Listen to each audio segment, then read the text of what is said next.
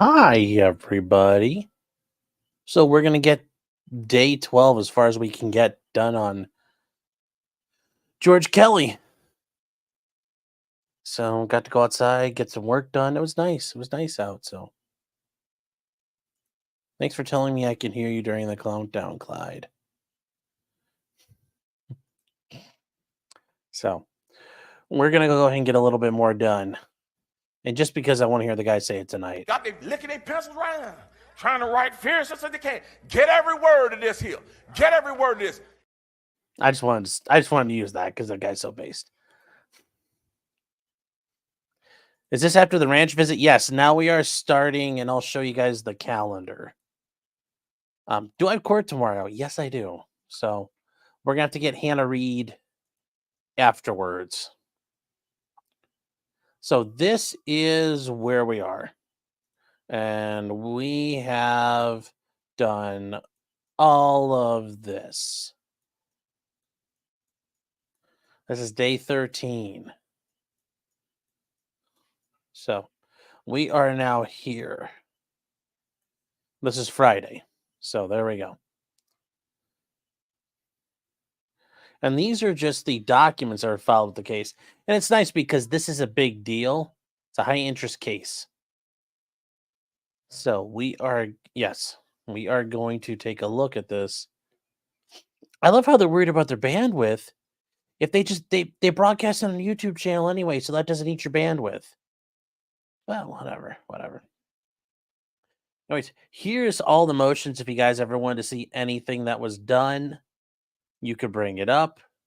If you want to take a look, it's all there for you. So we'll definitely get this done tonight. Yeah, maybe this, not tomorrow afternoon. Maybe tomorrow afternoon. So that is where we are. So let's fire this bad boy up. State versus Kelly, the jury. And we will bring it up. Let's see, make sure I haven't missed anything from you guys. Goofiness wise. Have you guys said anything I need to know about? Nope, everybody just saying hello. Andrea's also catching up on Kira Needs, so whenever you join her stream to bootlick. I'm going to talk to Andrea because if she's caught up on that, I'd like to talk to her about it. Also, that black man is going to be the governor of North Carolina. North Carolina. It's like the Peter Pablo song, you know. Take your shirt off, twist around your head, spin like a helicopter. You guys know that song.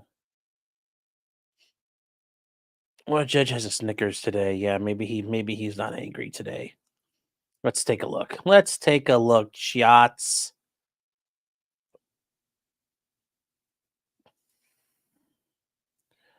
Star streams for 5 a.m. my time, so you're curious. Oh, well. Yes, Petey Pablo. A new artist with a new drive. So here we go. Is absent. Counsel and the defendant are here.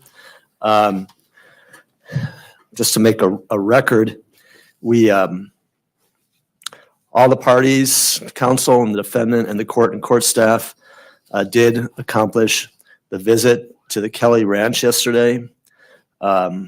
It went off seamlessly. There were no issues, no problems, and everyone followed the court's instructions and orders perfectly, and that includes all counsel and the parties. I'm very grateful for that. So thank you very much, and I'm also grateful for all the law enforcement that helped us facilitate that to make sure it came off as it did. There were some questions that have been made part of the record. In connection with one of the questions, I wanted to talk to counsel at the end. I was a little confused. One of the jurors asked a question, and by the way, we obviously had the court reporter there. We took a lot of this down as needed. But the final question was, who is the man in the white green shirt? And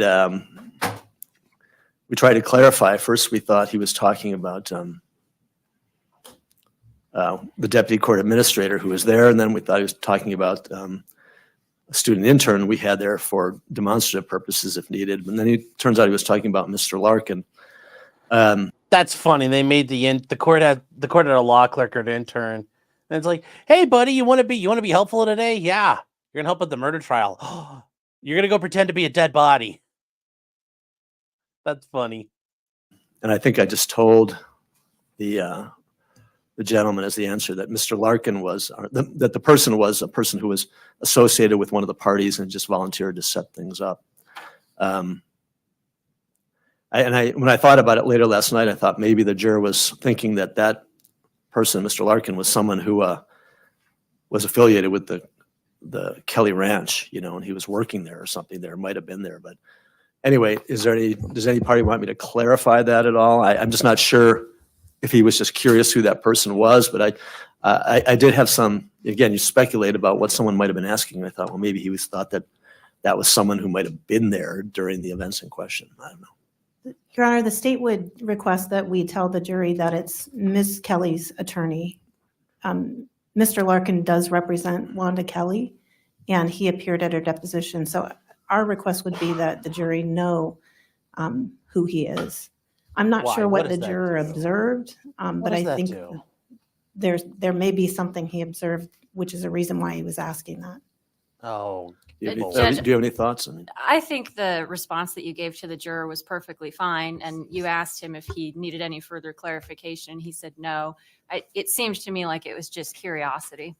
All right. I don't think it's relevant that he was, he was there, he volunteered, we needed someone's help to set things up so that when we went out there with the jurors we left here about 1:15, 1:30, and we got out there, that things were set up and ready to go. We didn't have to set it up out there. And counsel had been out there and identified the locations that were agreed upon, and that's what he did. So I don't think it's relevant who he was, except to the extent that he wasn't someone, I think, who was there, as a resident of the Kelly property. That was my concern. But if you're not concerned about it, then that's fine. We'll just leave it. So. Yeah, I think the juror would have followed up if there was something else. All right, very well. Then I won't make any additional record on that. I will make the record. I've got the 1 through 15. I think we should file this and make this part of the record. These are the 1 through 15 are the identified locations to which the jurors were taken. And 15 is the second pump house barn. And then I'm just going to write in here 16, which is we drove to the end of the border wall. Okay. To the wall. And Your Honor, the state requested that the deputy court administrator take photographs of all of the locations. I'd like those to be part of the record. So I wouldn't have an objection to the witnesses having those photographs. I'd be willing to stipulate for the jury to have them, but I certainly would like them admitted just for the record so that the appellate record is clear on what the jurors observed. And I would just want to see those first. Sure. Okay. We can make that happen. I'm not too concerned about that because we have this map key to what they saw, which is 1 through 16, and it identifies everything they saw. And each of these locations, 1 through 15, that are on this list, the locations that they saw have been identified numerous times in the record so far during the trial. So there's not going to be really much confusion or any confusion about what they saw, but we'll see what's available on those photographs, and we'll make them available to the parties to review. All right, so this is labeled key to jury view. It's 1 through 15, and I've written number 16 in viewing of the end of the border wall. So let me give that to the clerk for filing in open court, made part of the record. All right, one other thing before I bring in the jury, timing. I want to resolve the case, and my goal would be to resolve the case within the time limits that I set for the jurors. And as I said, I talked to the parties a number of occasions about their estimate for the trial time. You estimated 3 weeks. Yesterday was 3 weeks. We've gone beyond that. And now looking into next week, my concern has been, to try to finish the trial within the time limits, but also, I want to, and that's why I've been asking the defense about your defense case. I want to make sure the defense has every opportunity it needs to present what other witnesses, testimony, and evidence it needs as part of the defense. And I get it. It's no one's fault. You know, it's no one, these are estimates. So we make estimates. You can't predict what the other side is going to do during the trial. You know, it's like a play without a script, you know, and it's all kind of improvised to some extent. So you made your best estimates and that estimate is passed. So if we go through next week and into the next week, that's what we'll have to do. But one thing I was going to suggest is I can get coverage for myself for my Monday calendar. And I've already talked to the other judges about that. So in order to make more time, and again, I'm not going to rush this thing to finish next week if it can't be done. So if we go into the week afterward, then I'll take that on my shoulders and I'll explain to the jury it's no one's fault. All right. These things happen. But I wanted to propose a possibility if we add Monday as a trial day to try to keep things as much on schedule as possible. Either a whole day or a half day. Any thoughts about that? Your Honor, Mr. Jetty and I already discussed that, and we're going to suggest it to the court, so we're 100% on board with that. Okay. We're okay with that too, Your Honor. Okay. All right, good. So what I'll do, thank you. Then I'll run that by the jurors. I mean, it's a change in the schedule, and we'll see what. Well, that whole thing about us being caught up, I guess that's not true anymore.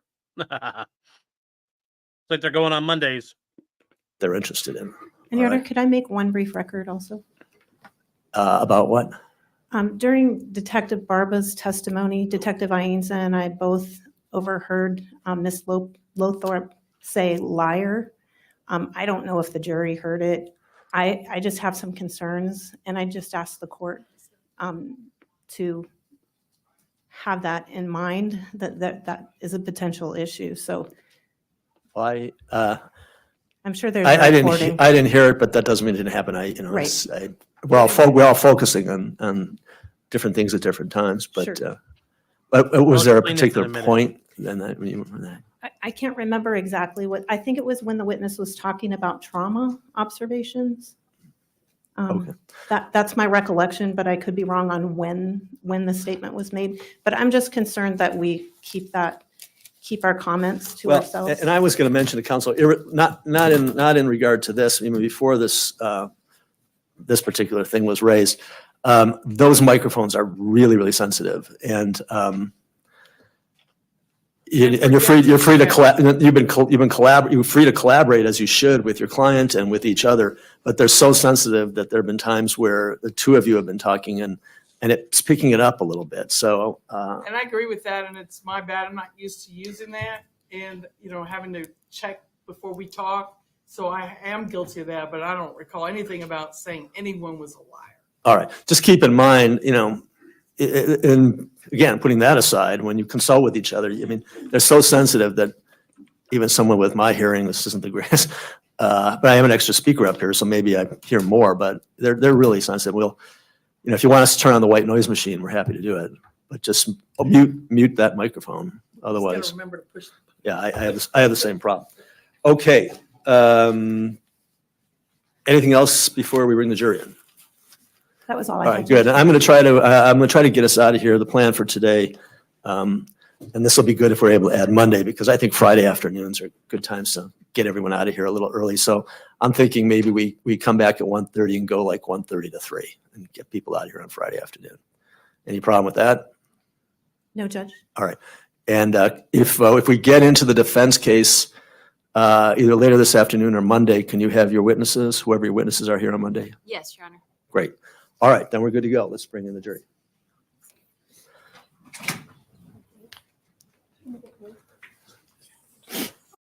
All right, so there's a question here. There is a question.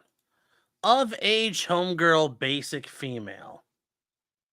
That is a new name. So thank you for being here. I appreciate it. And anybody else who's new, welcome. Thank you for being here. Day 13 of the George Kelly trial. He's accused of murdering a Mexican basically like a scout. We're not sure if he's for human traffickers or the drug dealers, but he was found dead with a bullet hole in him. And the problem is George Kelly admitted to one night firing warning shots at people, and the state is just, they're just putting 2 and 2 together and attributing the death to him. But that's the entirety of the case. So you're saying, and this relates to the jury view, they had a map with labels of or what was seen, but doesn't the defense claim there's contradictory claims between the witnesses? Well, there's things that everybody agrees on. The body was found in a certain spot, right? George Kelly's house is in a certain spot. The window Wanda Kelly saw things out of is in a certain spot. The window George Kelly saw things out of is in a certain spot. Where George Kelly walked is a certain agreed upon thing. Now, what the guy who claims he was there when Gabriel got killed, that's all questionable. But where the body was found is not in question. So that there's a bunch of stuff that is actually agreed upon. This is more of a who actually did it. Because somebody killed him. We just don't know who. I hope that answers your question.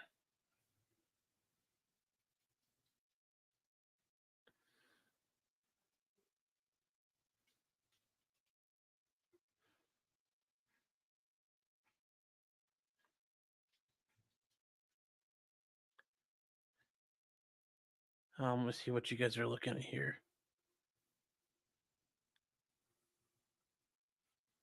Yeah, so I hope that answers your question. I hope that answers the question here. So, yeah, I'm not doing a PB pineapple and mayo sandwich. I would cut my foot off with tin snips before that happened. So, what did the guy say he was there say happened? Well, he said that George Kelly started shooting at him, basically. But his story doesn't make much sense. It doesn't sound like he was even in the right place. There's a lot of issues about was he even in the right, was he even there? Because that guy is now getting promised citizenship in Mexico because he's from Honduras and he's afraid to go back. So there's a lot there, but we are going to keep going. Okay, chat?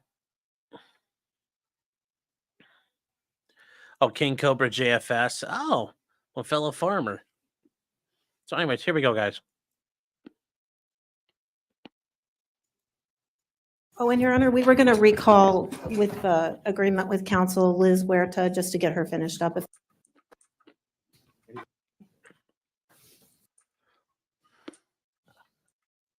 What's the date? Yeah, they can get an extension. I think he filed it for me.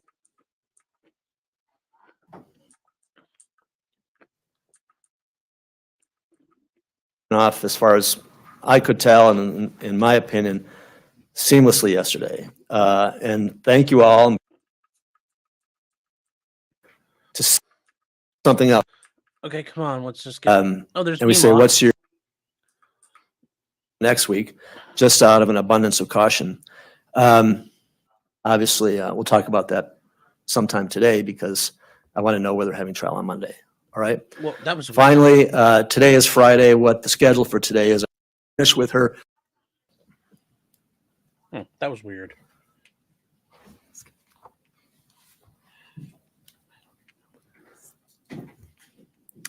Good morning. All right. I always remind every witness who comes back after an evening recess or so that we're not going to swear you in again, but you're still under oath. Thank you very much. All right. Whenever you're ready, Ms. Lothar. Thank you, Your Honor. So, ma'am, I'm going to give you back JJJ, the actual piece of evidence on your call sheet, to help you read it and answering any questions. Thank you. And I'll continue on with some publishing of some of that record. Again, I'm showing my notes. And so, let's see, not to damage the original evidence. Thank you.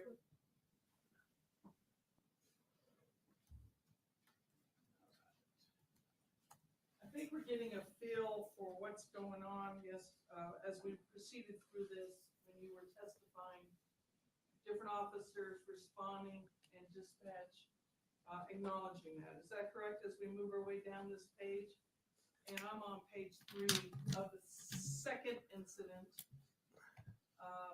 which will be number 61 on the bottom.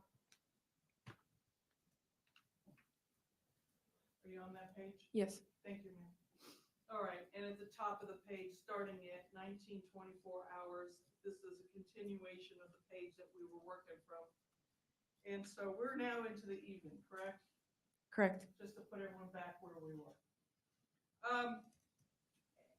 And I'm looking down here where I have it highlighted for me to reference for January, let's see, for 1, 10, 12, 10, 15, for first degree homicide, admitting to shooting at the people.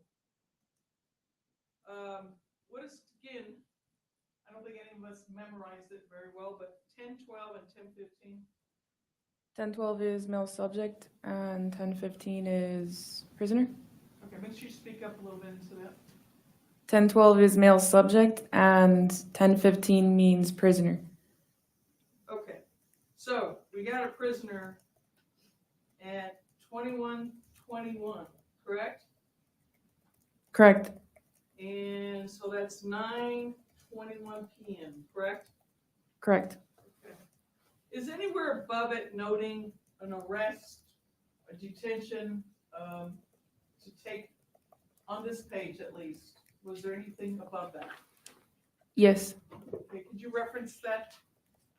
Where would that be? No, it's not Deputy Wasserman At Schultz. 1953, it says 1012 detained per 158. 158 is Sergeant Abraham Pacheco. Okay, I'm pointing to it on the overhead. And is that the right location? Yes. All right, state it again now that I've located it. And so you got 1, 10, 12. What is that? Detained. All right, so meaning one person detained, Yes. okay? For 158, what's that? It's Sergeant Abraham Pacheco. I'm just putting a little line there to reference it. Okay, and so that time is, what time is that in regular time? That's going to be 7:53 p.m. Okay.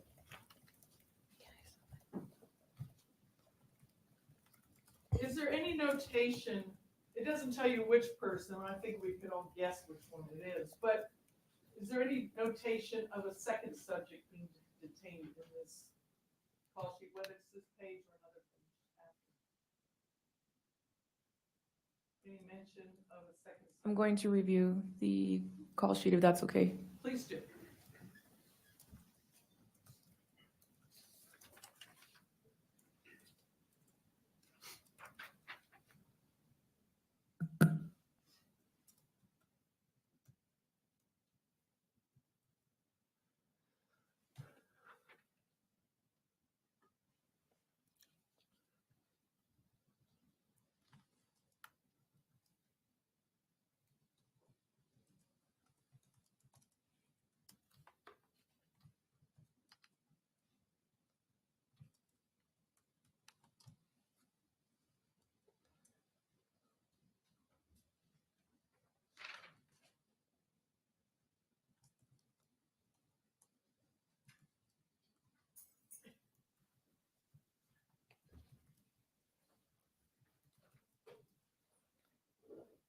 No, there's no mention of another person being detained. Well, anytime there is a transportation and I don't know, I forgot who drove Mrs. Kelly, but you can note taking a civilian in the vehicle at some point, aren't you? Yes, Okay, and you don't see it at all? I do. You asked me if there was somebody detained. There Okay. was no other subject detained but Mr. Kelly. Okay, where is the entry of the transportation of Mrs. Kelly? What's the first thing that's stated in?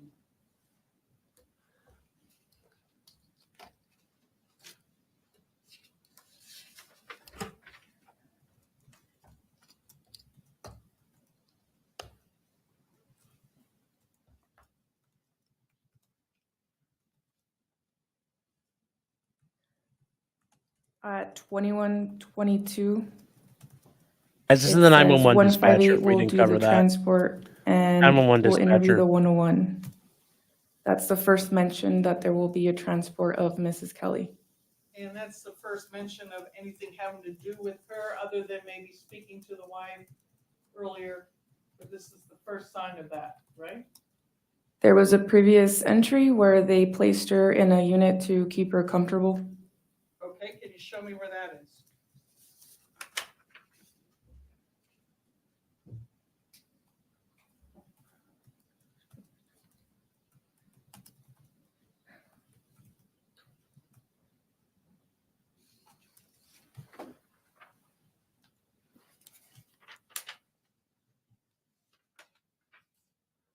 Give me a moment to locate it, please. No problem, take your time.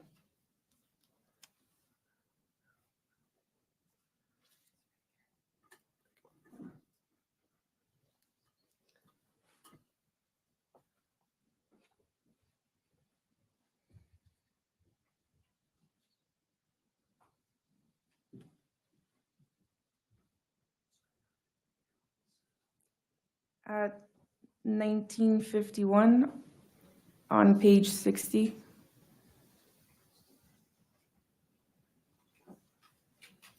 We're gonna go back a page. I'm sorry, it was 1915 on still page 60. Thank you. And 1915, 15, there's mention of they're exiting the residence with Miss Kelly in a unit okay, and which seconds, with 1915 and? with 12 seconds. 12.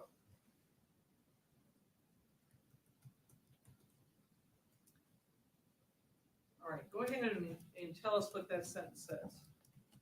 Exit 42, 101 with us in unit. Okay, now put it in English for us. Exit residence with female subject with us in unit. Okay. Didn't say comfortable, does it? Did you just put that in there? I apologize. I recall the recordings. There was a transmission from Sergeant Rodriguez. Is the police car comfortable?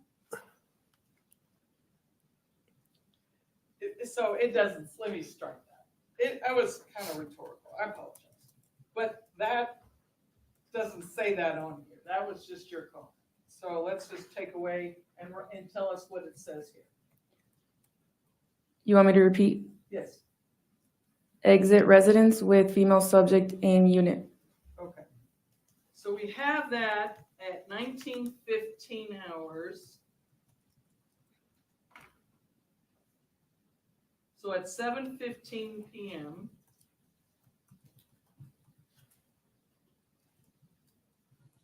And then the first mention of arresting, detaining Mr. Kelly was where? Back on the next page or on this page also? On page 61.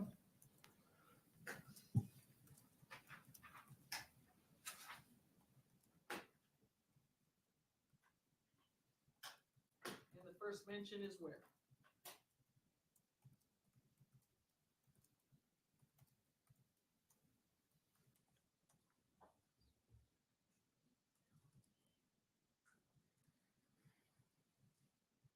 It will be at 21:21 with 38 seconds.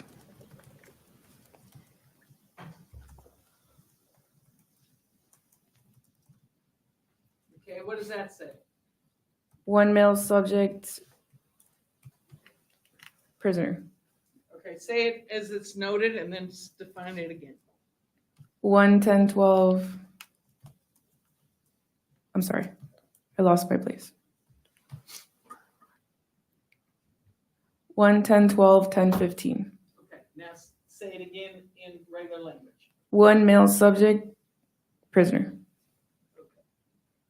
So it's not noted that they've arrested him till after they've taken Miss Kelly out of the house and put her in the back of a car. Does that look right as far as the order? Correct. Okay, thank you. So 10:12 was what again? Male subject, Males, one man, and so we're dropping down a line to the highlighted. So that was one male subject. 10:15 was what? prisoner. Prisoner. And we already got the arrest. First degree homicide admitting to shooting at the people. Okay. Right? Correct. At this point, this is the first entry confirming his arrest, correct? As far as you're concerned on dispatch. That will be at 21:38. It is dispatch understanding. Once they call out 10:15, that means they're under arrest.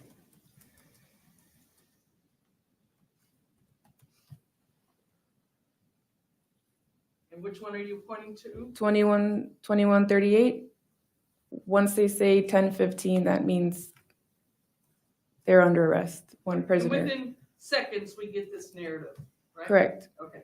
So they kind of go together, but one's one entry. Are they different people stating it or same people or what? It's the same person. Okay.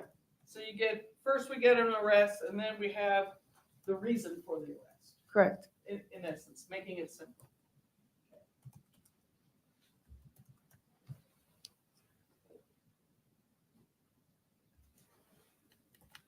And on the second call, could you remind us the time that the first officer arrives back at Mr. Kelly's house? For this call? Yeah, this is the second visit. Yesterday, or when you were on the stand before, we talked about the first visit. But on this visit, in the evening, remind us the first time an officer is dispatched, or let's put it this way, has arrived at the scene of Mr. Kelly's house.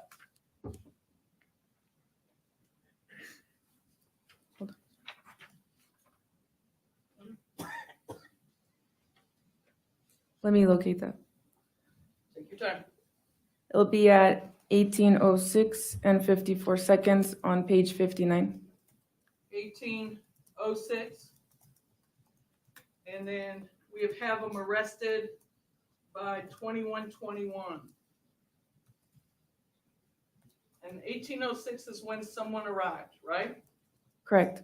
And they could be just standing there, whatever, but they have arrived at the home, correct? Correct.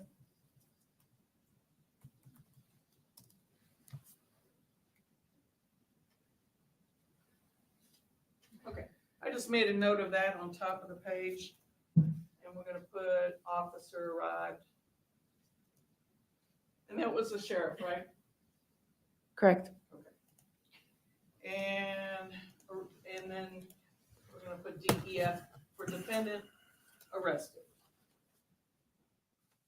And we have the county attorneys arriving that evening around 10 or ish, 10 p.m., correct? Correct. We have George Silva and Kim Hunley at the scene now, correct? They arrived at 21:30. The one you're pointing at is Kim Hunley 98. 98 means finished, done, clear scene. Okay. And so when was it scene clear? What time? Right there at 22:10:41. That entry, CA George Silva 98, CA Kim Hunley 98, that means they cleared the scene. Oh, so when did they arrive? They arrived at 21:30 with 0 seconds was CA George Silva 97. 97 means arrived. We're on the same scene. page? Correct. Okay, give me the time again. 21:30. Thank you.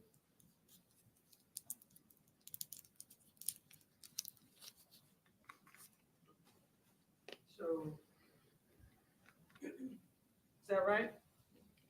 I wrote arrived and then they cleared it, right? Correct.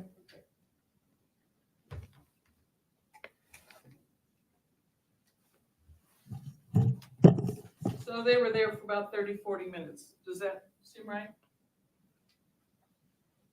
Correct.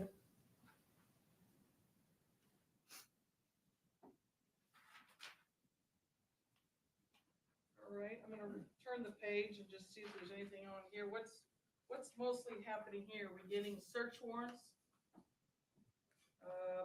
At the top end, correct? Search warrants. Correct. And they were noted and approved by this court, correct? And you noted it, that, and a search warrant has to be put together and then brought to the court, and then they're noting that they have the search warrants and letting you know, correct? Yes, they're letting us know that the search warrant was approved. Okay.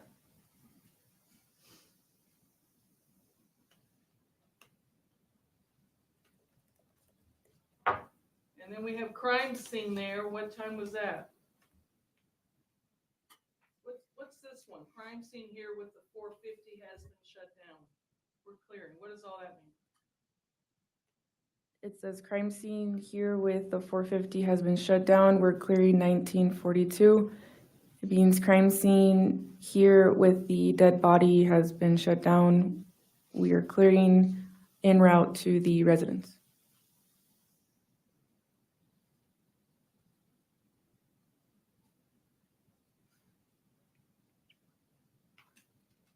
And then we have a section here about taking whatever evidence and taking it and securing it. We have some chatter on that page about the deceased. Do we have a time when they came to get the deceased from the scene?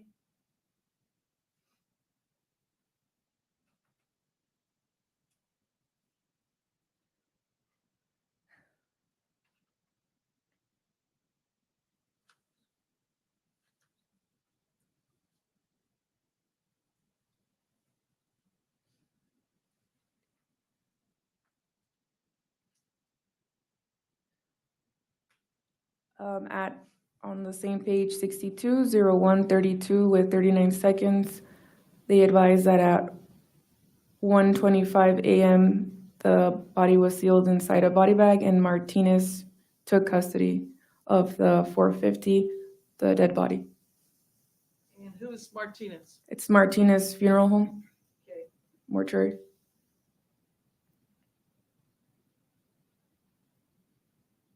I just made a note, deceased removed at 1:32 and 39 seconds, correct? Correct.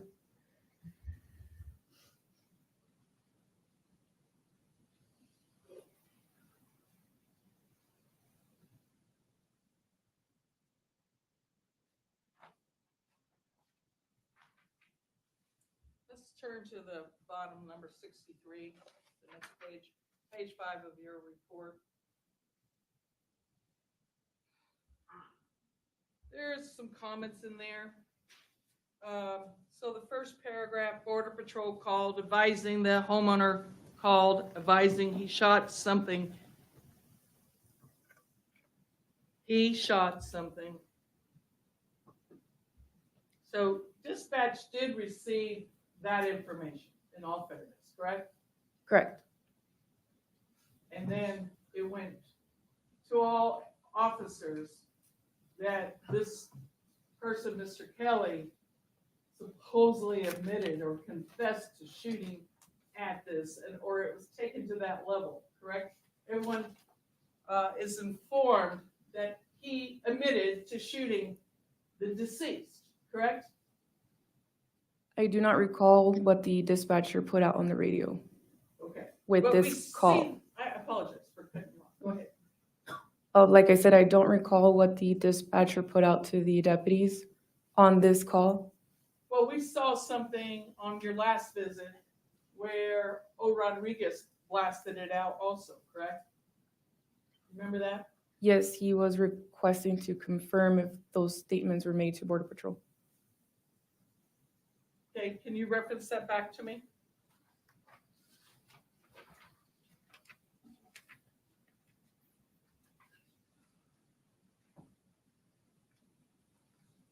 Was that on page 61 or 60? 61? I'm sorry, or 60, yes, 60.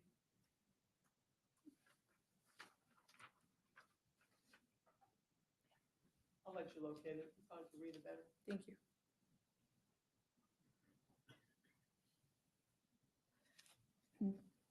At 18:42 and 41 seconds, Sergeant Omar Rodriguez requests for dispatch to confirm 1012 called 865 and told him he shot something. Check with 865. And that says confirming male subject call Nogales Border Patrol and told them he shot something. Check with Nogales Border Patrol. Okay, so 865 is who? Nogales Border Patrol. Okay, so that's the department. And did you guys do that? I do not recall the recordings for the phone calls if it was done. Let's go from a different perspective. Start from there and tell me where you confirm he admitted that.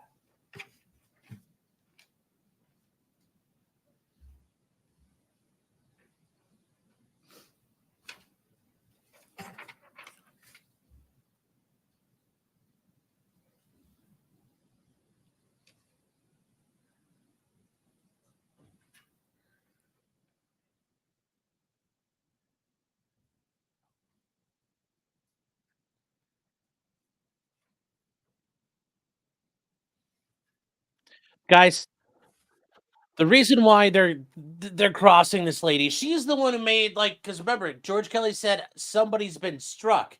Well, the police started saying he struck him. Well, who started that nonsense? This 911 dispatcher is the one who started. She played the game of telephone and told the police George Kelly said he did this, and that kicked everything off. So she's the reason. Their argument is she's the reason why she kind of this everything got all fucked up. More or less is the argument. If I didn't make that clear earlier, that's why she's getting grilled. So this is what's happening there. Until you're pretty much establishing that.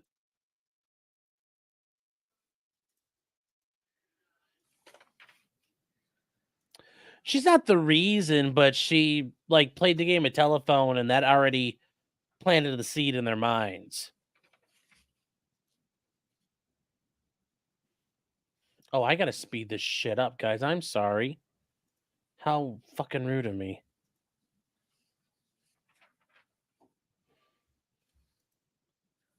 That was a pissed away 40 minutes. We should There's a be note at 19:52:08 we should be 15 minutes seconds. farther than where we are. Should be at the hour mark. I'm so They sorry. Jack. noted branch liaison is Agent Jeremy Marcel, badge number November 379. Correct. I believe it's Logan, how you pronounce that name. Will send an email with contact Okay. info. So we still don't have an answer yet, whether the subject did or did not confirm admitted, right? That doesn't give us that answer yet, correct? Dispatch is not aware at this time. Okay. So is there anything after that that would say, yes, he admitted, or no, that's not accurate?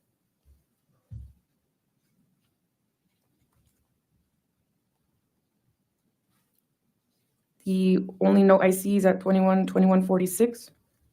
That states for 1-10-12-10-15 for first degree homicide, admitting to shooting at people, not knowing he struck them. Who's that coming from? Detective Ainsa. Okay, so we don't know if he could call or confirm. It's just what's being noted. He's just saying what? Say it slowly again one more time. For 1-10-12-10-15. Okay, stop there, define it. One male subject, prisoner, for first degree homicide, admitting to shooting at the people, not knowing he struck them. He hasn't been transported yet, right? This is about to happen. This is where they arrested, right? Correct. And this is coming from a detective. Is he there at the scene yet? Let me confirm. Please take it. Yes, Okay. And I'm sorry. Did you mean scene as the entirety of the call or at the crime scene? at Mr. Kelly's home. He's at the headquarters, the Nogales Sheriff's here in Nogales. So he's not even there to talk to it. We don't know what information is he relying on, just what he's hearing from everyone in the officers. There's nothing confirming that they talked to Mr. Border Patrol Agent Marcel to confirm his comments. There's nothing saying one way or the other, is there?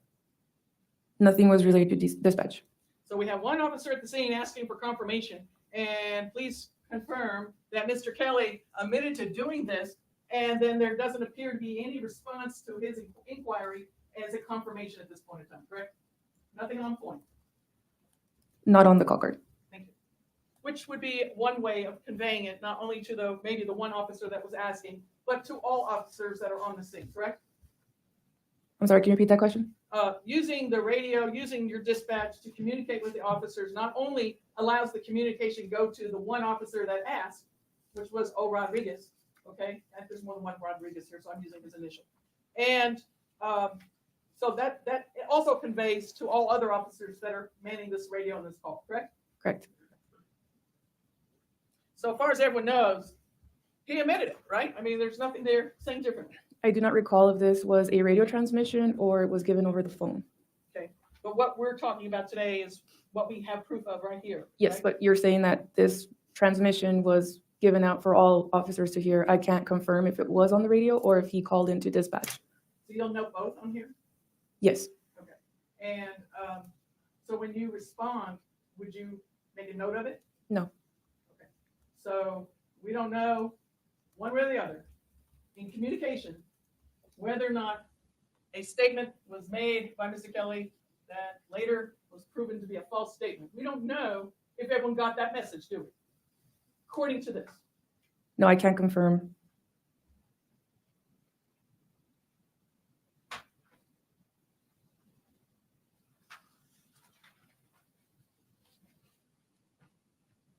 So before Mr. Kelly is taken to the station, we know he's been arrested or detained, which is an arrest. He's not free to go. And Detective Anza is at the station, never made it to the scene at this point in time, correct? No, Is correct or not correct? not correct. Okay, confirm. You are stating that Mr. Kelly was arrested at the scene and Detective Ainsa was never on scene. I think I said that, but you might have said it better. Thank you. All right, going back to the notes on the bottom, which is your page 5, marked as 63 on the bottom. Now, we have the under comments, the first paragraph. Where's this paragraph coming? Border Patrol called advising the homeowner called advising. A homeowner called advising he shot something at the address of the home, I guess. Okay, where did that first paragraph come from? That's me typing in what I received. I received that phone call of Border Patrol advising of this message. Okay. And again, that was not Jeremy Marcel that called you, right? Correct. Do you recall who it was? I do not recall. Then at 18:04 and 22 seconds, made contact with RP reporting person, right? Now, which reporting person are we talking about at this point? Because I think we overlapped names just the last time we talked. Who's the reporting person? George Kelly. Reporting person advised he needs an officer. So this is when you were able to make a call to him, right? After he spoke to the Border Patrol liaison, then you were advised to try to reach him, correct? Whoever did this call. Yes. Okay. It wasn't you personally, was it? No. Okay. So y'all reached out to Mr. Kelly, and he was advising that earlier today there was units at the Border Patrol agents investigating, or at the address, I'm sorry, advising earlier today there was units at the Border Patrol agents investigating a 4 or 5 guy. What's that mean? Or 4 to 5 meaning numbers? Correct. Okay, but 4 to 5 guys, could be plural, in his property. I advised him I was familiar with the incident, so that person that took the call or called him was aware of the earlier call. Correct. Okay, which was that 2 in the afternoon call, correct? Reporting person, Mr. Kelly, advised he cannot remember deputies' names. However, he remembers it was 2 females and 2 males. Reporting person was evasive and was not willing to give me any information as to why he needed a deputy. Reporting person told me, so he did say he needed a deputy, but he was being evasive on the phone as to why. Does that sound about right, what's going on at this point? Correct. Reporting person told me that he knew anything he said could be used against him. So we know now that he knows there's a body, and you're whoever the dispatch was that called him, trying to get information from him, correct? The reporting person, is that correct? I cannot confirm if my dispatcher knew that there was a body. All right, well, let's keep reading. Reporting person advised he just saw something about 15 minutes ago. I asked if there was a need for any medical, and he stated EMT cannot help. Okay. I asked reporting person to give me more context as to why he needed a deputy. I told him it was for deputies and his safety. Reporting person made reference to an incident which occurred as he said last spring, there was a female deceased in a vehicle near the area. It was just down the road from him, another incident. And did you have a chance to listen to the recording? Which This recording? Yes, Okay. And that dispatch acknowledged that she was aware of that other incident, right? So Correct. she knew he was referencing a dead body that was found on the property right next to his property. Okay. And she knew that, right? According to the recording. She said, I was familiar with that incident. she confirmed she was familiar with the incident, not confirming that there was a dead body. She was familiar with the incident. It is the same situation as that. Reporting person advised it was the same situation. He stated a body was found. And what is this? NAM/George Kelly. Is that Name, George Kelly. Okay. He is sure EMT or ambulance cannot help anymore. Reporting person does not know who it is. Okay. And that's recorded, this summary of this, right? Correct. Okay. And then we drop down to the next note. Reporting person then advised there was no signs of blood. So he obviously found a body. We later learned that. And he cannot see any blood, according to this, according to the eyes of Mr. Kelly, correct? According to the recordings, correct. Right. Well, this is communication from Mr. Kelly, right? We're still talking with him, and that's a note made about it, right? Correct. And then he says, and it might be an animal laying face down. There was a little bit of a, not a mineral, not a vegetable, whatever, but an animal. He was being evasive, right?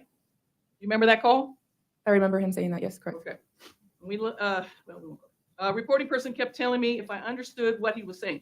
He's trying to tell the person, the dispatcher on the phone that made the call to him, he's trying to hint about it, right? But he's not being straightforward about it, correct? Objection calls for speculation. Sustained. And then let's see, then we go down to the next note. We're at 1845-04. Initial call at 1440 hours. The U.S. Border Patrol advised they got a call from the rancher who advised they were shooting at him and he was shooting back, right? Correct. Okay, and that's, who made that reference? That's dispatcher Alexis Ciderol. I'm sorry, say that again? Dispatcher Alexis Ciderol. Thank you. Okay. So someone put a note in there saying, I remember that earlier call. And this is the info that we also have, right? Yes. Then let's just go on to the next one. In 1858, Supervisor Leugen called and advised the rancher from the sagebrush, called the ranch liaison again and advised he possibly struck something and needs an officer there now. So here is a transmission of something that got jumbled up somehow and wasn't the actual statement made to Border Patrol liaison Jeremy Marcel. And here is another note of supposedly him confessing, correct? Objection, Your Honor, compound. Sustained. You can ask other questions if you break it down. Thank you, Judge. So who made this note? 1858, I'll reword it. Again, dispatcher Alexis Ciderol. Okay. This did not come directly from the ranch liaison, did it? The no, State Supervisor Ligon was advising her, the rancher from Sagebrush. Okay, so now we have Supervisor Leugen. How's that help you out a little bit? Took me a bit. Now we have a name where the source is coming from that conveyed an inaccurate statement. Objection, Your Honor. And that could be where the other sources are coming from, right? Objection, Your Honor, calls for conclusion and also compound. Sustained as the form of the question. Sergeant? Sorry. Sustained as the form of the question. So we have a name now, Leugen could have been the source of this inaccurate information, correct? Same objection, Your Honor. If she can answer. He is the supervisor talking at the time with Alexis Ciderol. I cannot confirm if it's the same supervisor that reported it on the earlier call at 1440. And we don't have any other names noted in there of contact from Border Patrol, do we? Correct.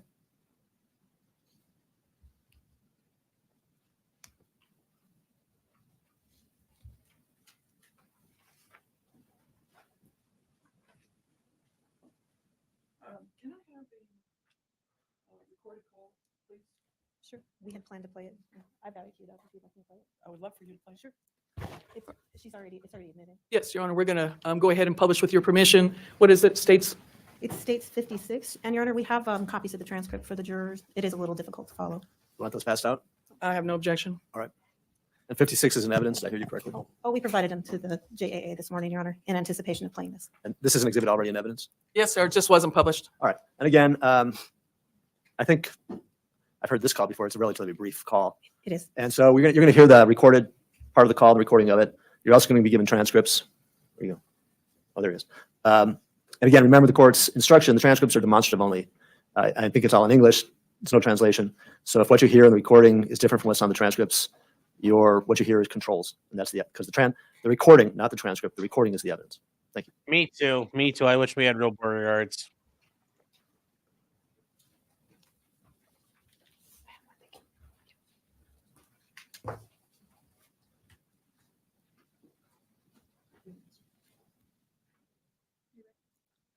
No, yeah.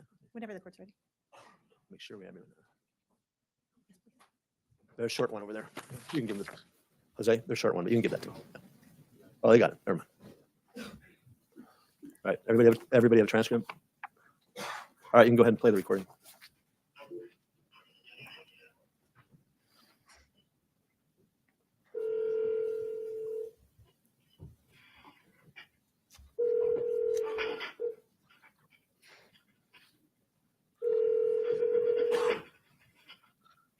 Hello? Hi, sir. I'm calling from the Director County Sheriff's Office. Yeah. Hi. I'm just calling because we received a report from Border Patrol. Yeah. So I was just calling to get more information. So what happened? You're gonna have to send an officer out here. Okay, what's going on? I can't. I'm sorry? It's very serious, ma'am, and I'm not gonna talk over the telephone. Okay, I understand it's serious, but I need more context in order to send a deputy. Okay, fine. It's gonna be, Go ahead, you can talk to me. What's going on? Yeah, I know I can talk to you, but you're responsible for what I say, and I'm responsible for what I say. Can you give me a little context of what happened? What's going on? You told us what did you shoot? Oops, pardon me, Your Honor. I didn't shoot at any, I haven't said I shot at anything. Okay, well, that's what Border Patrol told us, so that's why I'm just asking. Yeah, y'all guys, the Nogales Sheriff Department had 4 or 5 guys out here this afternoon investigating a Border Patrol drug running in. And I don't know if I can't remember the officer's name. There was 2 gentlemen and 2 young ladies. Do you know who I'm talking about? They came out to 100 Willow Cross Circle. You mean for my deputies, correct? Yeah, they were Nogales. Yes, I'm aware of what happened earlier. You're aware? Okay, then they're aware of what happened, and I don't want to get you in trouble, and I don't want to get me in trouble, but I don't want to break the law or anything like that. So what I'm telling you is that we need a sheriff deputy out here, 100 Willow Cross Circle, immediately, and that's all I can say, ma'am. Okay, is anyone hurt? I need to know, because if someone's hurt, I need to send an ambulance too. There's no. Okay, do you feel more comfortable talking to a deputy over the phone? Well, in other words, okay, you know the thing, you have the right to remain silent, and anything you can, if they can, will be held against you. I'm not admitting anything I've done, but, all those things tend to add up, and I don't know what happened. I just know what I just saw about 15 minutes ago. And it's something that an ambulance cannot help, EMTs cannot help. There's nothing out here that can be aided by EMT or emergency services. Okay, I understand that you don't want to give me a lot of details, but what you are requesting an officer from me, so I needed to know for their own safety and your safety a little bit of what's happening, what's going on. Okay, something like this. Last spring, out here, there was a pickup found on East Sagebrush with a dead lady in it. I don't know if you knew of that or not. Yes, I'm aware of what happened. Okay, it's a situation similar to that. How's that? Okay. You thought, you understand what I'm saying? It's a situation exactly like that. Okay. So that's going to require the sheriff to come out here. Okay. Can you tell me a description of this? No, I don't have a description. There's not a vehicle. Okay. The only thing that I was referring to in conjunction with that was the body. Okay. You got it? Okay, all right. Okay, can I have your name? Yes, George Kelly. George Kelly. Okay, George, would you, if my deputy goes over there, would you take him to whatever it is that you found? Yes, I have it marked. I have a flashlight on over it, because it's gonna be dark when he gets here probably, but I'll take it to him. And you are sure an EMT cannot help? I am positive. I have a medical background. AMT cannot help. Okay. Do you know whoever it is that you saw? No, I do not know. I didn't say it was anybody. I just said it was a body. Okay. All right. Okay, all right. I'm not trying to be smart, man. I'm just trying to. I'm trying to be careful, and I get that. However, I hope you understand that I'm not gonna have to take care of my deputies too. So I Yes, just I need a little understand. bit more context as to why you needed a deputy to head out there. Now you know that there is a body here. Okay, all right. Does it look, someone? It's not alive, so. you have Yes, to this be is in George there. talking, guys. The coroner will be involved sooner or later. I understand, George, can you tell me something? Is it discolored from somewhere? Is it discolored? Yes. What does that mean? Has it been there for a while? Can you tell? From what, in that I only approached the body to make sure that the animal, it's not a vegetable or mineral, the animal wasn't alive and it was not alive. Okay. There were no signs, of blood, there was just an animal laying face down. An animal? An animal, and you know what an animal is, it's not a vegetable or a mineral. Okay. In the body, and you know what I'm talking about. I understand what you're talking about, George. Okay, I'm gonna send the deputy then over to your house so you can meet them over to wherever you found what it is. Okay. Okay? And now, maybe one of the deputies around here, they know how to get here, because it's 100 Wilcox Circle, and it's kind of hard to find, it's a right on the border. So, I'm gonna make the things that we spotted earlier going over your way. that's good, you do that, they know how to get here, and I'll have the gate open. Okay, sounds good, George. Thank you. Thank you very much. I appreciate your help and your patience, and I'm sorry if No problem. I understand. okay, Okay, bye. thank you. All right. Bye-bye.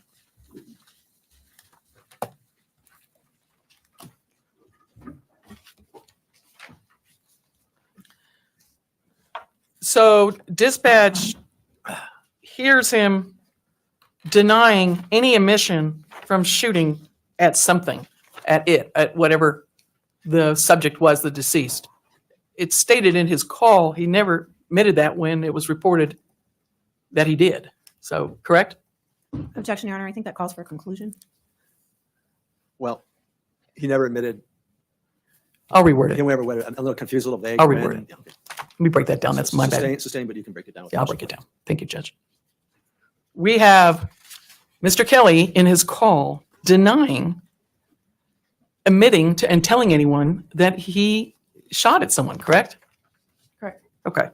And yet, this communication of his admission continues as we noted it through the transcript, the call sheet. We noted that, correct? Noted what? That there was still statements being made about Mr. Kelly admitting to doing this, correct? There was one statement made by Detective Ainsa. Well, we had Rodriguez inquire on that too, right? He requested to confirm. Right. So they already know, they have information that Mr. Kelly admitted to doing or admitted to shooting at this person. And yet, right from the beginning, before you even dispatch, and not you, just your department, okay? Referencing you or your department. Before dispatch even sends the first officer out, he denies saying it. And yet we still have discussion of that afterwards, correct? Same objection, Your Honor. Overruled the she answer. The first call, we never made contact with Mr. Kelly. It was third-party information. I'm talking about referencing when you did this call, what we just heard on audio, okay? Now we got his words, right? Mr. Kelly's words was the caller on this audio we just listened to, correct? Correct. Okay. And when the dispatch conveyed that you admitted to doing it, he denied it right away, correct? You said, I never said that, right? The recording shows the dispatcher letting him know why we're calling him, because Border Patrol relayed the information that he reached out to them, that he shot at something. And he denied that, correct? In this call, yes. Okay. So first thing happens is you get a call from Layugan or whoever in Border Patrol and not directly from Agent Marcel, correct? We established that, correct? Correct on this call. Yes. And this is the evening call that this was recorded, correct? Correct. Because now we have a dead body, correct? And we did not have a dead body at 2 in the afternoon, correct? Correct. Okay. So after getting that information and it being conveyed back to Mr. Kelly that you admitted it, he denied it, correct? He said, I didn't say that. You're going to ask and answer? She never gave me an answer. Overall, she can answer. Thank you, Judge. I'm sorry, can you repeat the question? Okay. I'm trying to go chronological order here. And so I established in the question before, just confirm that you're with me, that the call came in from a Border Patrol person other than the liaison. And the dispatch picked up some information that the subject, Mr. Kelly, admitted to shooting at something, correct? Correct. Now you have next thing happens, and you guys were advised to try to reach out and call him. Someone advised to do that, and that's what y'all did. And we got this recording, correct? Correct. Okay, you're following me. The next thing happens is the call is made, correct? Correct. And it's mentioned, but you told someone you did this, and I'm paraphrasing, that you shot at someone, and he denied it, correct? Correct. And then my next point to be made was, yet this communication and admission that he shot someone continued in inquiry as far as you can see. You could see it noted in the call sheets, correct? Continuance on the phone call or throughout the entire incident? The incident of information still being conveyed that he admitted it, even though he denied it to dispatch. I cannot recall if dispatch continued on the radio to say I'm that just- he shot someone. There are radio entries from deputies, including that one of Sergeant Rodriguez to confirm, and including that of Detective Ainsa. Right. And of course, you can't read the officer's reports that might note that he admitted it, right? You don't get to see that. I am a record holder and have access to that if need be for All right. recording purposes. And at any point, did you look to note that more than one officer noted in the beginning that supposedly Mr. Kelly admitted to shooting when that's not what was said? Did you ever see that admission in any of the other officers' reports? I did not read the other officers' reports, no. Okay, so you have access, but you didn't do it. Okay, I No. get it.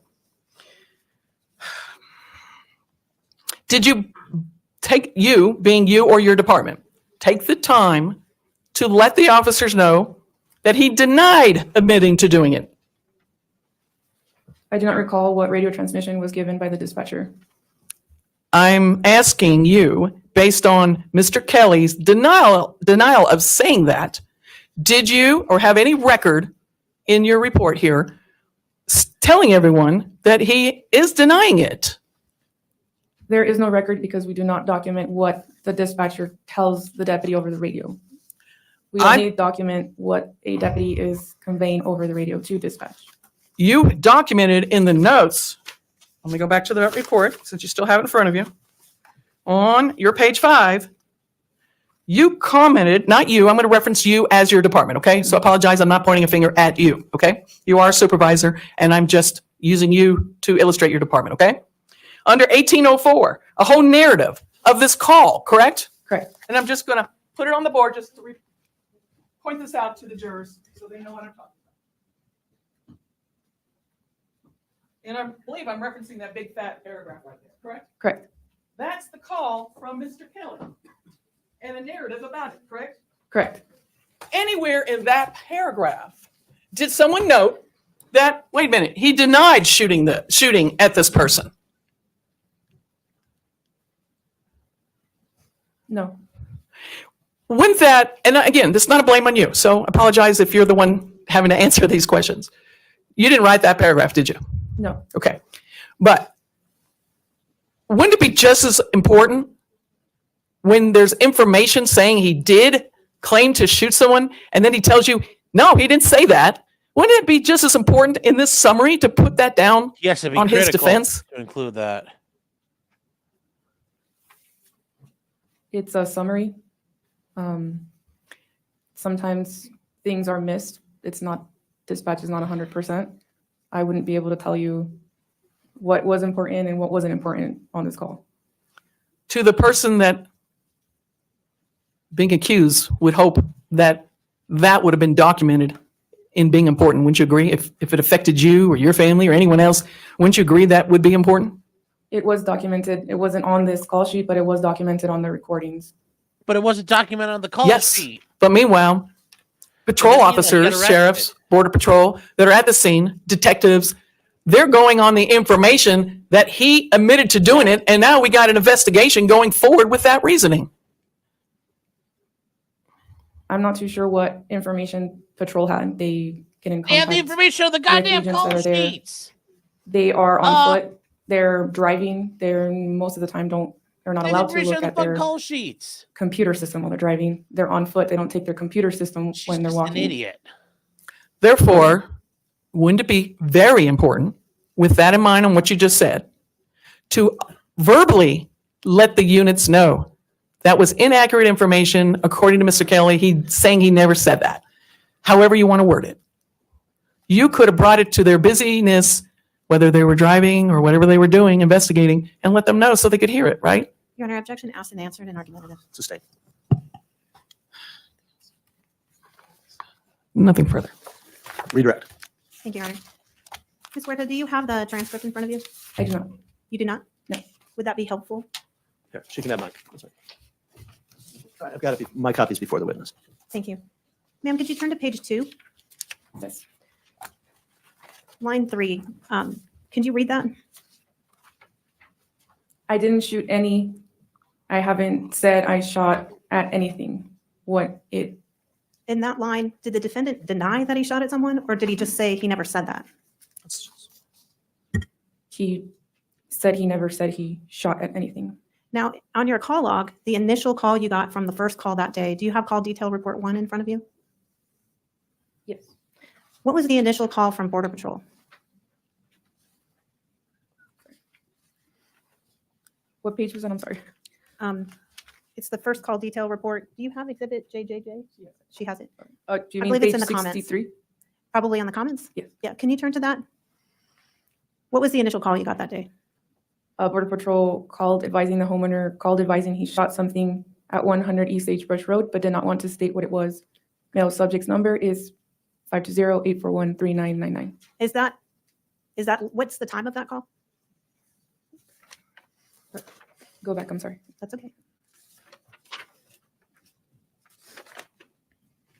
1756. So that's hours. actually the second time that deputies responded to the scene was based on that call, right? Correct. I'm actually talking about the first call detail report. Do you have that one from Yes. the earlier call to the residence? I do.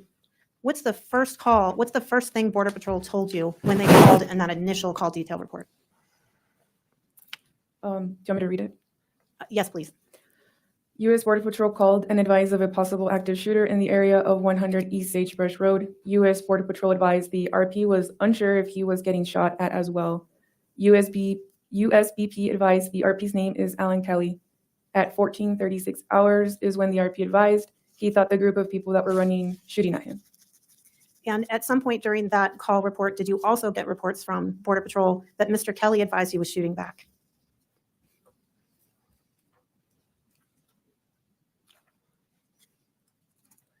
On the comments? Yes.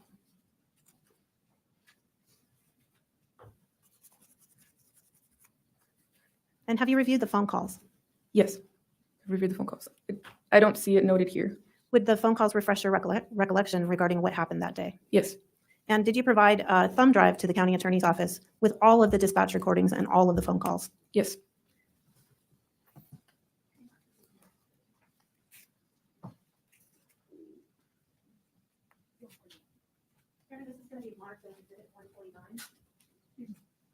And if I could just show this to just the witness. And counsel, of course.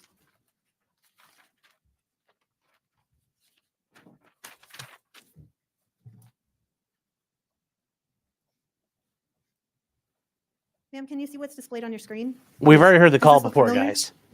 Yes. And I've gone to another screen with 3 folders. Does this look familiar? Yes. Going into the first folder, does that look familiar? Yes. Scrolling through.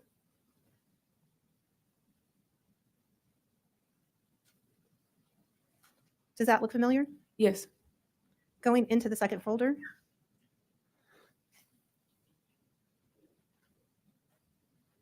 Does that all look familiar? Yes. And does this contain all the dispatch recordings and phone calls from the day of the incident? Yes.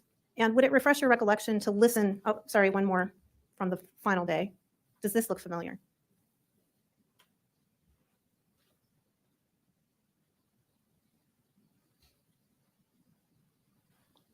Yes. And are these all the recordings and dispatch recordings, 911 calls and recorded calls from the sheriff's department for that day? Yes.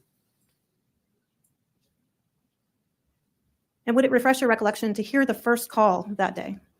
Yes. Your Honor, I don't know how you'd like me to play this for this witness, or if you'd like me to, the witness has laid the foundation. We could certainly move to admit it, and she could listen to it, or we could give us a heads up. What's the evidence? The call from Border Patrol, Where is the evidence? it's on this thumb drive that I have just shown the witness on the screen. Well, I'm going to object because just saying something looks familiar, I don't understand how she could identify this. Sustained is the lack of foundation. Could you tell us, did you provide the documents that I just showed you on the screen to the county attorney's office? I did. And you're the custodian of records for the sheriff's department, correct? Correct. And are all of these records kept in the ordinary course of business? Correct. And have you actually reviewed the calls from Border Patrol? Yes. And do you remember the call right now as you sit here? Yes. Do you remember all the details of the call? Not all the exact details, but majority, yes. Okay. Would it be helpful to hear the call to refresh your recollection? Yes. Your Honor, I believe I've laid the appropriate foundation that this is the information she provided to the county attorney's office on a thumb drive. Your Honor, she said it would be helpful if she could review it, but that doesn't mean to review it in front of the jurors until she has a chance to review it. Well, she said that she remembered the phone call, maybe not all the details. So I think the proper way to do this is ask the questions. Let's see what she can remember, and let's see what she can't remember. She may remember enough or sufficient amount or all of it so that we don't need to refresh her recollection. So Sure. you can ask questions. So the objection is sustained in part. Ms. Huerta, do you recall if Border Patrol told the sheriff's department on that occasion that the defendant indicated he was being shot at and that he was shooting back? Yes. And was that contained in the call? Yes. And was that the first call of the day from Supervisor Leyugan from the Border Patrol? Yes. Does anything that Mr. Kelly says in his 911 call dispute that initial call?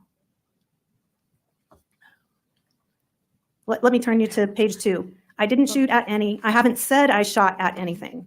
Does I haven't said I shot at anything mean that he didn't shoot at anything?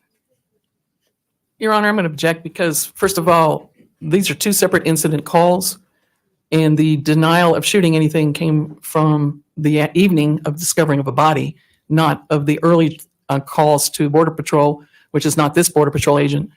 And that was the reporting of 5 people running across his property armed. And then, so I'm going to object to the misrepresentation of this information, but it's argumentative, and I believe it's going to confuse the jurors. Your Honor, I think the language speaks for itself. We know what happened earlier in the day. We know what the call was earlier in the day. And the defense's argument is that the sheriff's department didn't appropriately put out language saying that what they'd reported earlier was incorrect. That's just not true. Mr. Kelly's 911 call is in the record. That's been admitted. The jury's heard that. You've asked this witness, the state's asked this witness about what she recalls about what he said about shooting or not shooting. She recalled it and she testified. So that set of facts is in the record. There was an objection by the state when defense counsel was going into an area that was argumentative, and I sustained it. These things are in the record, all right? What the witness remembers about the first call, what's in the record is what obviously Mr. Kelly said to the dispatcher. That's the recording you just heard. Counsel are free to argue those matters in closing argument, but they're in the record. So any inferences or arguments that can be made from those discussions can be made in argument in closing arguments, and that's why I sustained the objection that the state made to the final set of questions that defense counsel asked. So for that reason, the objection is sustained as being argumentative. Thank you, Your Honor. Ms. Huerta, could you turn to page 3 of the transcript?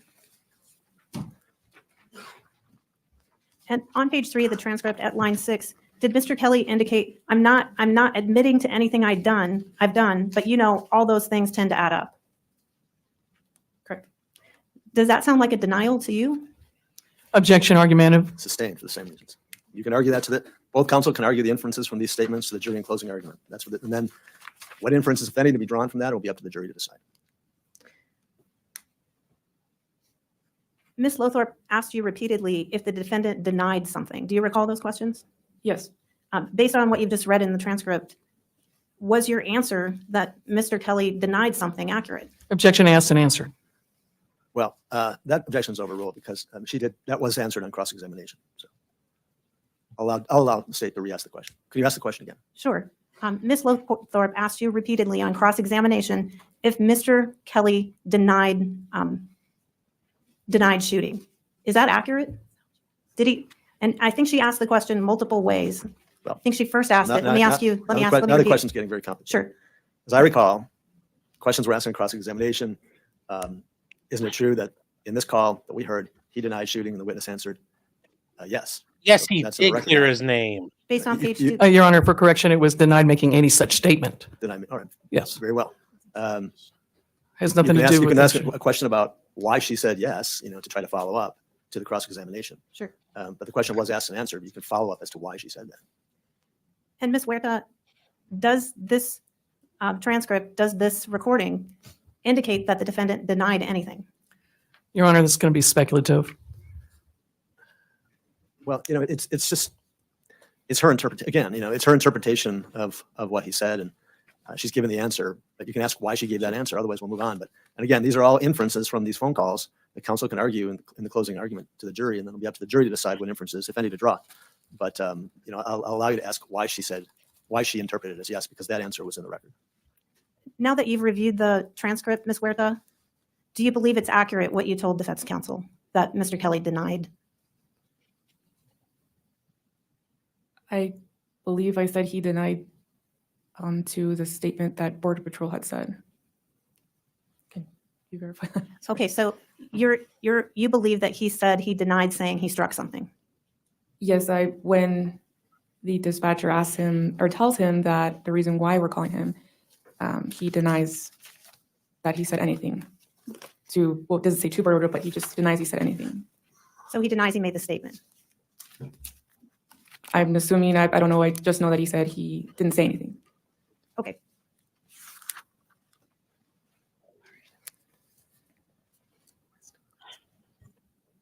We spent a lot of time looking at the call detail. Oh, I'm sorry. I reports. kind of lost track of time here. I apologize. So it's time for our mid-morning break. I think we've gone a little bit past, and we got you in here a little bit early.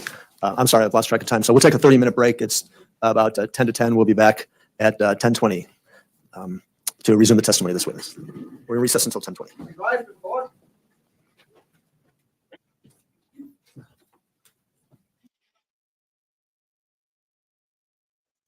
All right, guys, we are going to move on. Oh, yeah, they were hammering this. They're hammering this witness, and it's just going and going and going. Remember, Here- this is the woman, and her people set this all off. So, what was what the defense asked her? Yeah, how did she get her job? Well, Kathy's good with her objection. She's a sharp attorney. Yeah, she is. George has really good attorneys working for him. This woman, she has been trained. She has been trained. Remember, guys, she works for the police, basically. They learn how to go on the stand. They're learned not to help. They're learned to maintain a basic answer. Just like the cops, they're not going to admit, yeah, that person fucked up. So that's not a normal thing there. How would you report a body? Oh yeah, she is a military policeman, so yeah, that does help it make it worse there. So she's also been trained that way. How would you report a body? I would just say there's a body here. I wouldn't say I didn't kill him. Just say I found a body on my property. Don't say I didn't hit him. I didn't kill it, because you're now making room for them to say you killed it. Just say I found a body. Easiest answer. There's a body laying here. Yeah, I found a body. Because now they can't blame anything on you. Yes, and it's okay. They probably told her it's okay if you look stupid. Just make sure the defense doesn't get the answer they're looking for. Yep. And David's right. I found a dead body. There's somebody out here and they look like they're dead. Don't get into the who, what, where, when, why, or how. And the answer is I don't know, but the reason I don't know is as follows. Here's a sequence of the trial that remains. Okay, the state will finish its case in chief, what we call the case in chief. That's all the evidence they intend to produce in their case in chief. Then the defense has a right to present a defense. Remember, a defendant never has any obligation to present any evidence whatsoever But so that having been said, they wait and see until the state's case is over. They wait until then to decide what they need to do and what they don't need to do. And then they make that decision. So anyway, after the state's case in chief, the defense has a right to present a case. And how long that's going to take, the duration of that is unknown because they don't know that until the state finishes its case. And then if the defense presents a case, the state has the right to produce a rebuttal case. The state has the burden of proof, so they get to go last. And that rebuttal case would be in response to the evidence or any evidence that the defense may have produced. So all that has to happen. And then what happens when all the evidence is in, then the court gives you final jury instructions, like the preliminary instructions, but these are the final instructions that control.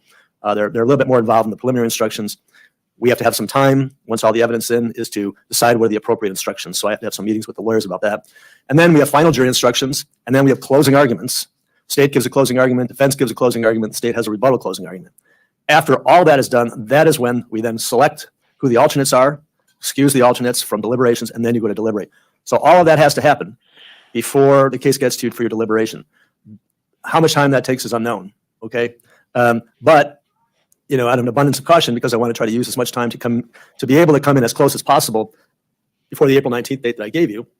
I don't know if it'll be possible or not, but to try to make that happen as much as possible, I've arranged to move things on my calendar and have other people cover.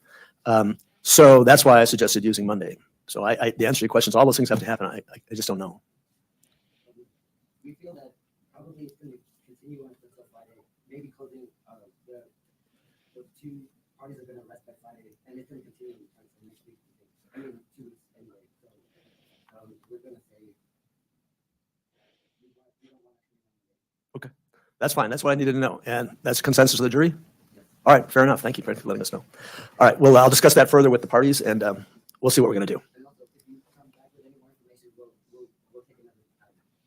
Like if you, Oh, I see. if you talk with them and you decide something else, let us know so we can do another. Good. All right, that's fair enough. Fair enough. Thank you for that other information, and I'll discuss it with the parties, and we'll decide what we're going to do. Great. Good. All right. Witness back on the witness stand, and you can resume redirect examination. Thank you, Your Honor. We were talking about these calls from the Border Patrol that came in from Supervisor Leeugen before the break. Do you recall that? Correct. And we were talking about Sergeant Rodriguez's request to confirm the comment from Border Patrol. Do you remember that? Yes. Okay. And so if I could have the screen. I think we're looking at defense JJJ.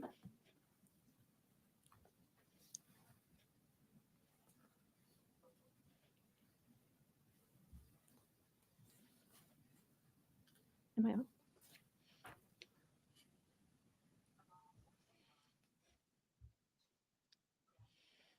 Oh.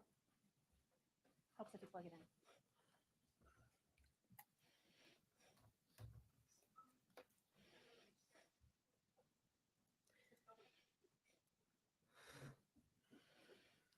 So just a refresher on how these work.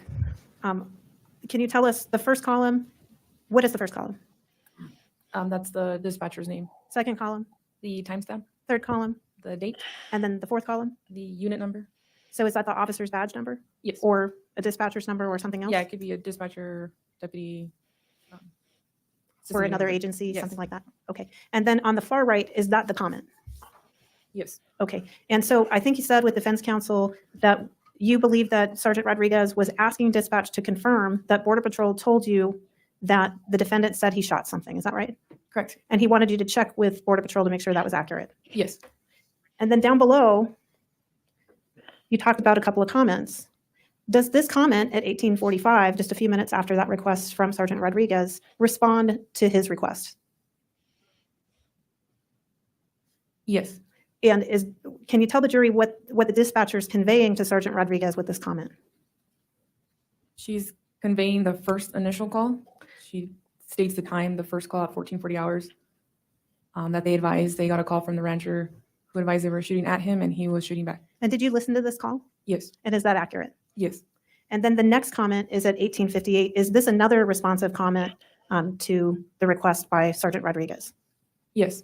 And what is this comment conveying to Sergeant Rodriguez? Is this about the second call or the second? And when I say call, I mean the second time Border Patrol called, not the second call, but the second incident.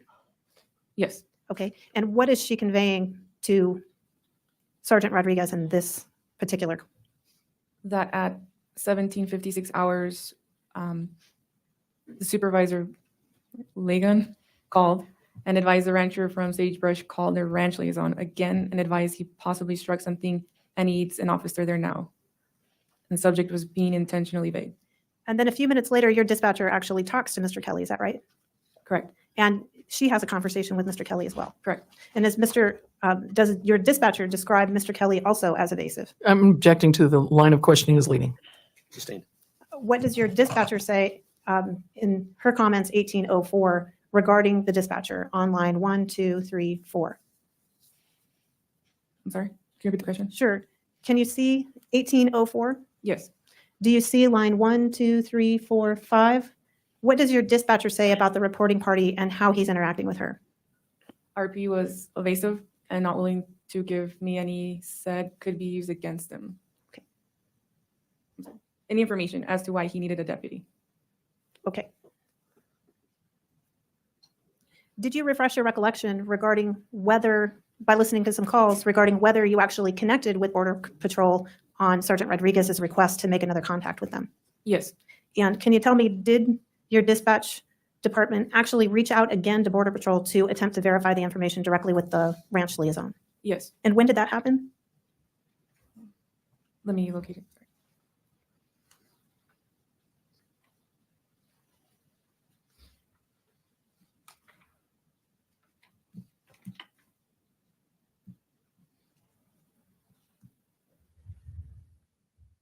At 19:52 with 8 seconds, there was a conversation noted. The ranch liaison is Agent Jeremy Marcel, November 379. Lagan will send an email with contact info. And is that the information I've just highlighted here? Yes. And that's at 1952, you said? Yes.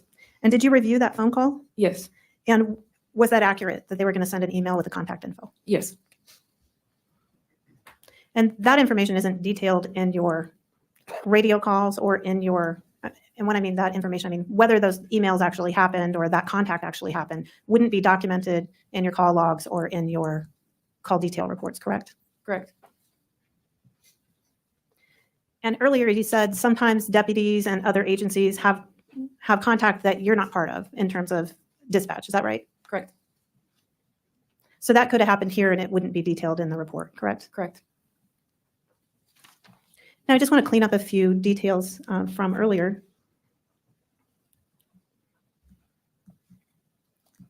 And this is a small note, but I recall defense counsel asking you about these contacts between Sergeant Rodriguez and dispatch regarding the body starting around 1821, 1824, or 1824. Is that right? Correct. Do you recall that? Correct. And then at some point she indicated that Sergeant Rodriguez later detailed that he was en route to the call at 1837, which was after the information he put in. Do you remember that questioning? I do not recall. Was it actually Sergeant Rodriguez who said that he was en route to the call at 1837? No, it was, this states it was Detective Mario Barba. So, and when it's en route to the call, does that necessarily mean you're going to the scene? Could it also mean you're going to the station or some other location? Correct.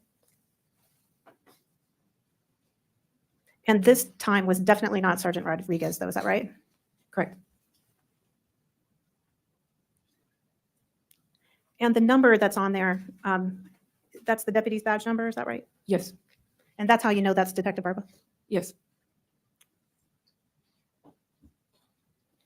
There was also a reference, I think it was on the first call log. Could you flip to the first call log? And it's page 2 of that call log. There was a reference at 1606 by dispatcher Cañas about a coyote. Yes. Are you familiar with who that relates to? The word coyote? Yes.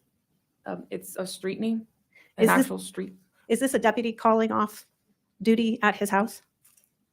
No, this is a deputy. We asked for a welfare check on them. They said they were okay. On their location was Calle Coyote. Okay, great. Thank you. And then there was some conversation about who is reporting party and who is complainant in the comments on the call log. Do you recall that? Yes. Do you all use reporting party and complainant necessarily always to relate to the person who made the call? Not always. Do you have to read it in context to figure out who they're talking about? Yes.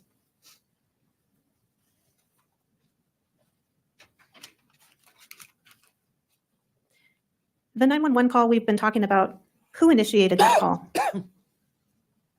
It was dispatcher Ivana Cañas. So that's not a call that was received, that's a call your dispatcher made, correct? Correct.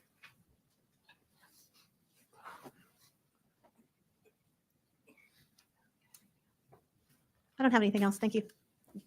Any questions for this witness from any members of the jury? Very well, seeing none. Thank you very much. You missed it. Wow. State can call it. That's big where the jury's like, yeah, fuck, we don't care about this. They're in tune. They understand.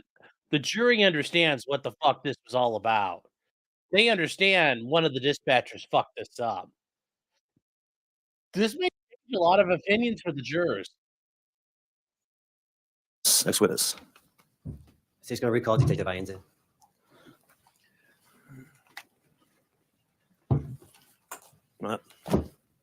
Mm-hmm. Yes, sir. And you obviously remember that. I'll take that. You're still under oath. Yes, sir. Let's see. Hold on. All right. This is the exhibit, JJJ. We're going to collect the transcripts.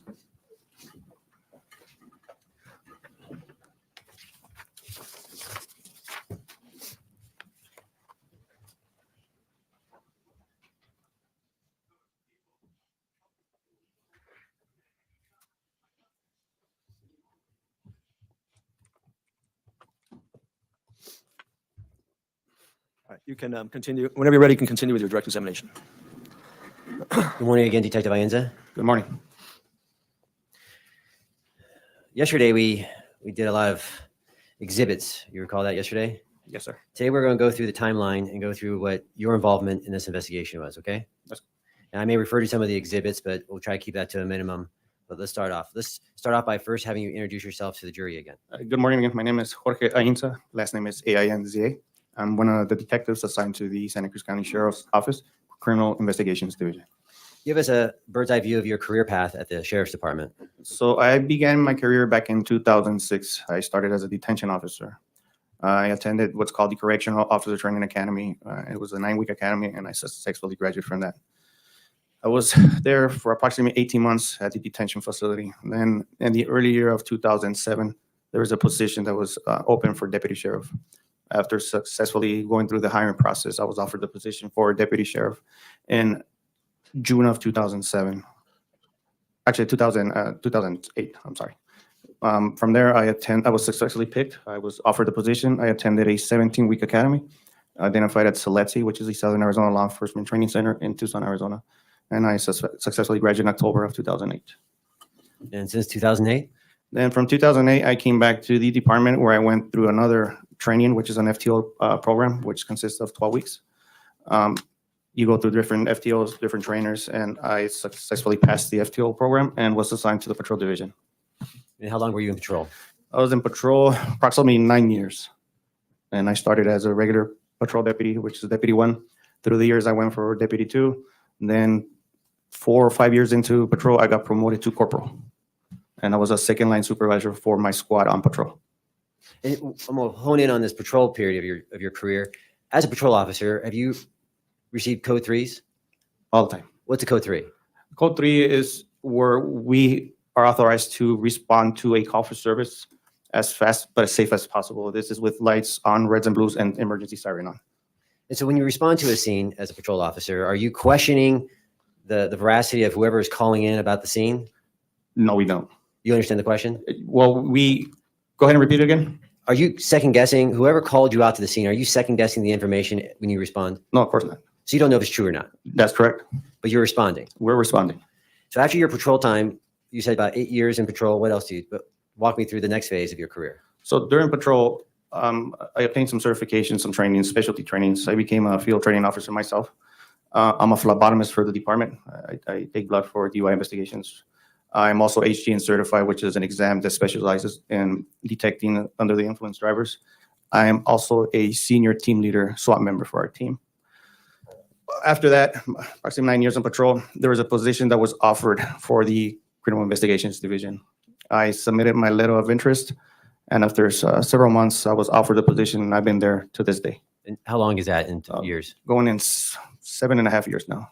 And your time at the, can I say CID? Yes, sir. And that stands for? Criminal Investigations Division. Okay, CID, 7 years. What kind of cases do you work at CID? So basically, the role of CID, we take over investigations where patrol run out of, can't remember the word, but we take serious cases. We continue with cases when patrol deputies run out of resources, anywhere from serious bank frauds, sexual assaults, crimes against children, robberies, burglaries, auto thefts, homicides, any serious incident that patrol cannot or doesn't have the function to continue with the investigation. That's when we jump in.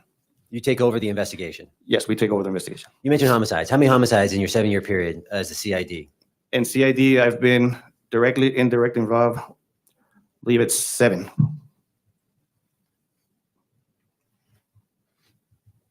And those homicides, they involve weapons at all? Yes, they do. Do you remember if all 7 did? Actually, yes. What kind of weapons are we talking about? We're talking from a small pocket knife to high-power rifles, shotguns, handguns, actually, too. And within CID, 7 years, did you obtain the position of a senior detective? Yes, I am actually the senior detective right now. We have our supervisor, which is Sergeant Flores. Yes, he's retired, came from another agency, has a background, but I'm the senior one right now, under him. And how many CID detectives are in the unit? So right now, it's myself, Detective Puerta, Detective Barba, Detective Muskis, and our sergeant. So it's 5 of us. 5 total, including the supervisor. That's correct. Small unit? Yes, it is. And as a small unit CID, obviously we see cases, you've seen cases that get kind of complicated, right? That's correct. You often ask the assistance from sister jurisdictions like DPS and neighboring counties? Yes, we do. We don't have the luxury of being a big department, so our resources are limited, especially with these cases. We have a real good relationship with surrounding agencies, and we do call them, and they always assist. Is that common or uncommon? It's common. Does that include DPS? Yes, it does. Does that include Pima County? Yes, it does. Does that include the FBI? Yes, it does. Does that include Border Patrol? Yes, it does. Does it include DEA? Yes, it does. Just the alphabet of agencies that you guys can call upon for assistance. That's correct.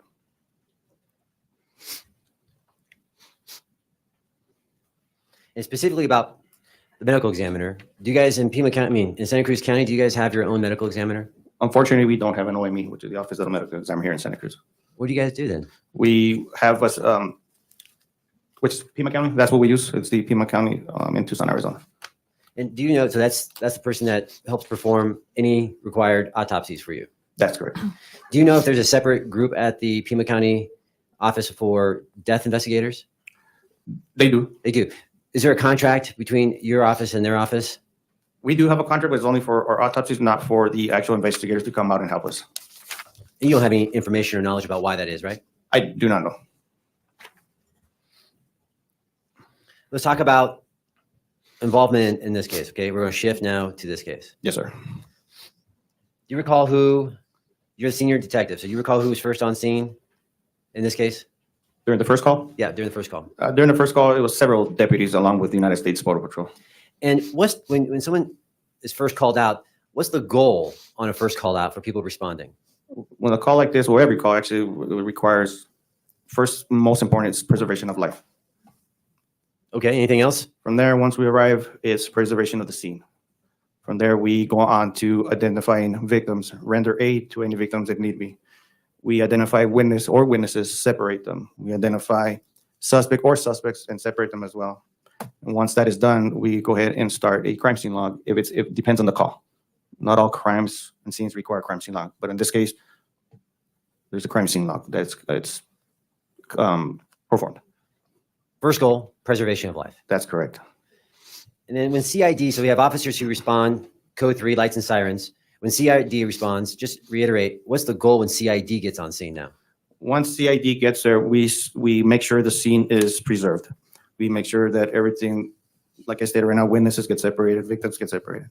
Once the initial deputy starts getting all the information, the who, what, when, where, and why we're there. And from there, we start our investigation.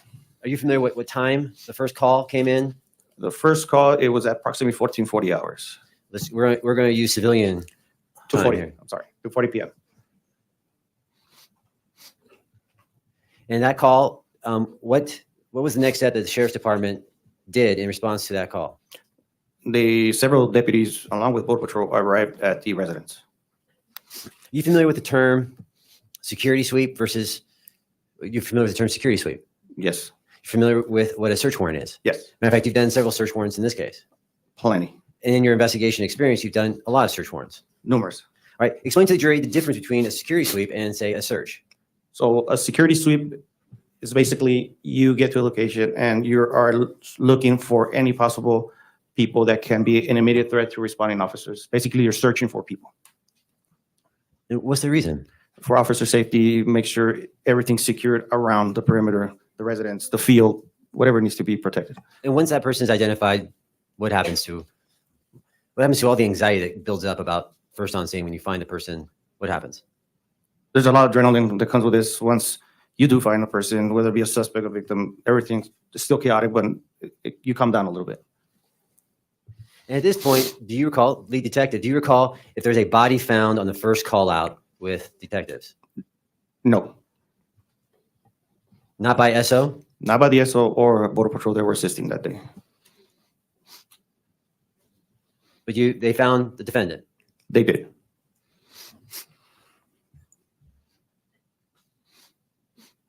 You know what time they cleared scene on the first call out? Do you recall? I don't recall the exact time. But sometime in the afternoon? Yes, late after. Yes. And then sometime after people cleared the scene, there was a subsequent call out.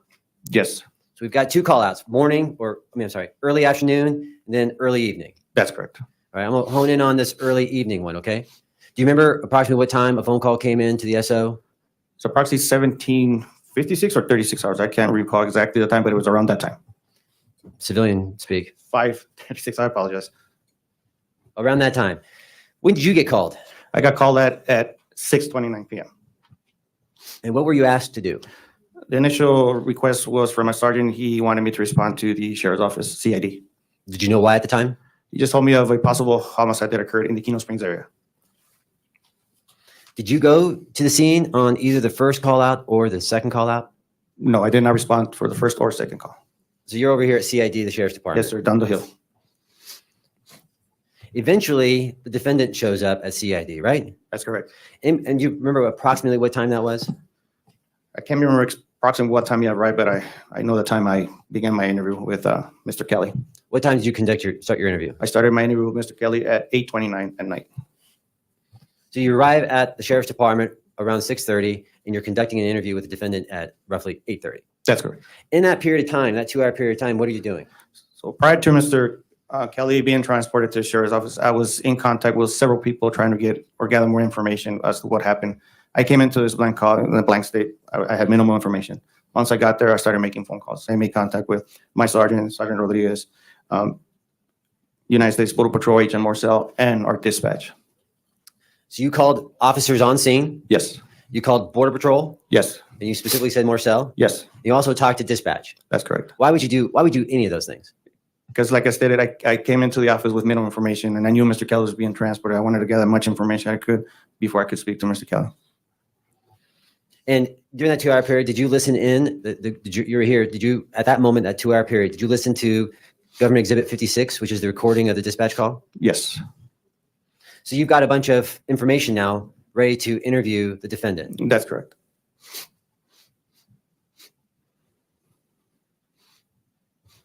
And what time was that? Did you start that interview? At 8:29 p.m. And do you know how long that interview was for? Approximately 45 minutes. I believe I completed my interview with Mr. Kelly at 9:19 p.m. That'd be about 50 minutes? 50 minutes, what if, yes. Not good at math, sorry. That's fine. After you've interviewed him, what decision did you make after you interviewed him? Based on all the information I received, Mr. Kelly's interview, I had probable cause to arrest Mr. Kelly. We're going to get in that interview in a bit, but I just want to continue with my timeline, okay? Did you book him? Yes, I did. Well, actually, not physically book him, but I was involved in the booking form.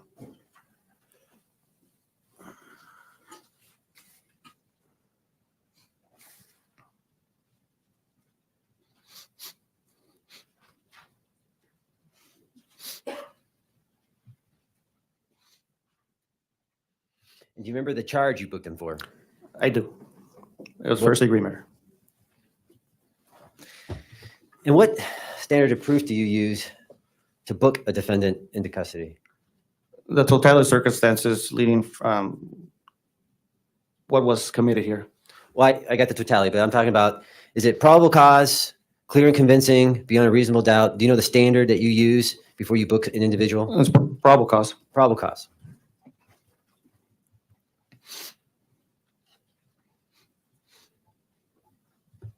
And in your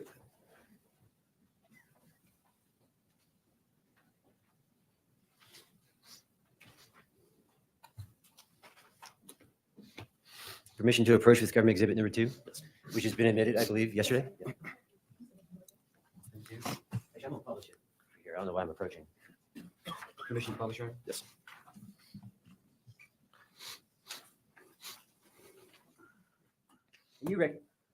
You recognize this from yesterday. We talked about this yesterday. Remember the walk-arounds and the whole thing? This is exhibit number 2, the booking form. Do you want to see it again? No, I recognize it. All right. Thank you. I'm gonna show you the first page. You recognize that?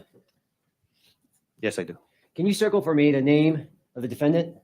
You can write on the board thing. Okay, clear it for me. Circle the address for me. Go ahead and clear it. And how tall is Mr. Kelly? He is 6 feet 0 inches. Sorry. Okay. You have a time there when he's arrested? Yes. Yes. What time is that? It's 21:21. 9:21 p.m. And how far after your interview with him concluded did you make the decision to arrest him? It was minutes.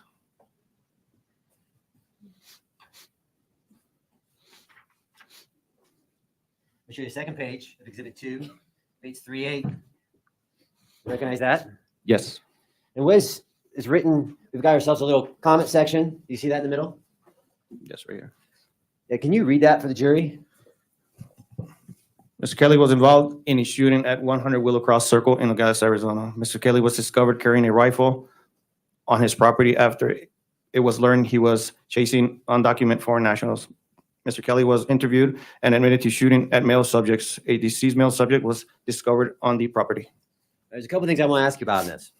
Is there any information other than from the defendant that there were other male subjects other than the victim and Daniel on the property? That's correct. That's a yes or no. So No, no other information. no other information other than what the defendant I'm going to said. object to leading an argumentative.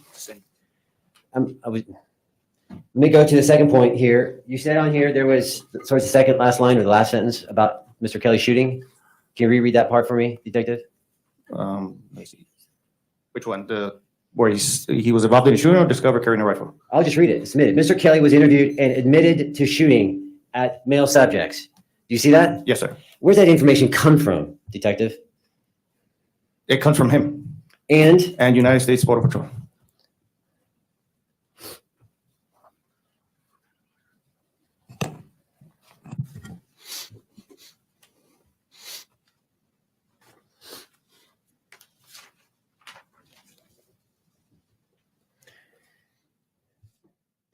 in your interview with Mr. Kelly, was it voluntary?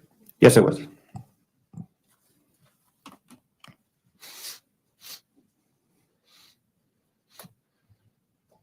you offer him any promises? No, I didn't. Do you threaten him in any way? None whatsoever. Objection, leading. Overall.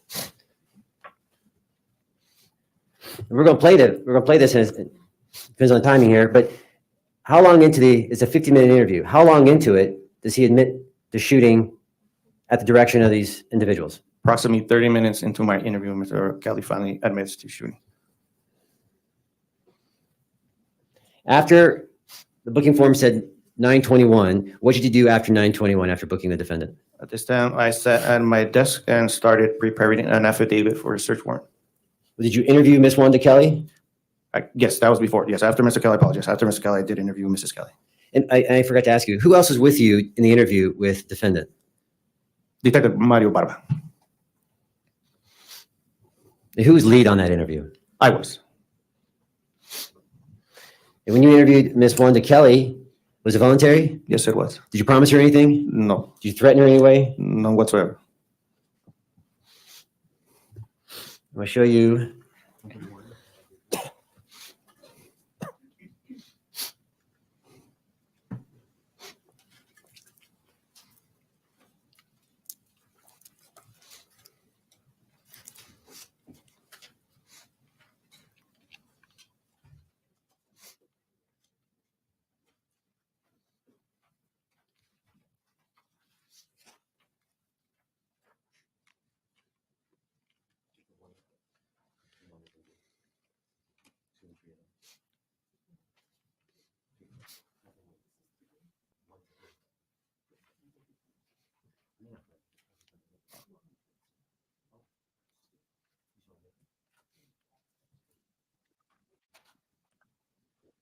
I mean, is anybody convinced at this point? Both interviews with the defendant and Ms. Kelly recorded?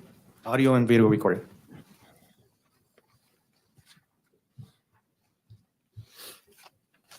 Are you trying to admit something? I'm going to lay foundation. Okay, you want to do that first? Okay. Thank you. I just want to see where. I mean, I'm trying to be quiet here and talk, listen to this talk, but I am just completely fucking. Permission to approach? It's absolute bullshit.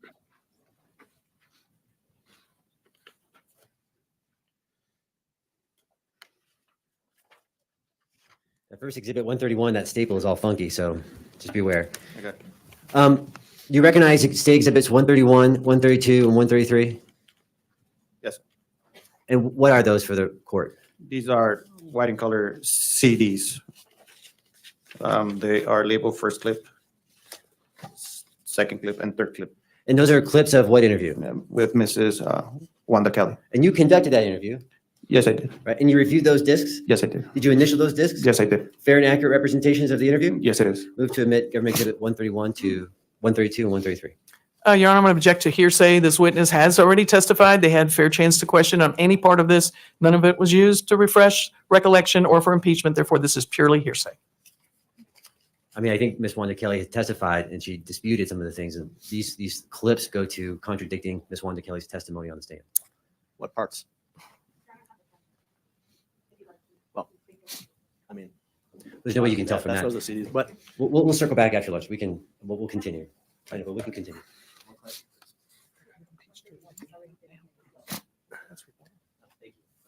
I don't know if you heard that. The clerk says that 131 has already been admitted. That's correct, Your Honor. And you indicated when I used 131 that I needed to lay the proper foundation and that I didn't have sufficient time on redirect to do the other two clips. So that's why we're playing them with this witness, but I did already confront her with the issues. So it was impeachment.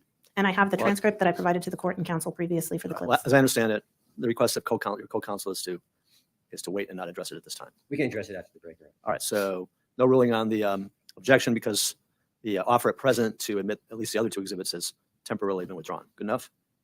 All right, go for it. Let's go. Thank you. Thank you, Judge. And after you finished your interview with Ms. Wanda Kelly, what task did you start doing? So at that time, that's when I sat on my computer desk in my office and I started preparing a affidavit of probable cause for a search warrant. And then what time do you recall what time you requested approval of the search warrant? It was a little bit after 11:19 or 20 hours. I'm not exactly the time, but it was past 11 p.m. Would 11:30 be approximately right? Sounds right, yes. And what time after the approval, what time did you go and serve that search warrant? I arrived at the Kelly residence early morning of January 31st of 2023. It was a little bit after midnight. It was 12:29 or 12:30 in the early morning of the 31st. So now we've just passed that midnight hour into the new day. That's correct. All right. So this is January 31st, 2023. That's correct. Remember the number of that search warrant? It was SW 23-007.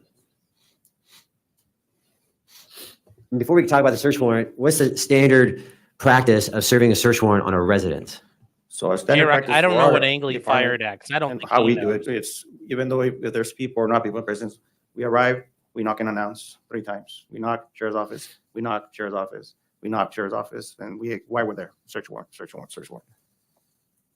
And continue on. So you announce, and then what if someone comes to the door? Someone comes to the door, we make sure this person comes out, it's not armed, not hostile, and we control the scene if that happens. And if there's someone inside, we escort them out of the house. Why can't they be in the house? Did you do your search warrant? This is to prevent any further tampering of evidence, hiding of evidence, destruction of evidence. And did you go inside the house in this case? Yes, we did. And how many people are going on the search warrant? So at this time, during this particular incident, there was 3 detectives assigned to CID. And what's the role for each and why? What's the role for each of these detectives? So we all help each other out. We work as a team. Once the photographer, we label the house. We have a scriber and we have a collector. And sometimes we do multiple roles. We bag, tag, and secure evidence. And how do you treat the belongings in that house? All the years I've been with the sheriff's office, on patrol, and CID, I've assisted search warrants on patrol. Now being directly involved, I treat every house as if it was mine. We treat it with the most respect. Man, they actually photographs, pre-photographs, and exit photographs just to show that nothing was damaged, broken. I treat that as my home. And you guys collected some stuff from that search warrant, right? We collected several things. Yes, we did. And you also did some searching outside, right? Yes, we did. All right. And did you guys ask the assistance of another agency on that night? That night, I was informed that they had requested the assistance from ATF. And what does ATF stand for? It's called the Alcohol, Tobacco, and Farms Explosives Unit. It's a federal agency. Okay. And what was the purpose of them being called out? This agency has, of course, it's a federal agency. They're very big. They got the money. They have a canine unit, a canine that specifically is trained to sniff ammunition and guns. Do you recall on that night, did the canine detect or alert to, let's use the proper word, alert to anything? Yes. What did the canine alert to? Once I met with the canine handler, ATF agent, I let him know, hey, here's the warrant. It was granted. You can begin your search. Oh. And here's the thing, Ag, the bullet comes straight down through the guy. The trajectory that they showed. So, I mean, that's the only thing that makes sense is if George Kelly, pulls out his AK and just goes ka-choo, straight up in the air. And that bullet plunging, basically it's called plunging fire. It's like something they used to do in World War I. You could crank the machine guns up really high and shoot them, and you could rain bullets into a trench. That's the only way it makes sense that he died, and that's like a 1 in a quadrillion shot. But you know what? They would find the bullet right there. And the fact they don't find it tells me George Kelly did not shoot the guy. Grabbed his canine and he did his pre-routine. I don't know what that is. I'm not a canine handler. I'm not certified, but they do a little pre-routine. At this time, the handler went to the residence and the dog alerted to a certain location of the residence, the exterior of the residence by the porch area.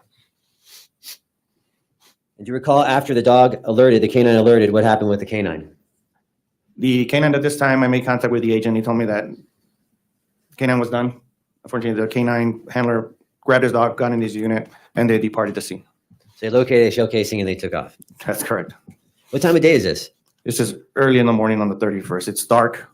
It's dark. And so when they found that first shell casing, you just said it was late in the early morning, dark outside. Yes, it was. And we're going to fast forward real quick, but the second search of the home is during the daytime, right? That's correct.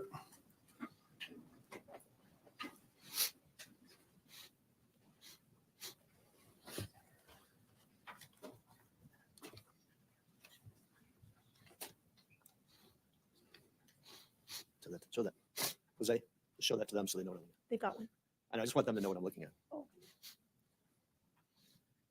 just want to take a look.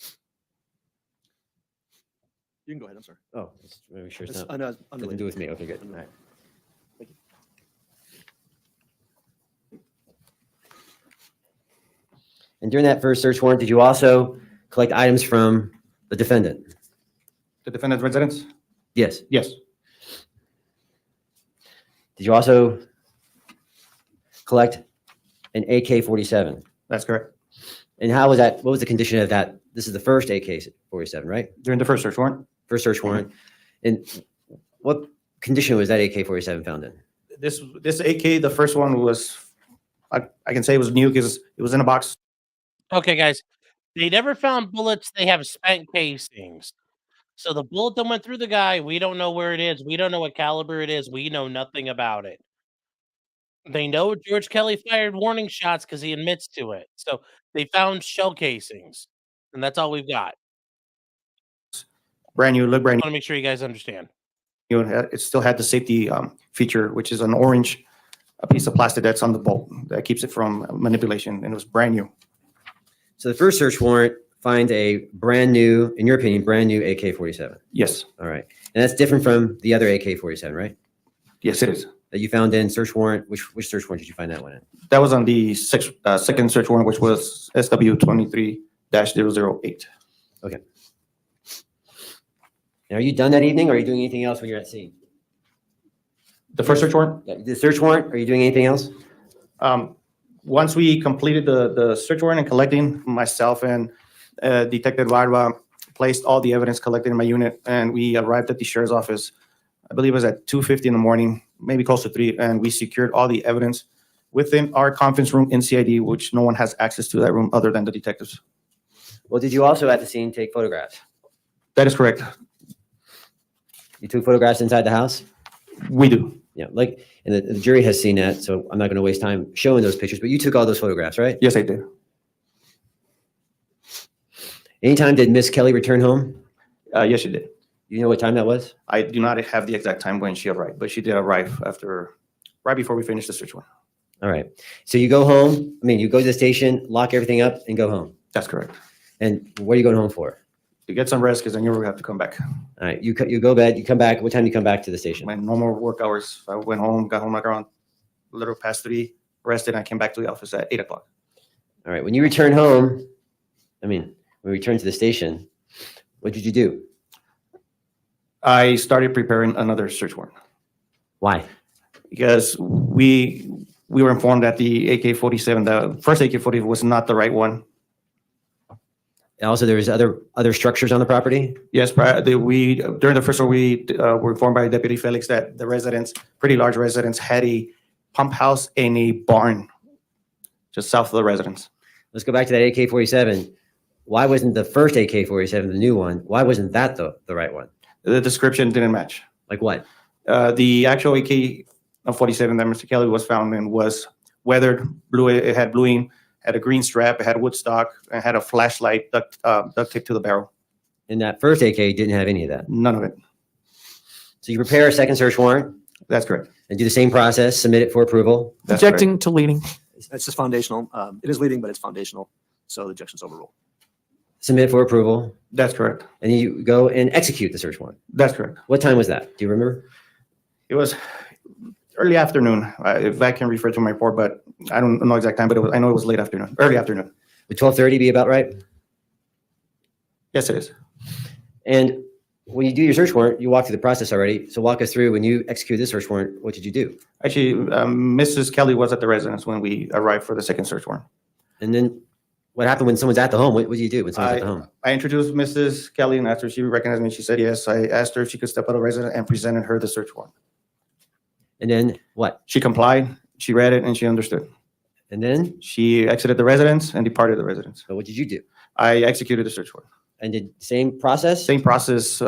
We photograph the residence, we label the residence, we take pictures. Now we're in the daytime though, right? That's correct. And so you also searched the barn and the pump house?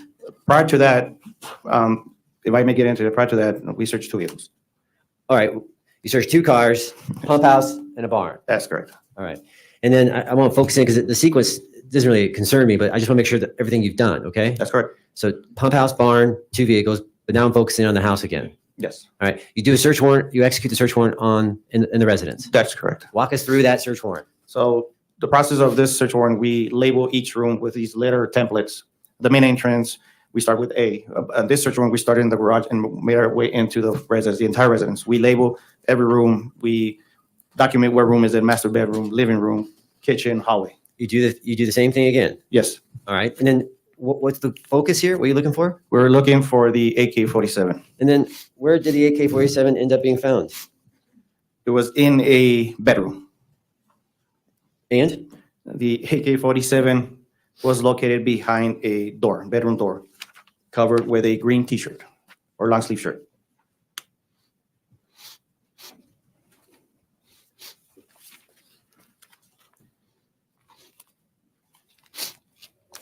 And she's finding that exhibit for me. I'm gonna jump. You guys also went out to where the victim's body was at, right? Okay, so am I wrong to assume at this point they're trying to argue like there's been no indication of or insinuation of it, but they're arguing we found the first gun and because we're idiots, we didn't realize it was a non-fired weapon yet, literally brand new, unfired. We didn't realize that was the right AK. Am I wrong to assume that right now? That's what we're saying, but we're also now, and I got that part down. We're also now implying George Kelly hid the gun because I don't see any evidence he hid it. Guy's probably got fucking guns all over his ranch. I mean, holy shit! If I lived on the Arizona border, my property looked like a fucking armed camp. But I think that's what they're trying to get at here, and I'm like, they better fucking prove it. Now, maybe he fucked himself like Nikolai Mew, but we shall see. There's under a t-shirt hanging on a door. Yeah. Yeah, it sounds like they're implying he hid the gun. The gun was visible and they found it. So. Yeah, all over Arizona people own guns. Hid under a shirt. Yeah, well, it sounds like it was just hanging on the door, which, I'm not going to lie, 2.0 doesn't mind guns, but she ain't letting me do that. That says, I need to buy an AK. I need to get an AK. I haven't had one in a long time. So, here we go. That's correct. Why'd you guys go to where the victim's body was located? I have not seen the area where the body was located the prior night, and we went out there just to photograph additional photographs of the area, and we were trying to see if we can find any other evidence. Okay, so we've seen photographs from your supervisor, Sergeant Flores, Yes. on the night of. Yes. And the next day you go out there and take photographs too. Yes. And your goal is, what are you looking for when you're out there? We were actually looking for a projectile. And how do you look for a projectile? We were walking around with our eyes, plus there was actually a metal detector out there. So you're doing a visual inspection? That's correct. And you also use some modern device called a metal detector? That's correct. Do you remember what the setting was on the metal detector? This detector it's owned by the sheriff's office, bought by the sheriff's office, assigned to CAD, and we had the setting for all metals.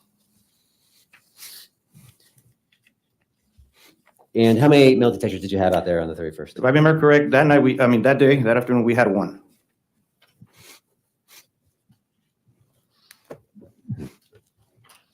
And did you find anything? We did not find any projectiles or any other evidence that can be linked to the incident.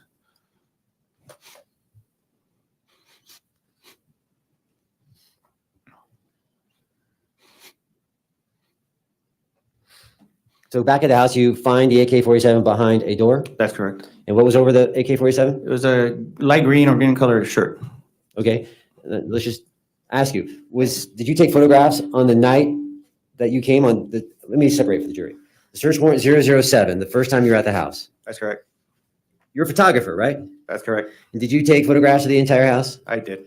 Including this room? That's correct. Including behind the door? That's correct. So you actually took that photograph the first time when you're there on 007? Yes, I did. Why didn't you see it? During the photograph, if you see the photograph, there's a scabbard, black in color. I got excited. I concentrated on that. And to this day, I'm embarrassed that I missed that AK-47. Well, don't give yourself too much.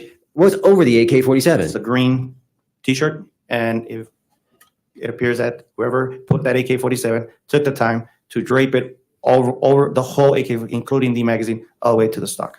When you came back the next day on 008, did someone find it because of a visual inspection or from an auditory sound? It was an auditory sound.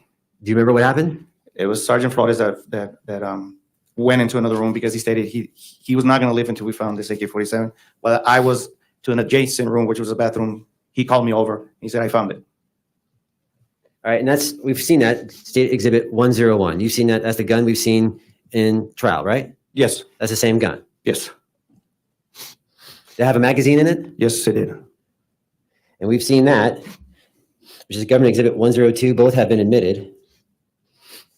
And you also collect, you were here when Rick Wyant, the gentleman from Washington, the expert ballistics individual, right? Yes, sir. right? He tested some ammunition, didn't he? That's correct. Did he get ammunition? How did he get the ammunition? From the magazine. From the magazine that you recovered? That's correct.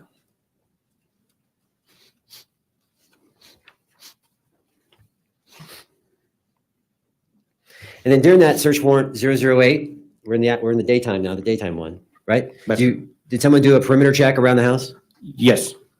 Who?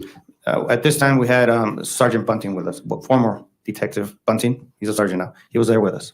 Okay, and walk us through, why, did he take it on his own initiative to go outside? Yes, while I was processing or exiting the house with the items, Detective Bunting exited the residence, and moments later, he called me over, and when I met with him, he had shown me what he discovered. What did he discover? He found casings in the back porch area, spent casings. And you've seen that picture where we have the blue and the yellow circles? That's correct. Right, and I think we just refer that to the blue and yellow. So which casings did Sergeant Bunting or Detective Bunting find? There were the ones circled in yellow. The cluster? Yes. And you took photographs of that, right? Yes. You also took, were you there also for the placards? Yes. Okay. You also took photographs of the outside, right? That's correct. From the patio out? That's correct. Let me show you what's already been admitted. 34.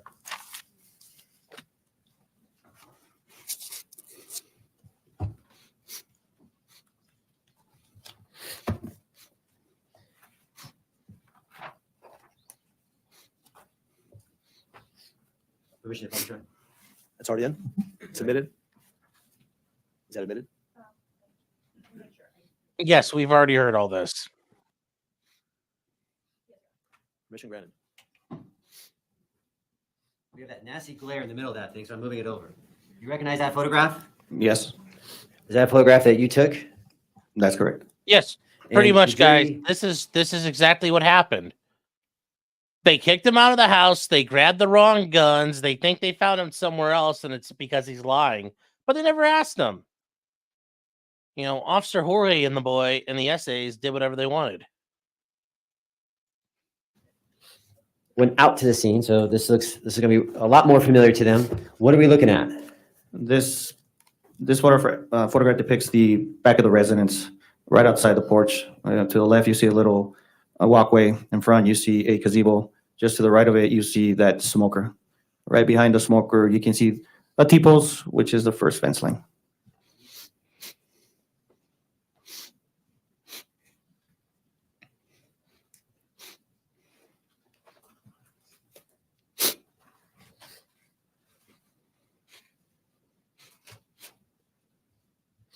And Detective, how tall are you? I'm 5'8". And when you take that photograph, you're taking it from a photograph of someone standing 5'8"? That's correct. And how tall is the defendant? 6 feet. If I do my math right, that's 4 inches taller than you? That's correct.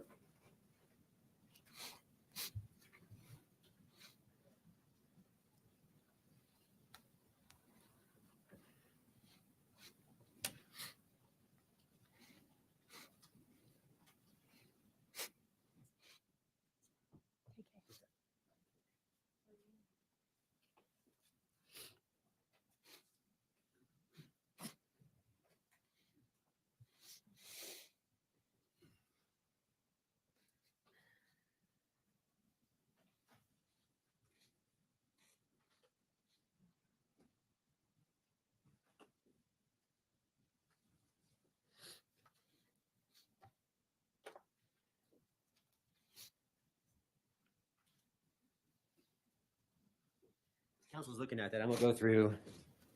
Sorry, I put you on the spot, Kathy. So let me go through Exhibit 72, which I believe has been admitted.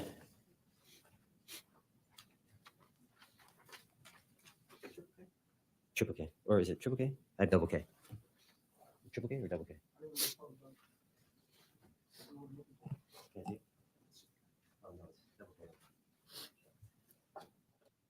Is 72 admitted? 72 is admitted. Permission to publish 72? Submitted, so granted. So I'm going to show you some pictures that you took of the victim's clothes. You attended the autopsy, right? Yes, I did. What was the purpose of you attending the autopsy? That was to take additional photographs and collect the victim's clothing. Did you see the victim being brought in a body bag? Yes. Was there any tampering with the body bag? No, the seal was still intact. Sheriff's Department seal? Yes, we sealed our bags with a number tag and it's a tag. Who opened that bag? But that's sir? I'm sorry. Who opened that bag? That's the OME personnel that opens that bag. In your presence, right? In my presence. All right, I'm gonna go through some photographs with you, starting with the image 1743. The reason I'm showing this, the jury has seen these items already admitted, but I want to show that they're in the same condition as you photographed them on the day of the autopsy. That's correct. All right, the day of the autopsy is February 1st? That's correct. What's that picture of? That is the outer green jacket.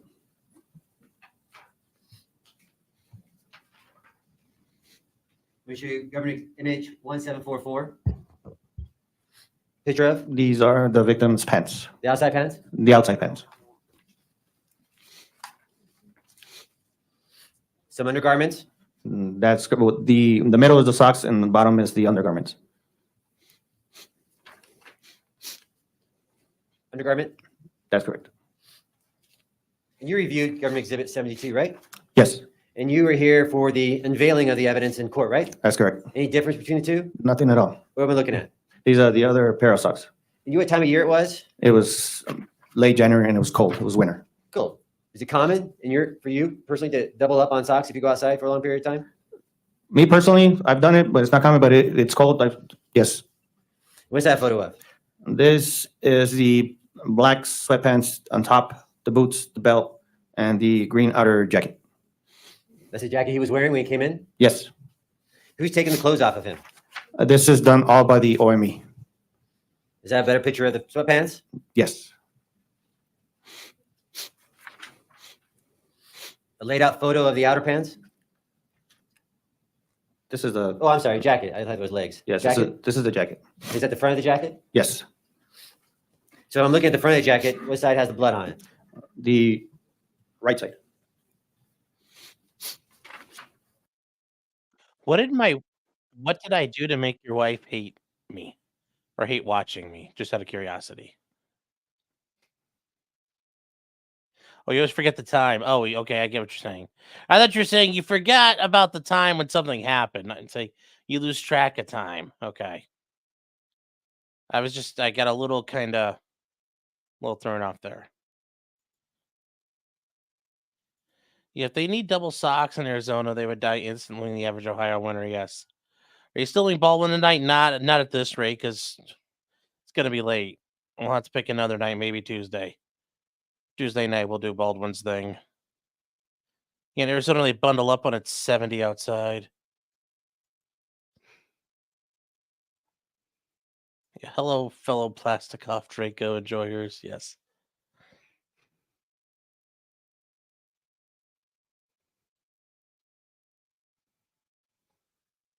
Don't worry, I'm sure the defense is going to fuck this guy raw, and they're going to do a great job at it. They've done a great job so far. So let's just keep going.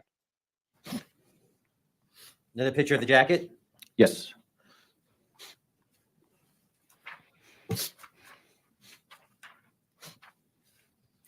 You have a picture of the boots? That's correct. Same condition as we've seen in court? Yes.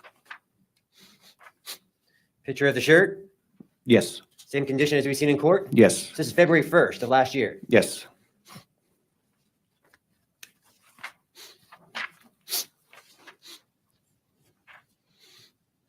Finally, this is a front picture of the shirt, right? Yes.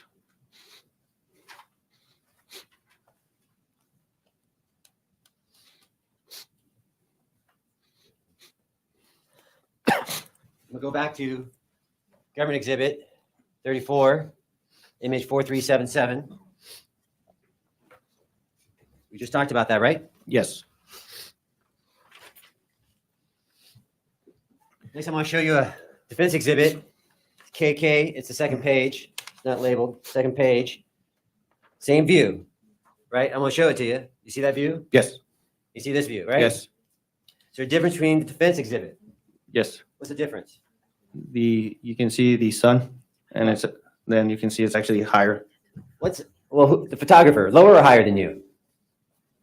What's in the Your way? Honor, I'm going to object. This is state's photos, so I don't know what they're, just because I entered it doesn't make a difference. They took it. This is not a state photo. This is not a state photo. Where are we going with this? I'm directing my examination on a exhibit that was used to cross-examine other witnesses in this case, a defense picture, which is different than the state's photograph. I'm showing the difference between the two because it was conveyed to the jury. And how would this witness know the height of the person taking this picture? Because you could tell by a smoker.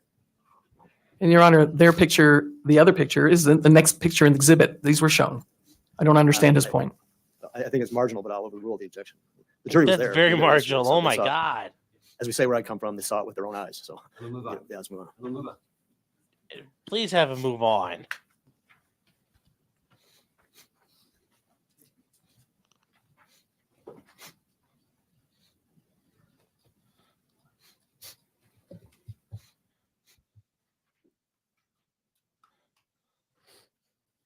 You also took possession of a backpack, Yes, a fanny pack, yes. and we've actually seen those in court. Any damage to the backpack?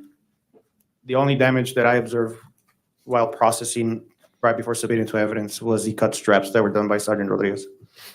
Any bullet strike? There was no bullet strike, Any evidence of a ricochet, deflection on the backpack? nothing like that. And just so we know, if the agent is permitted to stand up, I just want to make sure we understand how the backpack and the bullet entry wound is on the body. Permission for him to stand up just to show us again? Sure. You want to stand up? And show us on the body of the victim where the bullet entry hole is. It was right here. Is that where you wear a backpack? And Backpack rests on the back. Part. you also have a fanny pack, right? Yes, Any damage to the fanny pack? not that I could see.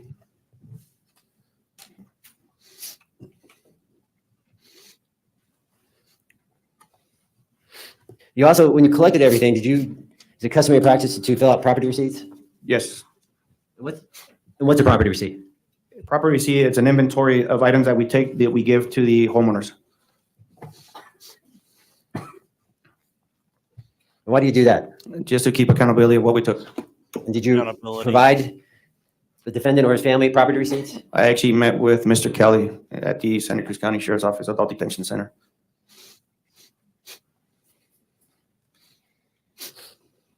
And you also, we heard testimony already about Border Patrol surveillance. You also looked at DVDs, right? Yes, I did. How many DVDs do you recall that everyone looked at? I think it was 3 to 4 that I reviewed. How many in total? It was a lot of DVDs that were given to me, but I reviewed 3 to 4. And how many people reviewed them? It was myself, Sergeant Flores, former Detective Bunting, and Detective Barba. And what was the reason to review Border Patrol surveillance videos? We wanted to see if we can see anything else other than Mr. Kellen Ranch, any subjects, any people running, rifles, bundles, everything that was disclosed that what Mr. Kelly has seen. All right, I'm gonna go to the interview. I'm not gonna play it yet, unless you want to break now, Judge, but Keep going. all right. I'm gonna go to the interview. I'm gonna approach, I'm gonna show you transcript.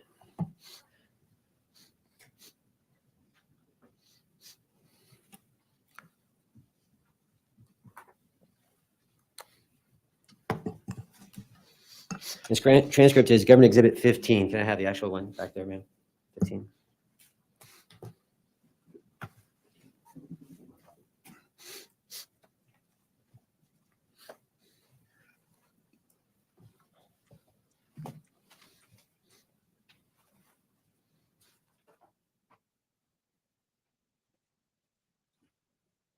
Approximately what time did you conduct this interview? At 8:29.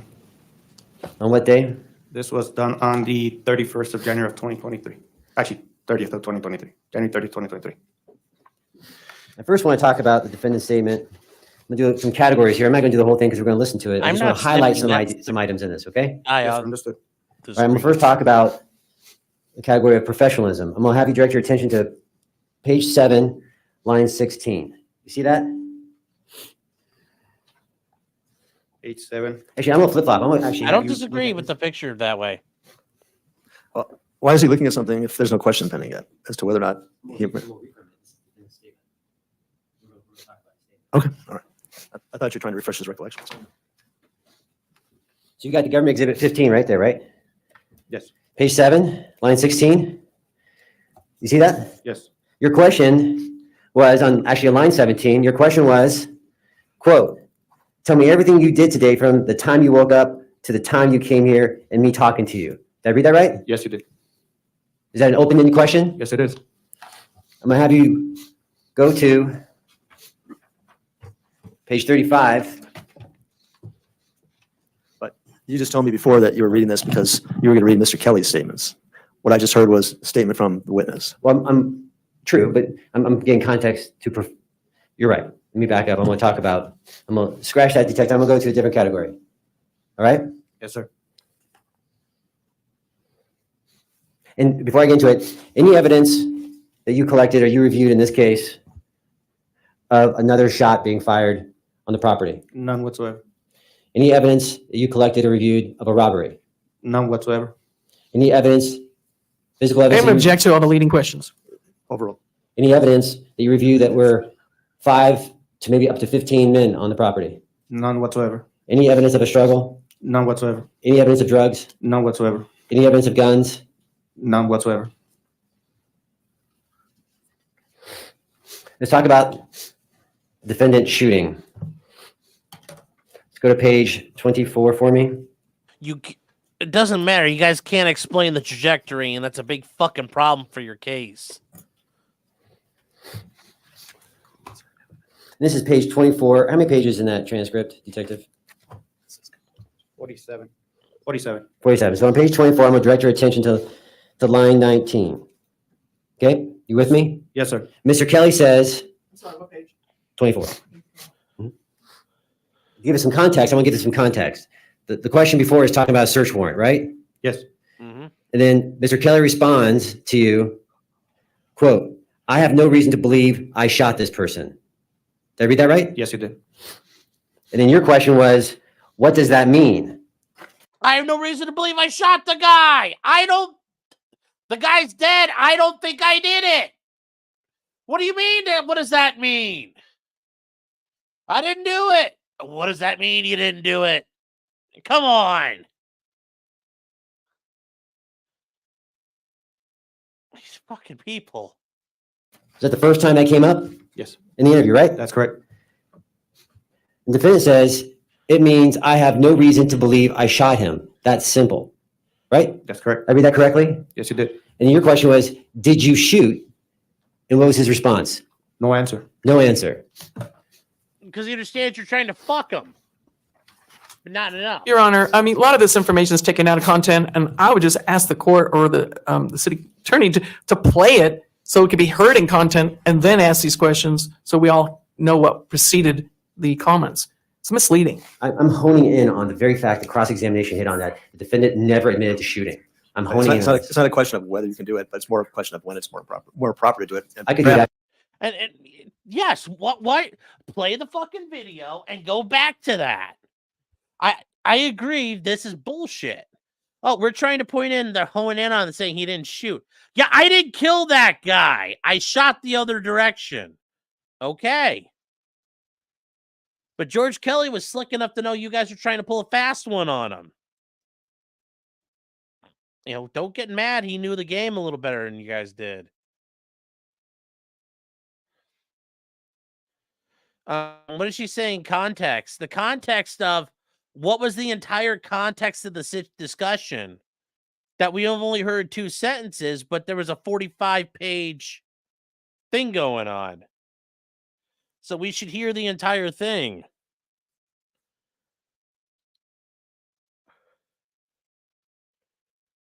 I mean, that's how I'm looking at it. Play the fucking tape. Let's fucking play it and then hammer him. This is not the normal way of doing it, you guys. After. Perhaps more effective. So I could do it after. I think it is a better practice. That's fine. I can Fair do it enough. after. Yeah, the judge's like, it's a better way to do it. That's the way we all do it. That's the way that makes sense. You show the thing and then you focus on the fine points. You don't focus on the fine points and then fire hose the jury with all this other stuff. You go through it once. You give the survey view. You give them the 10,000-foot view and then you pinpoint. It's not hard. To do it this way makes no fucking sense. Fair enough. All right. Why don't we, so I'll sustain the objection. We'll play the recording, assuming it's in and proper foundation is made, and then you can follow up questions. And just for the record, I think the recording is admitted already. All right, makes it even better, easier. All right, we're going to take I'm going to stay here with the lawyers, talk about a few things. We're going to take our noon recess. Please be back. We're going to, at 1:30, we'll resume the testimony at 1:30. Your excuse for the lunch recess. I'll stay here. Be right before.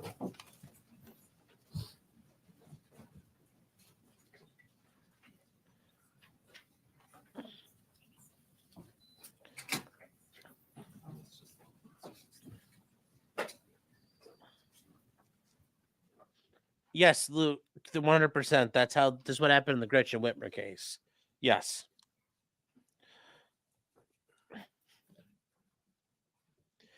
Guys, it is 11:30. I am not going to play the second The records part. show the absence of the Okay. jury, but counsel and defendant are still here. It's First, too late the again. jury I'm expressed tired. their thoughts on coming to court next Monday for trial. Any position on that from any side? Please say no. We would Please defer say to the no. court, Your Please Honor. say We would no. like to get it done, but we defer to the court, whatever you think is most appropriate. All right. Speaking from someone from Texas, I'd like to get this done. But I think that we can make more progress, and I think they think it's going to go through another whole week.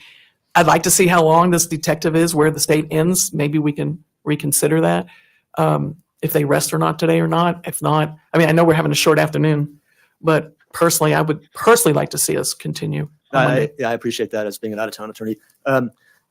And I thought their position was very reasonable. I think what they were saying was they're believing that the case will not be submitted to them next week, at least not in time for them to really deliberate on the case. So, well, notice, I think they're thinking that the case will not be submitted to them by the end of next week in time for them to really deliberate. So that being the case, I think the thinking is why not just, Actually, they're going to come back next week anyway. so here's the deal. Part 2 of this is only an hour and 30 minutes long. We'll finish up tonight. We'll finish up day 12 tonight, chat.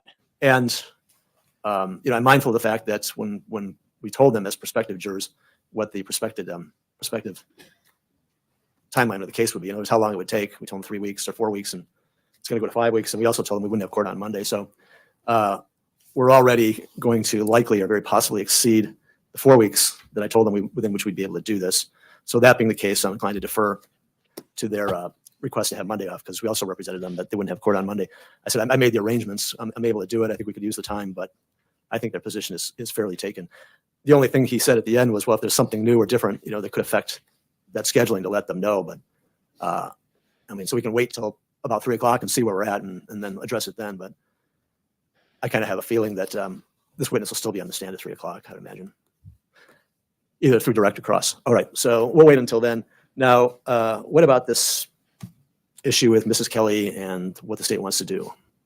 Your Honor, this was proper impeachment of Wanda Kelly based on her comments during her testimony, and the state was limited on redirect and wasn't able to play it to the witness, but I did confront her with the topics while she was on the stand, so this is appropriate redirect. In addition, Your Honor, she is available, and the case law says that the witness merely has to be available in order for the impeachment to be proper. Well, first I'll hear from the defense, but I just want to know, Wait, where? as we proceeded, then I sent a judicial assistant over to get a copy of the transcript. And what I got was like a very partial, it's like 4 pages or 5 pages. So it's obviously not the whole transcript. Oh, that's just the clips, Your Honor, that the state is offering. It's the first clip is the part that's marked first clip. The second clip is the part marked second clip. And the third clip is the part marked third clip. We So- weren't introducing the entire Wanda Kelly interview. So what I have here is what you proposed to use to play for impeachment purposes. Yes, Your Honor, and we've already played the first clip. You just told us that we needed to lay the appropriate foundation with Detective Ainsa, which we have done today. You And are admitted those, it. which subject one to of that. these are all of these on CD 131? 131 is the first clip, 132 is the second clip, and 133 is the third clip. All right, and again, I'm going to hear from the defense, but, it's potentially proper impeachment if the witness said something that's materially inconsistent with another prior statement that she made. The problem I'm having is the witness testified I had the clerk tally it up for 6 hours. I can't possibly remember within that 6 hours or 5.5 hours of testimony that she did, everything she said and what she denied, and whether or not anything she said or denied is inconsistent with what's in these clips. It has to be, the witness had to be asked a question, said something that's materially inconsistent with what she said, or the witness said at a prior date, in order for it to be proper impeachment. And Judge, I can't, it was 6 hours of testimony. The But she state prepared testified for those a whole clips. It was day. directly after her testimony for the purpose of impeachment, because she made comments that were directly opposite to what is in the transcript. That's why I prepared the clips on the day that I was going to do the redirect. So that it's the state's position that she did say things opposite to what is in the transcript. That's why we're offering it. That's your position, that she said something that's inconsistent with what's in this transcript. Right. But I mean, I have to do my own due diligence. I'm not going to, Sure. I mean, and I, that's what you say, but I can't determine from this after 5.5, 6 hours of testimony. I can't remember everything she said. You know, so I don't know, you know, as I said here, whether it's inconsistent or not. Well, let me hear first from the defense and then we'll talk about it some more. Well, Your Honor, I think this really has been beat up. There's been rebuttal testimony that's been brought up. It's been challenged and crossed with her. They could have used her statements and say, why didn't you say this? Do you need to refresh your memory? All those things that could have laid that out with her and giving her a chance to answer to it. But she's not on the stand anymore, and they're bringing something later. Like you said, it's been long gone and also beat up already. So these, I think the point's made, and I think we're being redundant on this, and I would object. Okay. Was the witness asked, and again, it's still the same problem. I have to try and verify some of this, but or all of it. But was the witness asked on her direct examination by the state whether or not she said these things that are in this transcript? Judge, I believe I showed her the transcript, asked her about it, and she denied the transcript. That's my recollection. Right. Well, I need to see something in the record in order to make a ruling. I just can't make it. As I said, it's 5.5, 6 hours of testimony. I can't remember everything she said or just didn't say or wouldn't say or denied. So if you can point me and of course the defense also to something in the record within that 5.5, 6 hours of testimony where she was presented with these statements and said, did you say these things? And if she denied it, then at least I'll have some basis on which to make a ruling. Well, I don't think we have a transcript of that, Judge. So, I mean, I can't point to the record. I can tell you what my notes indicate from her testimony that day. But that's the closest I can get. I can tell you what I believe I impeached her with, attempted to impeach her with. And she continued to deny that what she said in the transcript. That was the problem. So you're saying that she denied ever making these statements that are in the transcript? Is that what your position is? She's denying the content of the statements. That's why the impeachment is appropriate. But was she asked, and again, I have to verify, but did she deny that she said these things during the interview? I believe I don't think she said she denied the statements, but she's denying the content of the statements. That's the problem. And judges I think the case law says, I can bring a case after lunch if you like. I believe the case law says that you don't have to have directly confronted the witness with the statement while they're on the stand, as long as the witness is still available. And but if she was confronted with the statement, then that changes the analysis. So if she was confronted with, did you make this statement to agent so-and-so when you were interviewed at the CID office? And if she were to deny that the transcript, what's in the transcript is correct. I think the problem was that when I would ask her a question and I would say, didn't you say that? She would go into a 5-minute explanation of what happened and never directly That's your answer fault the for not question. controlling I the think witness. That was the problem I was having. And she would your deny fault. the content and attempt to explain, but wouldn't directly answer the question. And that was the difficulty I was having. I think at one point she said, "You're crazy if you." It's your fault for not managing it. It's your fault for not hammering her. You had the opportunity to do it. You didn't do it. She ran wild. You could stop her. You're the one who could. You are the attorney. You are in control of the examination. You didn't bother. You let her talk. That's your fault. If you think I remember everything that happened that day, there were a number of comments of that nature in the middle of me asking her those questions from the transcript. Also, if she says I don't remember, that's not impeachment territory. Impeachment saying no, I didn't say that. And she says I don't remember saying that. You can't impeach somebody on a forgotten memory. If she says I forget, that's not impeachment territory. Script. Your Honor, may I shed some light on this? I think just to recall, maybe to help the court and the ADA, I believe what she said was that there were more than one time he came in and that there was possibly confusion at which time. She never said, I didn't say this. She was trying to bring clarity as to what time, the second time when she's saying he was in there 3 times. So I think that was where the state didn't get her on it and where her confusion was what she was referencing. She never said, I didn't say these words. She never said that. But she was talking about the second time versus, in her mind, he had 3 visits in the house, if I recall the testimony correct. So that's where she was getting confused in the comments where they didn't understand what she was saying. And Your Honor, I think why it's important from the state's perspective is that the transcript makes very clear that there is no confusion about which time she and the detective are talking about. So She was confused. during her testimony, she indicated that during the interview, the detective she was confused about what the detective meant, which time he was talking about. But it's very clear from the transcript and the clips themselves that there was no Then call her confusion a about what they fucking were talking rebuttal. about. Stop. And because of the way she answered those questions, I believe Call and rebuttal and try to get it back in. I don't know how you could then come back and try to re-impeach a witness when you had a chance on redirect. So remember, the state called this witness. They wanted to call her, and now they don't like how it turned out. And now I think they realize they're hurting and they need to burn her down. It's the only reason why they're bringing this up. They want a mulligan. Sorry, it's done. these are important for impeachment. Your Honor, she had a chance to use her talent in questioning her and make her point because she wasn't denying saying it. And impeachment, the reason these are coming in is to impeach that she did say something or didn't say something. And so if the state couldn't get clarity on their own questions, then that doesn't give them a chance to impeach because they didn't do what they were supposed to do.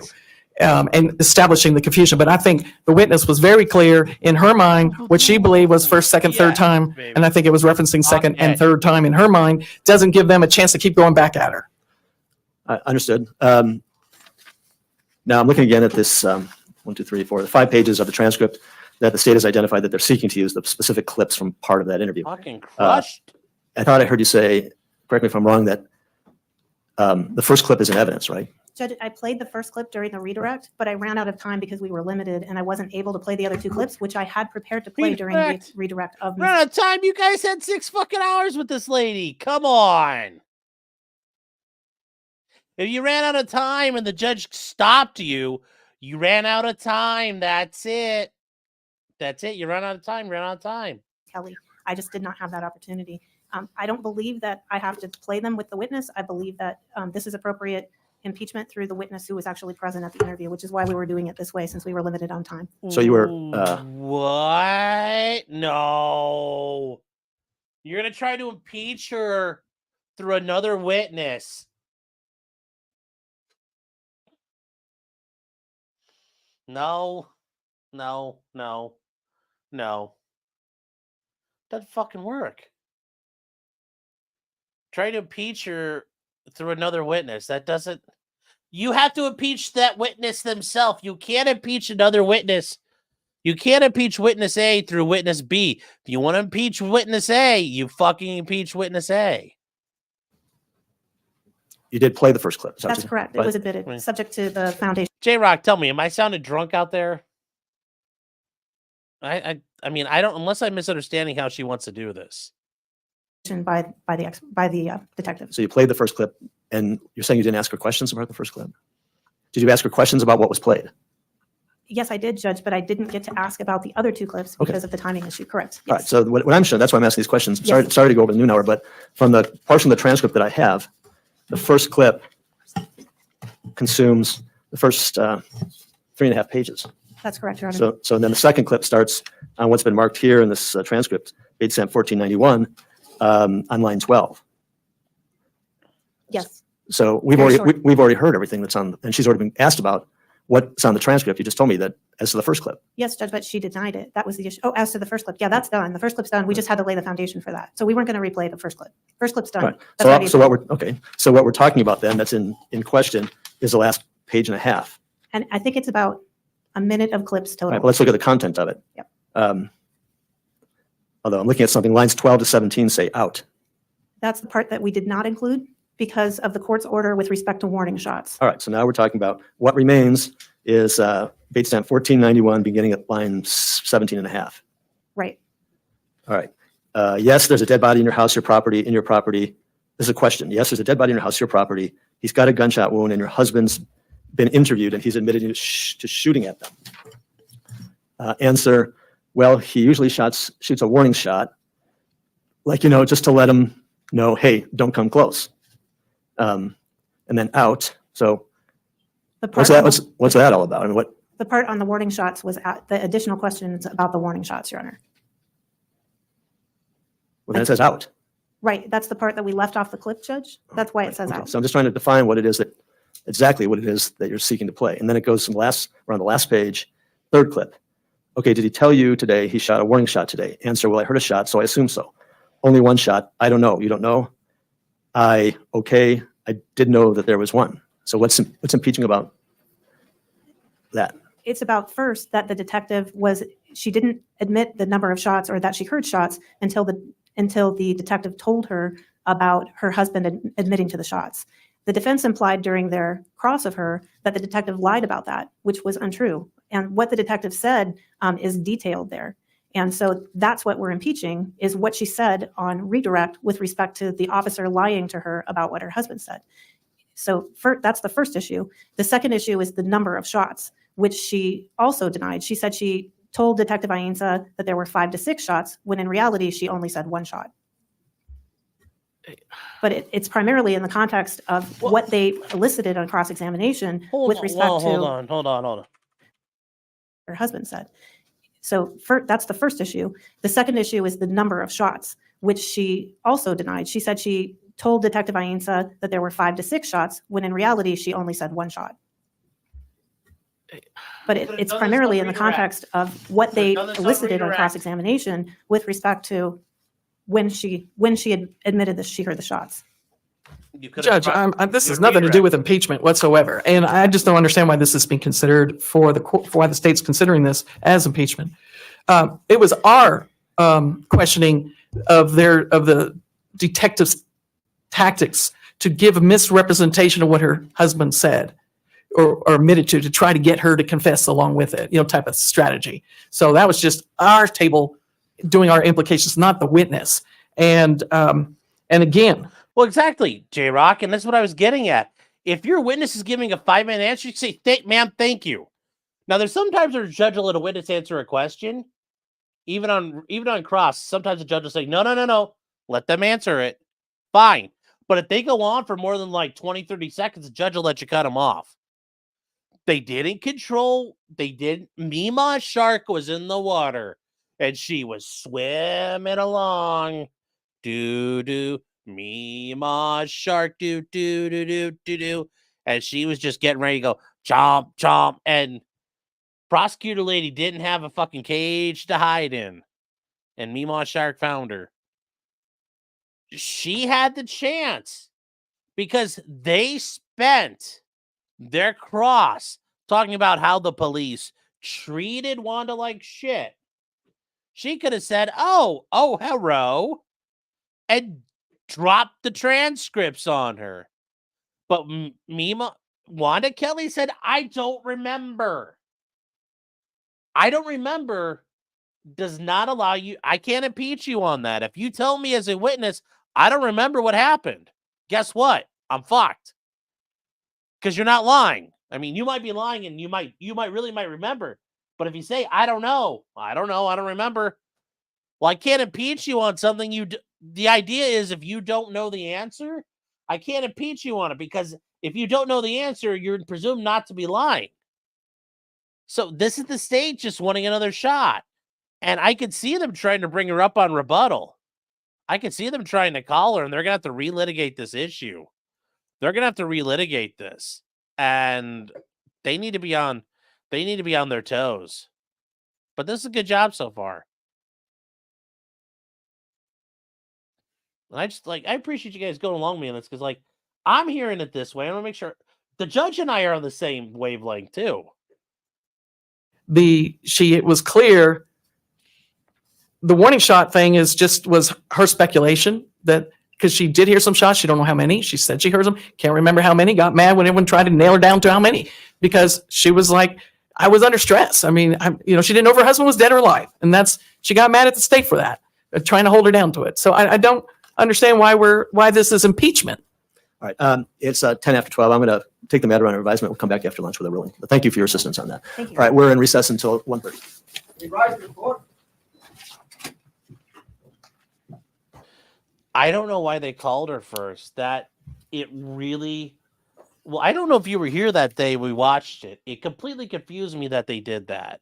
I was really, really confused. And the reason why they did it is stupefying to me. There's no reason for them to do it. Counsel and the defendant are present. There was no reason for them to do this. Unless they wanted, they didn't even bother getting here. And the bigger problem is, though, they didn't get her declared as a hostile witness. or an adverse witness or whatever they call it in Arizona. They didn't even bother to get that declared, which would have saved them the time because then they could have just hammered her. It does not make any sense why they did this. Unless they need this impeachment to survive directed verdict. Oh no, they're well surviving a directed verdict at this point.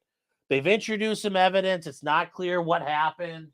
They'll survive a directed verdict. That is not at all questioned by me. I mean, it's really hard to get dismissed.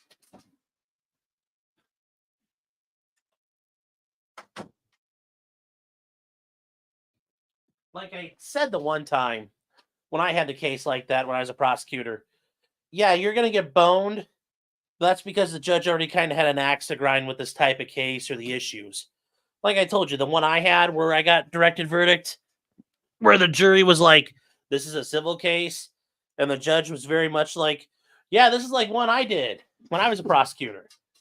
And he got overturned on by the Court of Appeals. So they're not going to get a directed verdict here.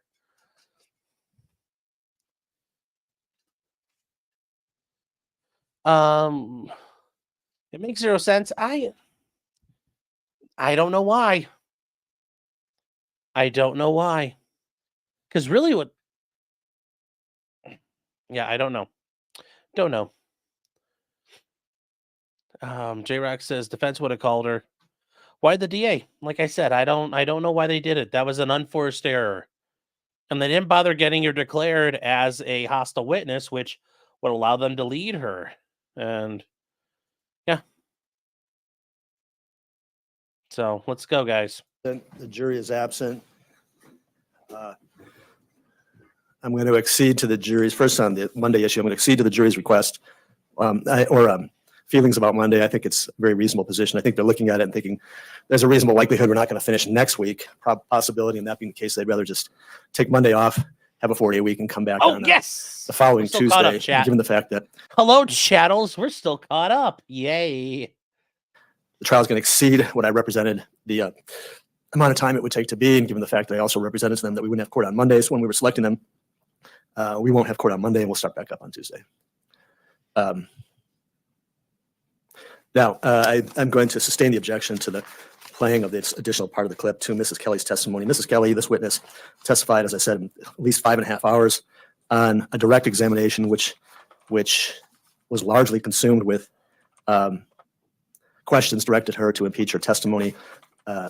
Frankly, it was the more it went on, the less it was clear to the court what the substantive testimony was that was trying to be impeached and what was impeachment. It was 5.5 hours of impeachment. The other couple of lines of testimony that's being proffered in this transcript and this recording is cumulative and redundant and of marginal probative value. The court's going to sustain the objection. All right, let's bring the jury in and we'll put the witness back on the stand. Oh, wait, I had to look away. Wait, what did he say? Whoa. Home slice. What did you just say? Frankly, it was the more it went on, the less it was clear to the court what the substantive testimony was that was trying to be impeached and what was impeachment. It was 5.5 hours of impeachment. The other couple of lines of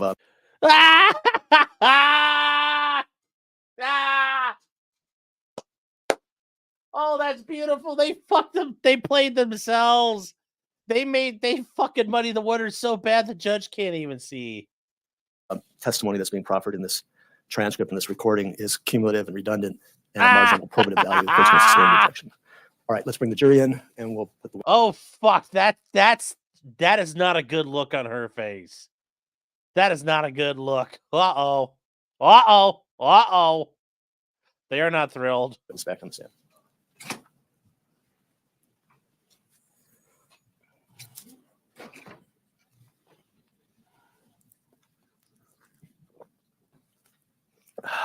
Get out the red pen. Like Conor McGregor. Get out the red panties, honey.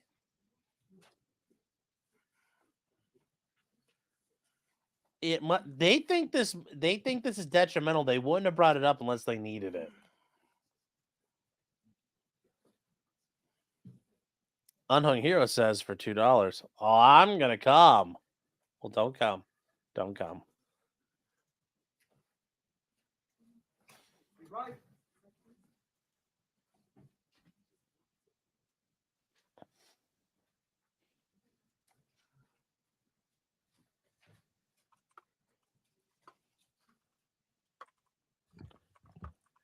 Please be seated. The record will show the presence of all the jurors, counsel, and the defendant. Considering I've talked to the lawyers about the Monday situation. I think I've listened carefully to what you said. I think you have a very reasonable position. I'm going to respect it. We're not going to have court on Monday. Number one, it looks like the trial might go longer than I had represented to you that it would go. Not real happy about having done that and being in that position. And I also represented to you, court would be Tuesday through Friday. So to add another condition coming in on Monday after I've already blown through the first deadline, likely, then I'm going to respect that. Also, I think you've sized the situation up pretty well. As I told you this morning, everything's unpredictable. We don't know exactly how long things are going to take, but I think there's a reasonable likelihood that we could go into the following week, which is the way you kind of looked at it and sized it up, and it makes sense. So we will not have court on Monday. We're going to finish today about 3 o'clock, depending upon where we are with this witness, and then we'll adjourn until Tuesday of next week at 8:30. Okay, good. Well, thank you for your input. I think that was helpful to us. I'm glad I asked you. Okay, we have the witness back on the stand, still under oath. You can go ahead, Mr. Jetty. Thank you, Your Honor. I just want to clear up a couple things, Detective Ianza, because I think I made a mistake before the break. We'll talk about 2 exhibits, Government Exhibit 102 and 135.1.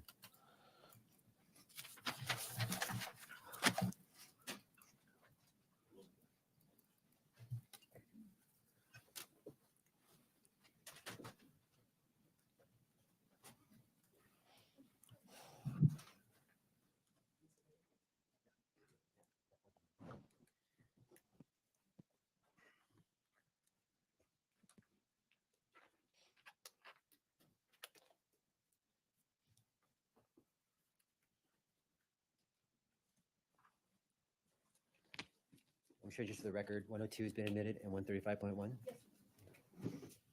and open those both up, Detective. Doesn't matter which one? Start with the box. We can start with Government Exhibit 102.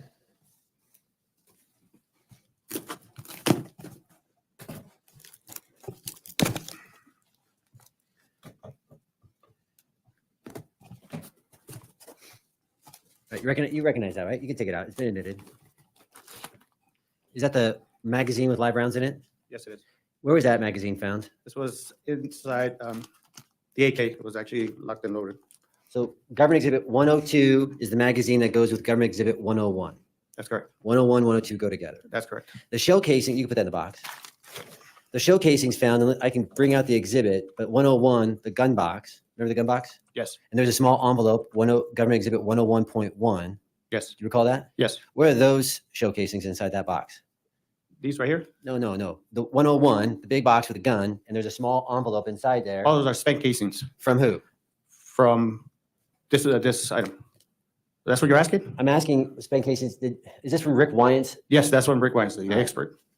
So the spent shell casings in the box with the rifle are expert spent shell casings that they use to test the weapon. That's correct. 102 is ammo that was actually with the weapon when recovered on the search warrant. That's correct. And go ahead, 135.1.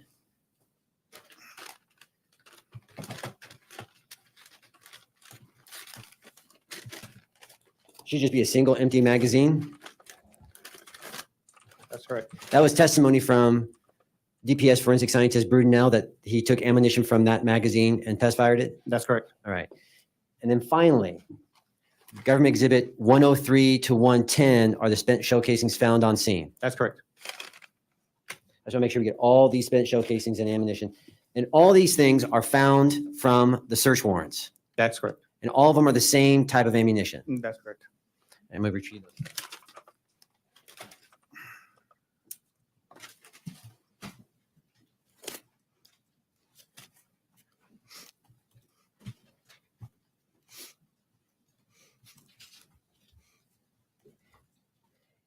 And there may have been some confusion. Sorry, I got something stuck in my throat. About the fanny pack. When I asked you about any damage, I was referring to, is there any gunshot damage to the fanny pack? No, there's no gunshot to the fanny pack.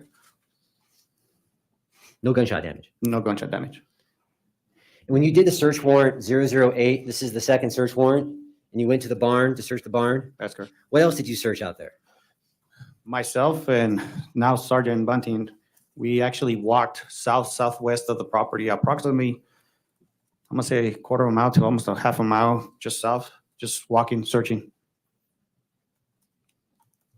And did you find anything? No, sir. And one of the things I was asking about, did you find, remember I was going through a list of things you didn't find? One Yes, of the sir. things I didn't ask you, did you find any backpacks? We didn't find any backpacks.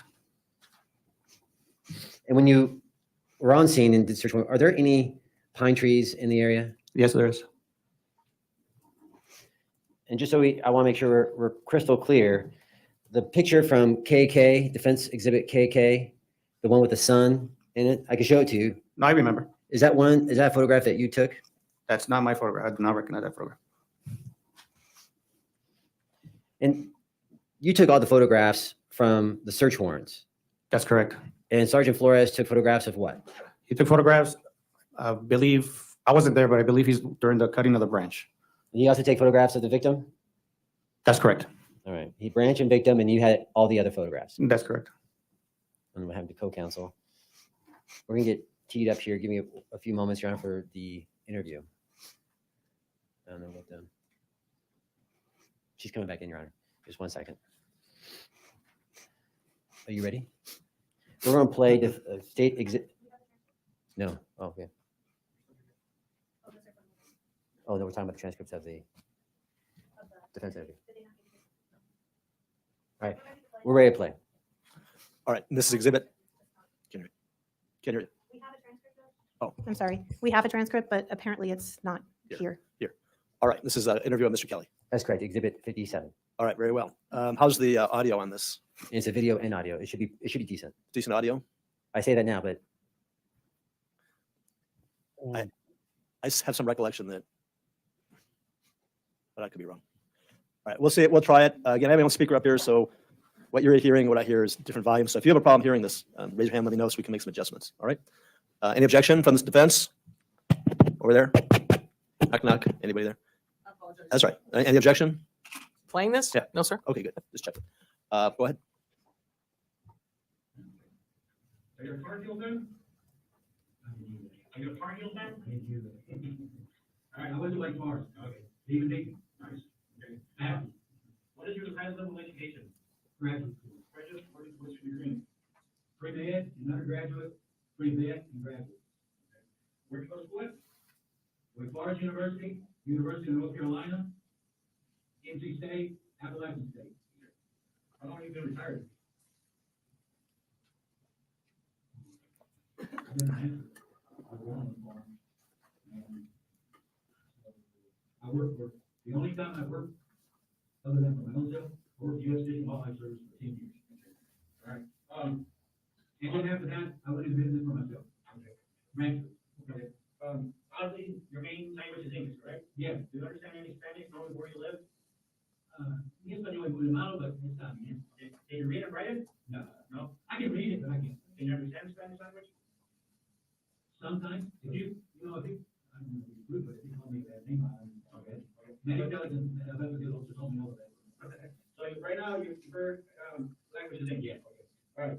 Have you consumed any medications and or substances that can inhibit what we're going to talk about? Inhibit, like you don't understand? I take my high blood pressure medicine. I take it in the morning. And are you good right now? But I have no, I understand what you're saying. I'm cognizant. I know what you're asking me, and I'm not confused to the point that I'm upset to the point you'd be if you found what I found. Okay. Where do you live, sir? Give me your physical address.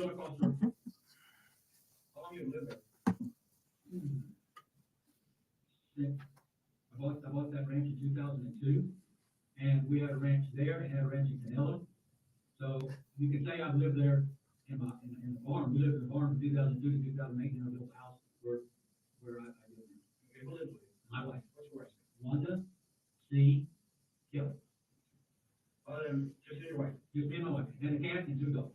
How long have you lived there? Since when? I built the house in 2008, and we moved in 2009. But I've owned that ranch since 2002. I built my barn in 2003. And now you said you're retired, you take care of a ranch? I'm not retired. I'm not retired. I run Social Security, but the ranch is never retired. Okay, that's your main income right now. Aside from your Social Security, you maintain your ranch? Yes. And it's your ranch? My ranch, only 100%, mine and my wife. And cattle? Yes.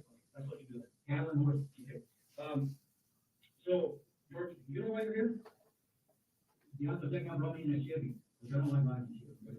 But do you know why they brought you down here? I assume that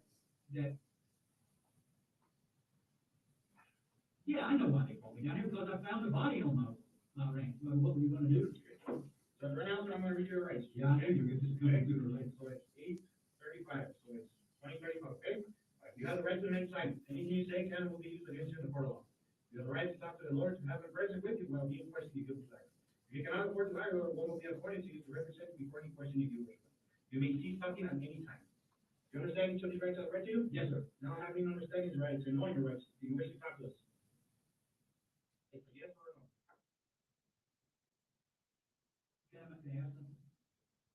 Jose Lerma was my attorney.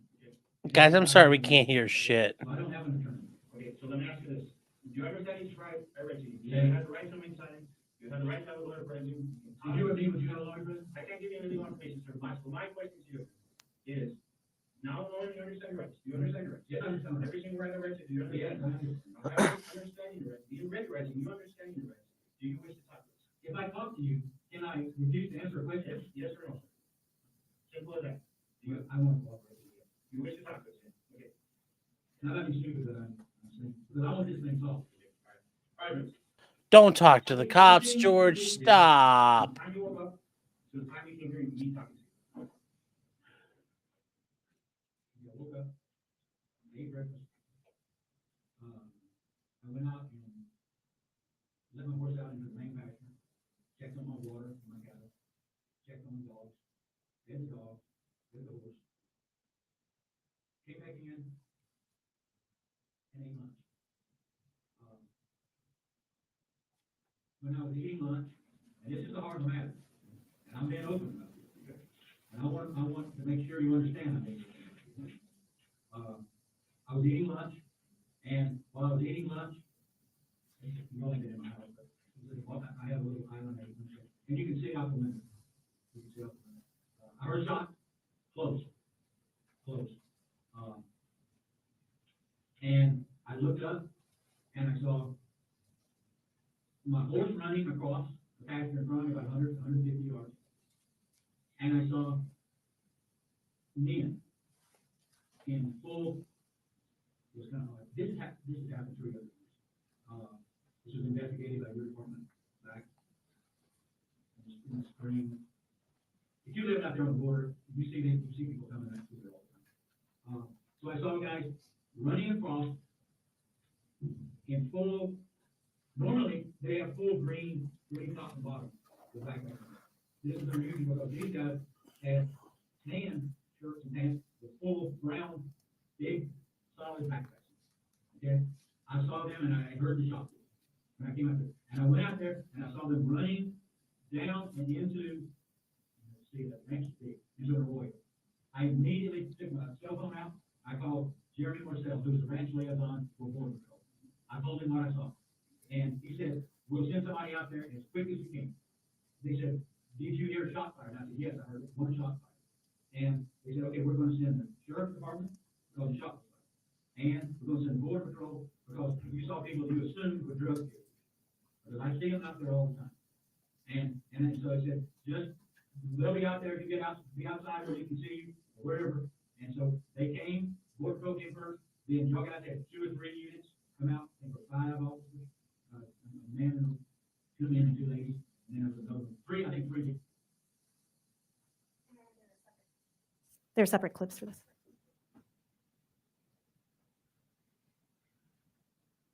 It was 3 sheriff. I didn't see the sheriff. Are all of them come out there would be sheriff? Yeah. Okay. And then I just stood there while they completely surrounded that area, walked all through it. It's 170 acres. Range. They stayed out there and walked through it, right where I saw the guys running in the wash and all that stuff. They walked and examined it, and Officer Lopez, Raphael Lopez, he was one of the officers. He didn't walk where, there's other officers that walked where the body was, and they didn't see anything. And there was 3 or 4 of them that walked there. I didn't walk there. I didn't move at all.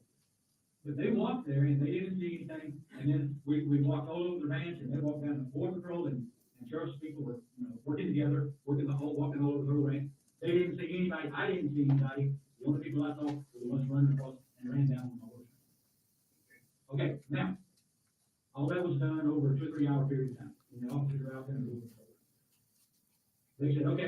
we look, they're not here, they're gone, it was 30 minutes after I called, when anybody get there, I understand that, you can't tell them.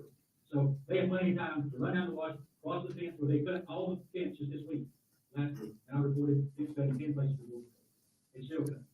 And I assume they ran down the wash, went through the same place, the fences were cut, and then went over in the windows. That's my guess. I'm just saying that again. Okay, so they said, the place is clean. There's nothing, nobody's out here, no illegals, no drug runners, nobody's out here. As far as they can say.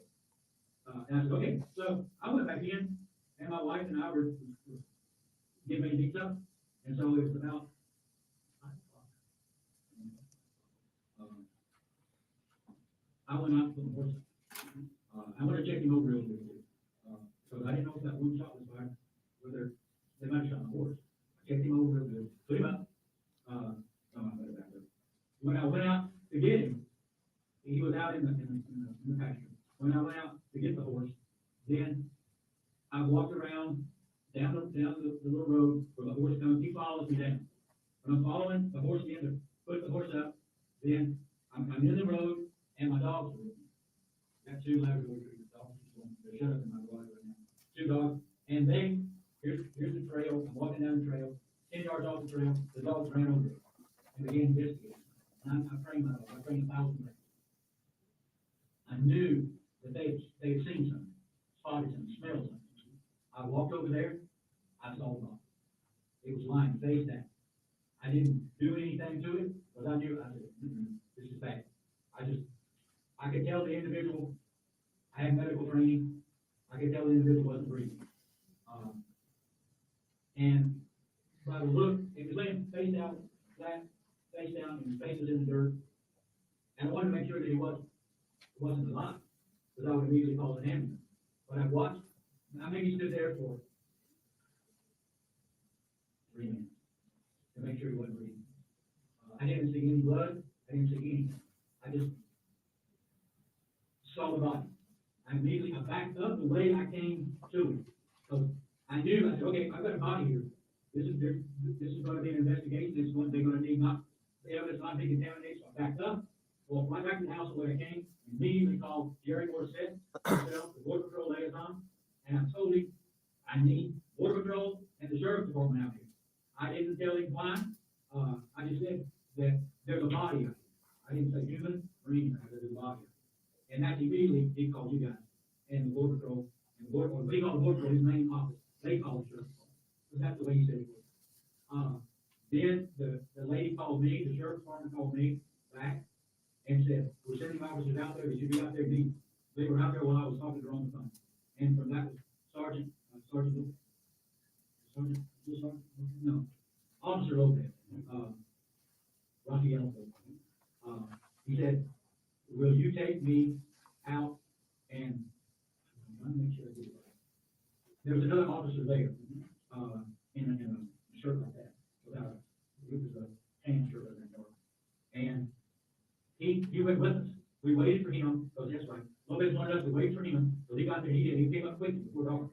And he said, okay, I want you to take us to what we saw. So we walked out the road, the 3 of us, and I had marked where the body was by a flashlight. One of my little flashlights, I turned it on and put it on the tree limb, the steep limb, and turned it on. So I know exactly where I want to take my car. We walked to the flashlight. I said, okay, here's the flashlight. Put the flashlight down. I said, you guys walk in this direction 10 feet, you're going to see the body. They walked it, and Officer Lopez walked up and looked at the other officer, and started, I don't remember his name, and nodded. And they said, okay, let's back off. We don't want to contaminate any evidence. Let's back off and go back to the house. But the one officer, the sergeant, or I don't know, he stayed with the body. And me and Officer Lopez went back to the house, not in the house, we went back to his vehicle. And he said, I won't call other officers. And so there, 4 or 5 cars. He said, where's your wife? I said, she's in the house. Can they go up to talk to her? And I said, of course. They went up, they rang the doorbell, and they talked to her. And then she's been brought here too, I think. I don't know. But I never saw her after that, period. So I'm sure I've left out some things, but that's basically as much as I remember. I will say this, that I've never been confronted with a situation like this, so I'm still somewhat agitated. I'm still somewhat nervous, upset. You don't find the body when you man. I understand. Let me ask you something. Did Trevor call the sheriff's office directly? No, the border patrol. Did you ever advise border patrol that you saw someone inside your house? There was nobody was inside my house. So when you initially called border patrol, you never made a statement where you told, oh yeah, I got people inside my house? No, I never told that, because there's nobody inside my house. And I'm inside my house, there's people running outside. That was the initial call of border patrol. Because I can see the backpack, I assumed they were probably drug runners, and I always called border patrol. What time was this around when you initially saw the people? I was eating lunch. I was late. It could be more than 1:32 o'clock. And you mentioned that you heard a shot. Do you own any weapons? Yeah. How many weapons do you own? And what type of weapons do you own? Well, I can say he's going to come get all our guns, so I don't know that I want to answer that. That's okay. And that's in your record? I had, Officer Lopez has my 40 caliber Glock. And I had it on my side, and he said, will you let me?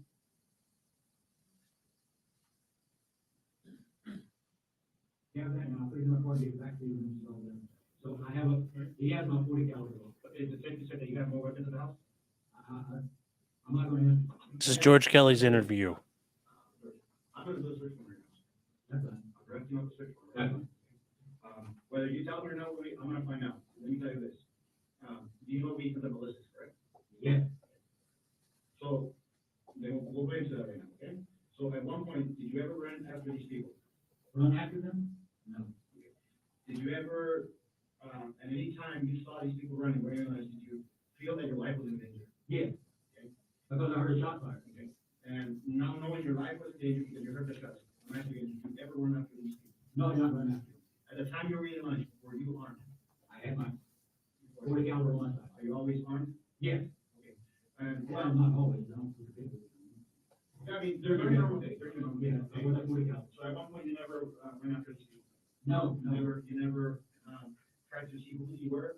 No. Now, when I called border patrol and they were coming out, I walked down the road and across the wash and up to the other side because I simply wanted to see if somebody was over there shooting my cows. So I didn't walk after them. I just walked down the road and walked my lawn. Was there on the same time when the deputies initially responded at the phone? I'm not sure. When you said that you walked the wash and you went up to check that nobody was taking your house or yeah, killing your house, I'm sorry. Was that around the same time when the deputies responded when you mentioned that? Yes, I met them on the road. Okay. Border patrol came there first. So you have deputies saying that you were armed with a rifle? Yes. That's true? Yes. Okay. Did you ever go back to the house to get your rifle? Did I ever go back to the house? I have to go back to the house. Right now I asked you if you were armed. You said you only were armed with your rifle. Yeah. Now you're saying that you had a rifle. I was armed when I saw the individuals. Before I started walking down the road, I got my AK-47. So I have an AK-47. I got it and I put it on my shoulder with my pistol, and I walked down the road with the pistol and the AK-47. Get after the guy, but it's my main road through the land. I didn't look for them. I didn't chase them. I just walked down and went over to the barn to make sure that everything was secure.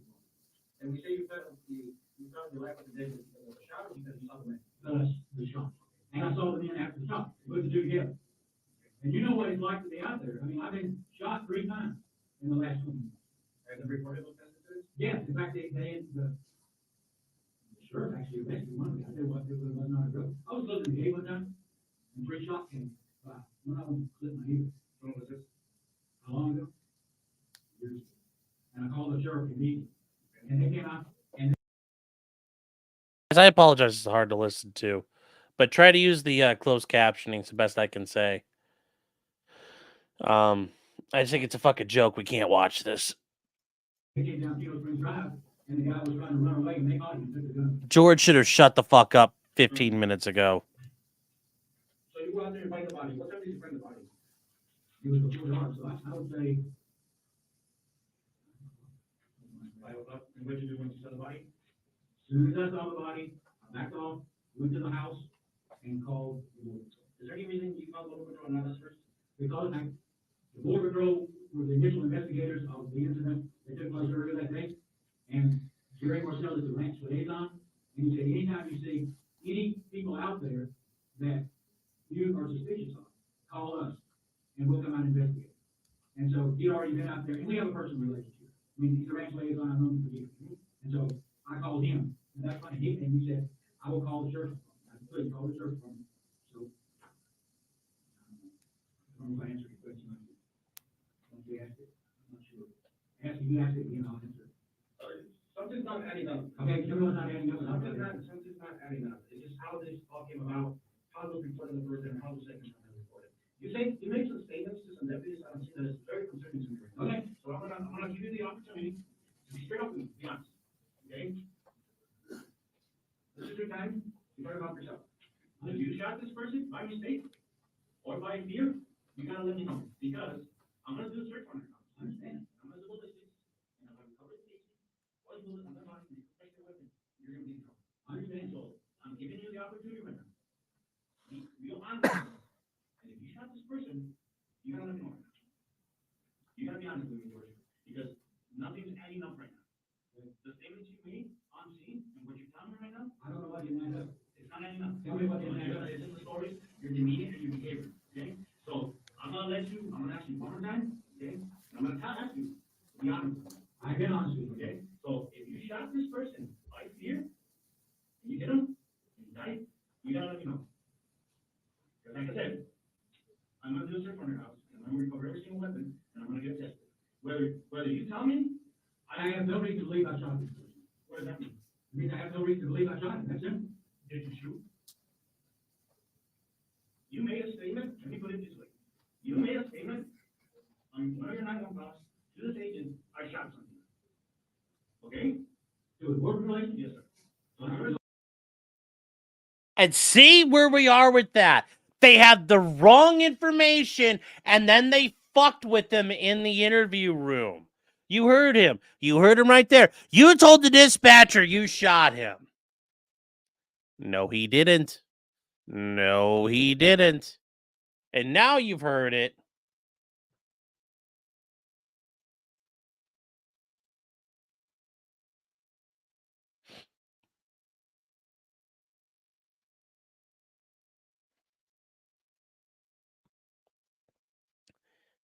Absolute fucking horseshit by the prosecutor. They already know this isn't true. And they're still going ahead with this theory. And look at him. Look at him. He sat there and fucking bullied George Kelly. Oh.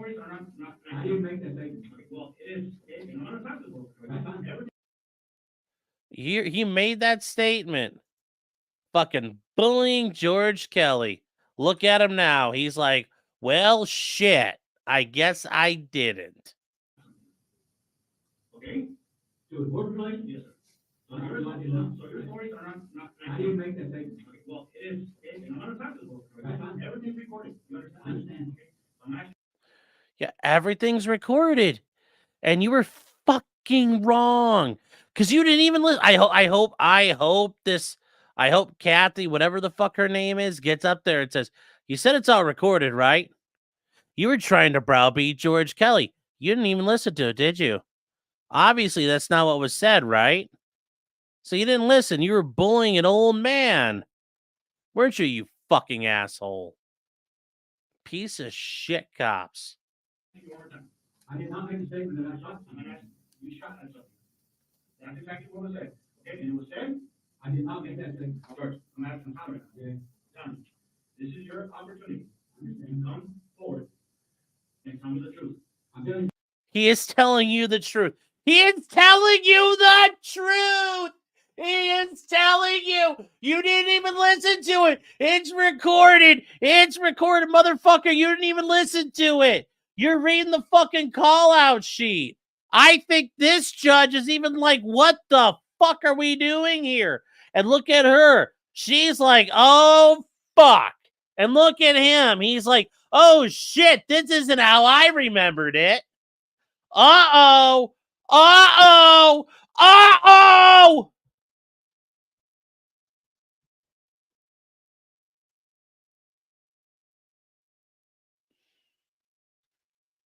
And look at them. They're like, yep, this is what we thought.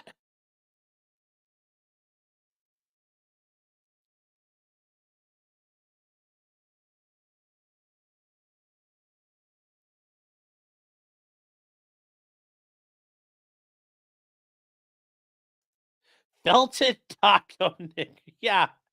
Felted fucking taco detective. You fucked up, Holmes. Yo, ese. Orale, ese. You done El Felto. El Felto. Is that what you call it? El Felto. Los Felitos. I hope they fuck him raw coming up. Dude, I did not make the statement that I shot. Okay. Or shot after minor shot period. Let's everybody. Okay. So my question is, how do you know this different? Because the agent that called us said that you needed someone out there because you had shot something. That's the agent said. I didn't say it. Okay. I didn't make the statement that I shot at or shot somebody. And look at them. They're like, we fucking got it. Here we go. Here we go. The agent said, no, we might have. I'm not gonna say what the agent did. They're like, they're taking turns. Do you want to fuck them or do I get to fuck them? Who's wearing the strap on tonight?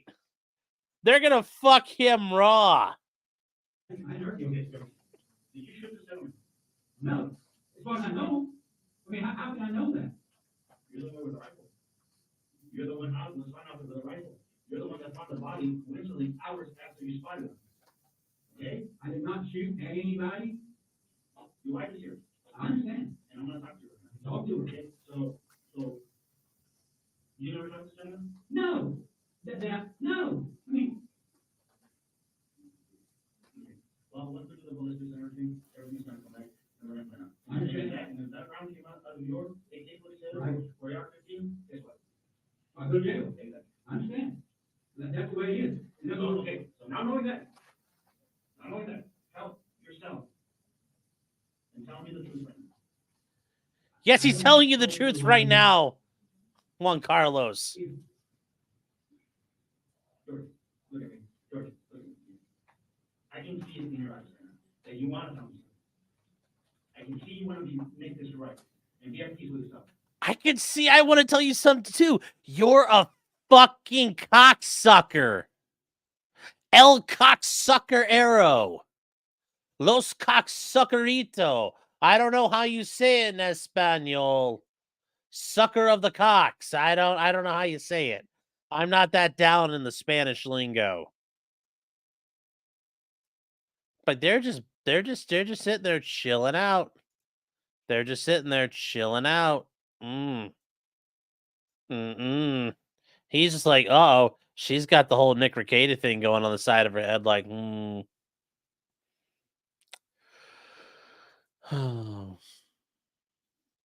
There's something I know, you make a peace. You're a fucking faggot. That's what he wants to say. If you shot this gentleman, you gotta let me know now. If you keep lying, it's gonna get worse. I haven't said I didn't shoot. Did you shoot? Towards these gentlemen? Not. George, did you shoot at these gentlemen? Did not shoot at this. Did you shoot?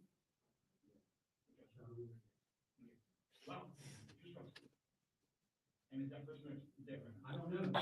I'm telling you right now. When the shot fired originally, might have. You understand what you just told me?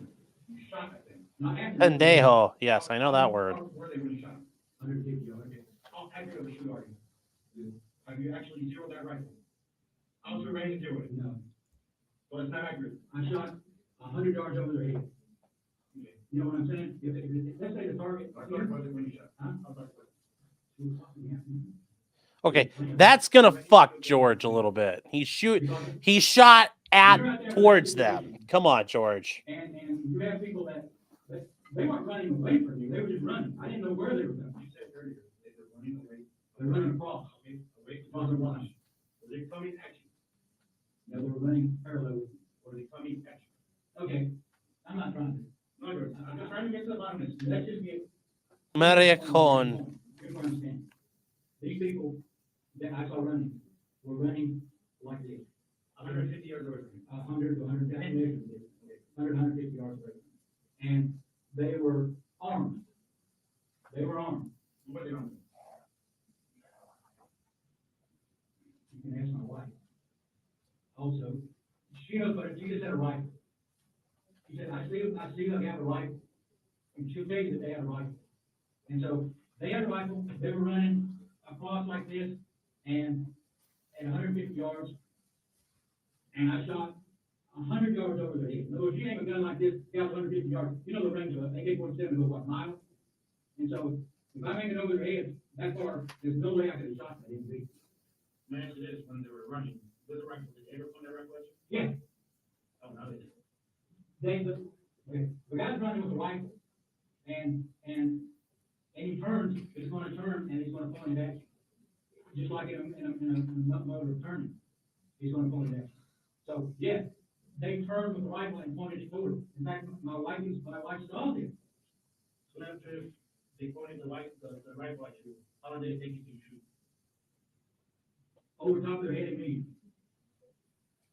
And any other thing? No, that's it.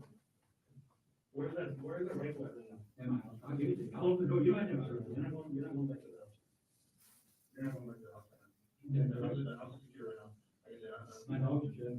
we'll take care of your dogs, don't worry about it. We'll find out later. We'll find out. Like I said, there's some inconsistencies with your story. The story some statements you made on. I'm 74 years old, I'm saying I might be confused. Can you finish, please? I'll let you talk and you let me finish. Okay. So there's inconsistencies with your story right now. What I've been told by deputies on scene, what you said and what you told Local. Okay? You just admitted right now that you shot. Yeah. At the running subject. I don't shoot at him, I shot over his head. It doesn't matter. You shot towards it. Whether you shot over the head or not, you're shooting towards it. Okay? All right? You shoot straight up in the air. It doesn't matter. You shot towards it, you're shooting over their heads. Yeah. You sure you didn't educate a man? So what you do there? You shot. Not at them, I shot over their head. Same difference. I don't agree. Okay? Well, your actions killed someone. I don't know that. Well, we're gonna find out. Once I do the ballistics, and I'm gonna tell you right now. I'll give you more than one time to tell me the truth. You're saying you shot over the heads. Yeah. That's what you're gonna stick to. Yeah, that's true. Do you have anything else for me, Mr. Anything else for me? Anyone have anything that is very important, is gonna help you out or assist me in figuring this out? I think you're both very professional. And I think I've been disrespecting you. No, you haven't. I just want to get the bottom because we have. Except you did disrespect him. You acted like a fucking asshole and got it all wrong. We have a deceased person. What? We have a deceased person. Yeah. Yeah. Okay. From a bullet strike. I don't know about that. Well, But you fucking asshole. So you examined it, you found we it. have a sergeant that's on scene that he used to be a detective. Okay. He says, it looks like a punch wound. Then you put your story together, once you build border patrol, put them two together. Whether your shot is accurate or not, whether that weapon is yours or not, something happened during that heat of the moment, adrenaline, you shot. You said you shot over the heads. I tell you, I'm saying that the one shot I heard was a shot that individual too. There was one shot I heard before. Remember, it all started. I heard a shot. That's why I went outside. I saw the guy. I heard a shot. That shot could have shot that individual. But you know the camera's on there. Oh, I'm giving permission to put them Guys on. are full of shit. All right, is there anything else? Not that I can think of now that's relevant or pertinent.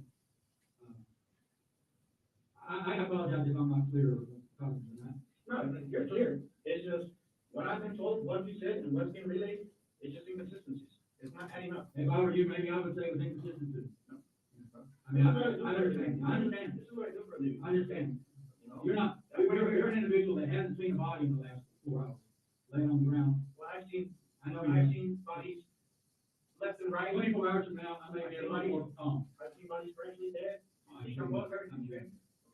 So, it's just, like I said, George, I'm not here to disrespect you, I haven't been disrespected. No, you haven't. I appreciate you coming out here, but it's just, the story just don't match up, okay? If I were in your shoes, maybe I would think Okay, so the moral story is, you shot someone dead. Yeah. And proximity to your property. They're on the property, yeah. So, I'm not taking a quick break, I'll be right back. Stay right here, okay? Yeah, I would like that. I'll get you somewhere, that's where I was going. Yeah. I'm gonna bring you a bottle of water, okay? Right back. Okay. I'm sitting right here. Okay.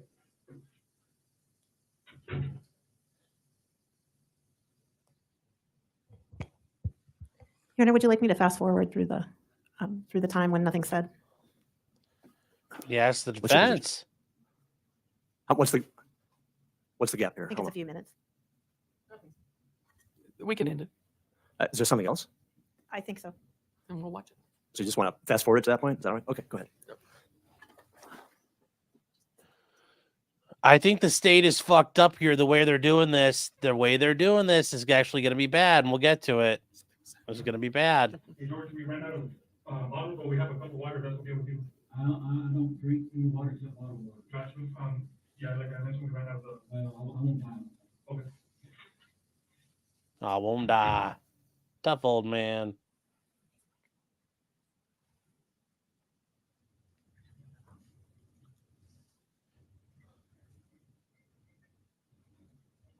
Okay.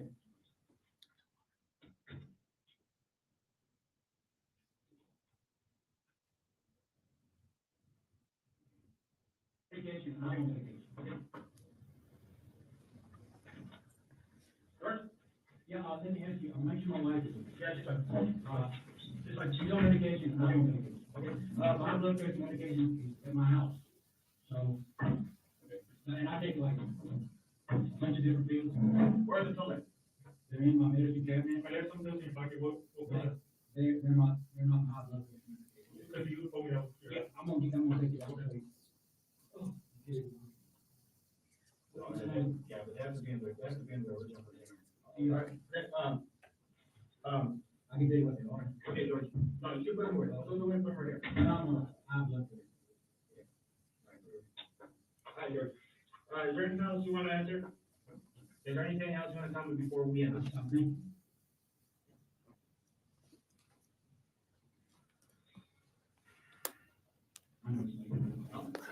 Hey.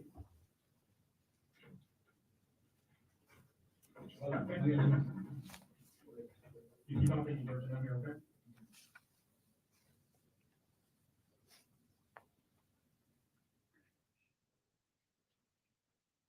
I can tell you this, Go ahead.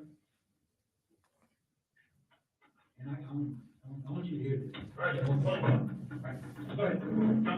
Tell me what this you need to know, or what I need to know.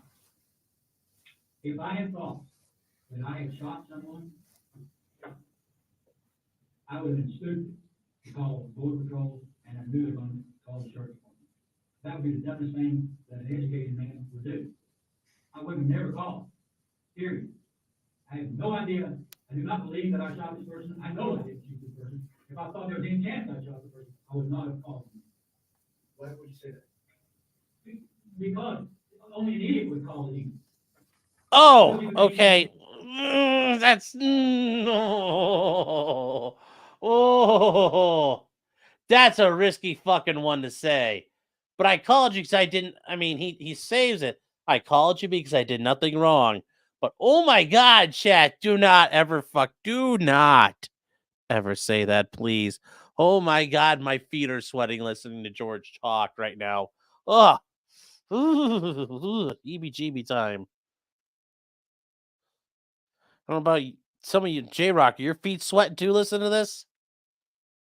God, my feet are soaked right now. Just scared me. It's a terror sweat. Like, I don't know. That's like the man breaking in your house and he's got a gun and he's threatened your life. Okay, stop. I already asked you if they were in the house. No, I'm I already asked you if they were in the house, you said no. Okay? You already said your life was in danger because they had a rifle. Okay? I said my life wasn't there. That's what I'm saying. Your life was there because the man had a rifle and you said that he Pointed had pointed at you. Okay? You shot at them, but not at them, over them. I shot over there. The body is this is in your property. Yes. Okay, well, it's believed to be with a single gunshot wound, okay? A long gunshot wound. You said you shot with an AK-47. Yes. Okay? And your inconsistent stories as what was said and what was told and what was relayed to us, okay? You said it was okay. That's not what I said, so it's And I'll be the narrator right now. And so it turned out that George's story was not inconsistent. In fact, the police were completely inconsistent due to the incompetence of the 911 dispatcher. Yet the police found that out, and they've maintained the same stance the whole way through. And so has the prosecution. But nevertheless, Andy persevered. I mean, look at them. Look at them. He's like, what the fuck? And she's like, I can fix it. I can fix it. And then fucking Speedy Gonzalez, Juan Carlos, Solcitos Rodriguez, Lataya ID. He's like, uh-oh. He's getting ready to fucking lie his dick off. It's been recorded. Okay, so George, I'm gonna ask you one time. Is there anything else that you want to tell me right now to help yourself out? I don't see why I could take it off. Okay. So George, right now, you're gonna be under arrest. Understand. First degree murder. Understand. You understand? So we're gonna go ahead and process you. There's a gentleman that's gonna take you right now. Obviously, we're working on to take you to the hospital. You can get some medication prescribed. You're gonna be booked in. First degree murder. I understand. Okay, is there anything else you want to add? Fucking threaten the old man with So right now, jail. I'm gonna go ahead and interview, and we'll go from here. Okay, thank you. So this is Detective Professional. This is Detective Aita, along with Detective Barba. This will interview with George Allen Kelly at 2119 hours. Don't become a watch this, you know, sorry. I will take care of it. Just hold on, okay? Stay right here.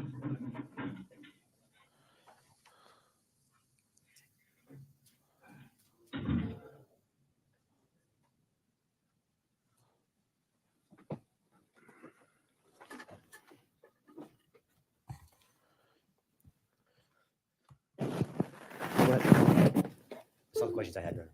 That's all the questions? All right. Cross-examination. Wait, they're ending on that? Oh my God. You know what, though? I guess he's got to end on that. He's kind of got to end on that, chat. Because, ooh, if he goes further, that's almost like that's almost, ooh. Mm.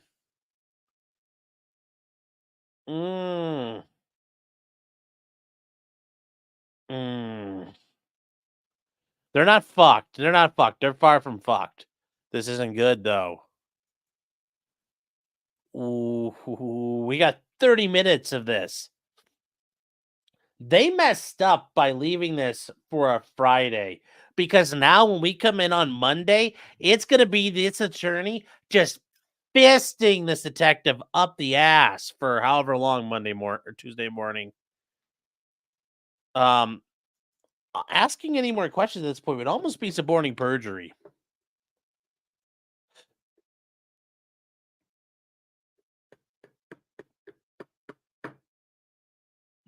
So, here we go. Let's see who takes this. Ooh, I think our MMA girl's gonna do it. Let's see. That's all the questions I had, Your Honor. That's all the questions? All right. Cross-examination.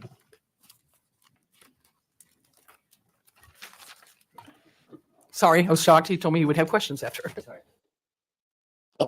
You realize I can't fucking do it. So glad to- Notice she's all fucking laughy and chuckle fuck about it. She's just a big old chuckle fuck right now. Here we go. Well, I can talk after lunch. While we are on this video, let's talk about that first. It wasn't my order, but I think it's fresh in our minds, okay? Yes, ma'am.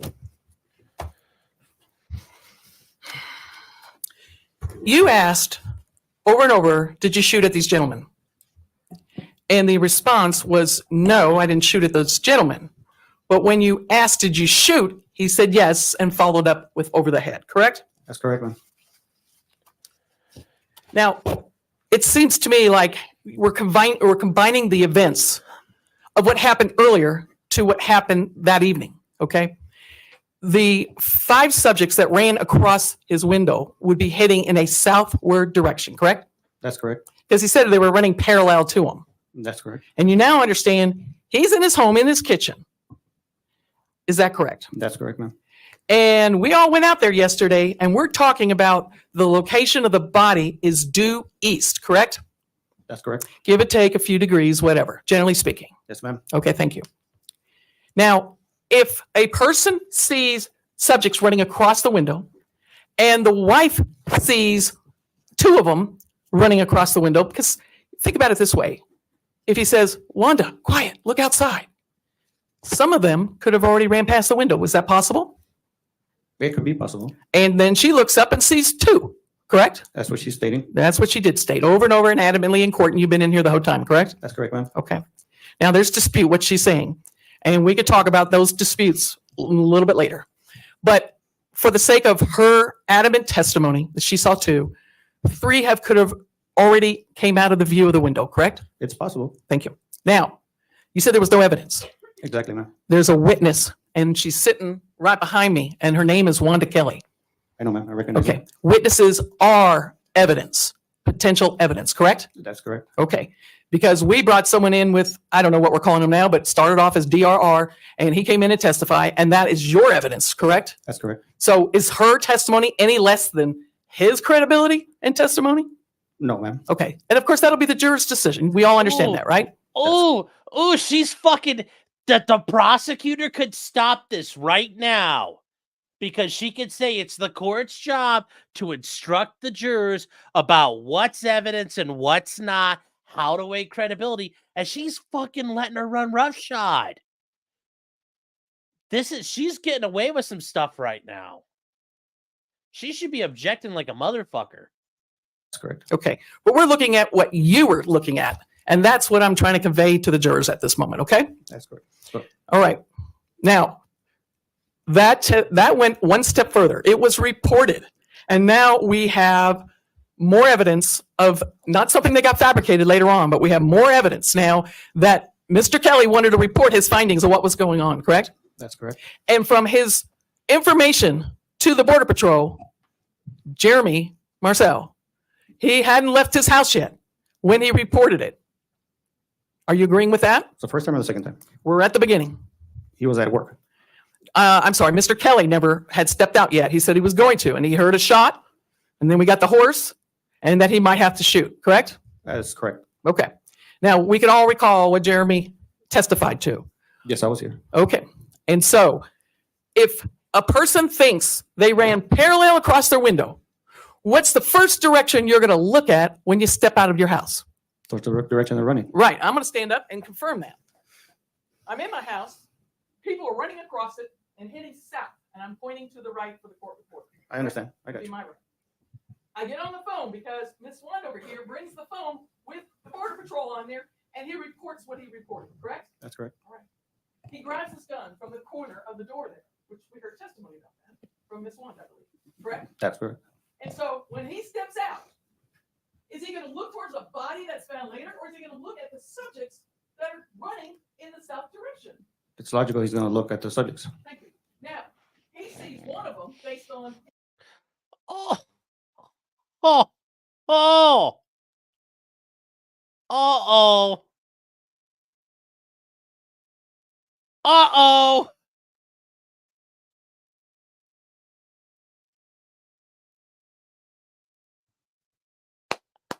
She's just fucking reeling him in. He don't even realize it.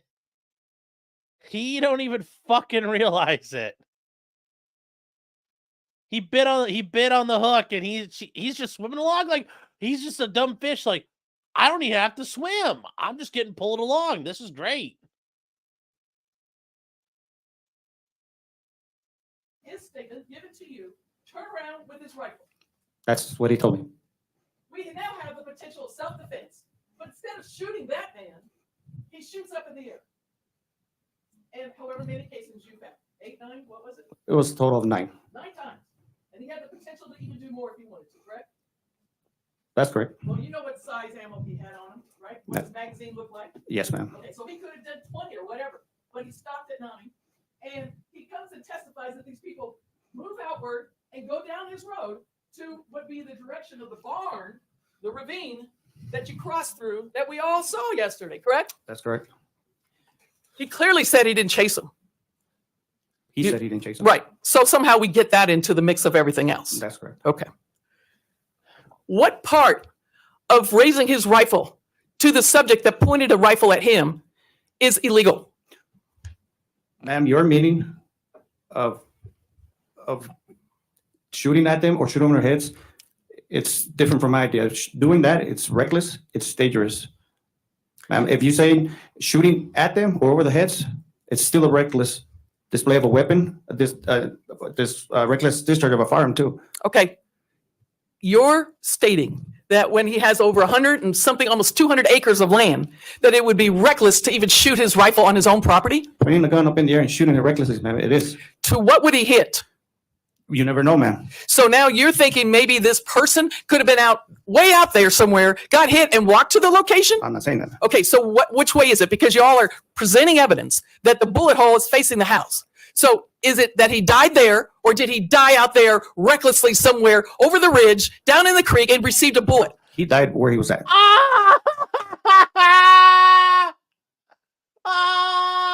Oh, look at the judge. He's like, you gotta be fucking shitting me. And look at them. Look at them. Oh no. Oh no, chat. Oh no. Oh no.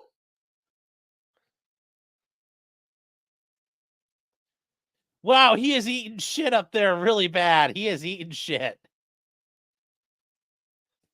Okay, so you want to stay with that? How does that gun pointed at the people to the right affect the person that's due east? How does that happen? Can you repeat the question? How does a bullet that is being shot in a southern direction over the heads of these subjects end up in a bullet that is a person that's due east? How's that reckless? And how did it happen? The evidence shows, man, that Mr. Kelly came out of his porch and shot towards the direction. The body is dead directly behind his porch. That's your testimony, sir. What evidence do you have of that? The trajectory of the bullet, man, coming in and out of the body, is coming from the direction of the Kelly house. You heard testimony. Finish the answer. Oh, I apologize. Okay, ma'am? That's where it's coming from. It goes from right to left, from bottom, and exits the chest. It is coming from the direction of the Kelly house. Let me give you another possibility. If the judge is the location of the ravine that we stopped to look at yesterday, okay? Yes, ma'am. And the dead body is over here. Did you notice the elevation towards the ravine was way lower than the elevation where the body was? The wash, you mean, going The down? wash, the arroyo, the wash, the ravine. It all drops. that. Yeah, it drops down. It drops down. Yes, ma'am. Now, if you recall, when we had that little stick that we put through the skeleton, you could see it was an upward direction. So what if someone from the ravine, depending where I'm at, I might be even closer, and they're lower and shoot in a direction that comes up and raises up and comes out my heart? But the ravine is on the other side of the body, man. The shot that came in through the victim is on the right side. You're talking about the ravine to the left side. Then the medical examiner said, That's yes, you good. can take Just steps. perfect. Fucking ignore him and keep going. Keep going. Ignore his fucking answer. Yes, you can even go feet. Yes, you might be able to go yards. How do you know that he didn't try to go get help after being shot and took some steps and fell in the direction of the house? How do you know that? Because there's no signs of struggle or signs or blood drippings or anything that suggests that he walked. Well, sir, do you remember his testimony when he rolled up on this and saw the body and told the call center there was no sign of blood? That the medical examiner said most of the blood was contained in the body. Yes, I understand. I remember that. And when you have an exit location and you roll someone over, you're going to allow the blood to move in a direction that will allow maybe possible leakage at that time. And hence we see that in the shirt, correct? That's correct. So you're moving the body may have caused all the bleeding for people to see. And I say you, meaning your department. I understand that, man. Okay. The problem is, sir, that the burden of proof, first at probable cause and now in the court beyond a reasonable doubt, lies with you guys. And I want to go ahead and examine what evidence do you really have, sir, because we've heard a lot of testimony for 3 weeks. Would you agree? That's correct, man. And I'd like to go over some of that testimony and come back to this. But you don't consider this a confession interview, do you? The interview I conducted with Mr. Kelly? Yes. A complete confession? Yes. No, man. The thing is, he was very unreliable from the beginning. Coming into this interview, You're pretty I had fucking enough information unreliable. what had occurred. Mr. Kelly walked into that interview thinking that I didn't know what had occurred. Well, I we'll gave get- him. I'm sorry. No, go ahead, man. No, you can finish your sentence. That's I my gave bad. him multiple. She's gonna let him say, I gave him multiple times to tell me the truth. It's like, you had fucking wrong information too, didn't you, buddy? And he's gonna be like, oh, los míos, ay, ay, ay. Opportunities Like, to no, come I forward and need, tell me. no It took need. Mr. Kelly 30 minutes before he confessed to me. Well, admitted to shooting. And like I said, he said he's shooting over their heads, not at them. Like I explained to you earlier, ma'am. Okay, let's look at your questions. You are the trained interviewer, correct? Yes, ma'am. Okay, this man admitted, I just saw a dead body and basically was still in the shock of that. And you brushed it off when he tried to tell you that. And he said, maybe if you talk to me tomorrow, I'll be calmer. You heard that, right? Yes, ma'am. Mr. Kelly is a man's man. He comes into an interview with you knowing darn well what he's there for, why you arrested him out at the scene, okay, and brought him in handcuffs, right? You don't think he doesn't know? People know that, right? If you're handcuffed, you're probably under arrest, correct? He's an educated man. I believe he would know, ma'am. Okay, and we learned about his education. Thank you. That's correct. Now, you did nothing wrong. Go with me for a second. And then in the same location that your departments and the Border Patrol, everyone searched out there and no one found a body. We don't even know if that body walked later or earlier was there. We just don't know. We don't have that evidence. True? That's correct. Okay. Now, he's cutting up That's a big fucking a problem. little bit of humor. They couldn't find his fucking body yet. He found it. And then he didn't mess with it. Oh my God. Just like he did with his text messaging. So let's talk about the text messaging and come back to this. She's going to save this for the end. You were badgering him and you were completely wrong. I don't know why when he says like, I had information, it's like, but you admit that was wrong information, right? I wonder what she's going to bring that up. You had a chance to look through all those text messages, right? If you're talking about the ones with Detective Barba did on the search warrant? Yes, and it was with Jeremy Marcel, and then it moved into friend and family, correct? I briefly looked at them, yes. Okay, and you heard the testimony here, and they conveyed it to everyone, correct? That's correct. Okay.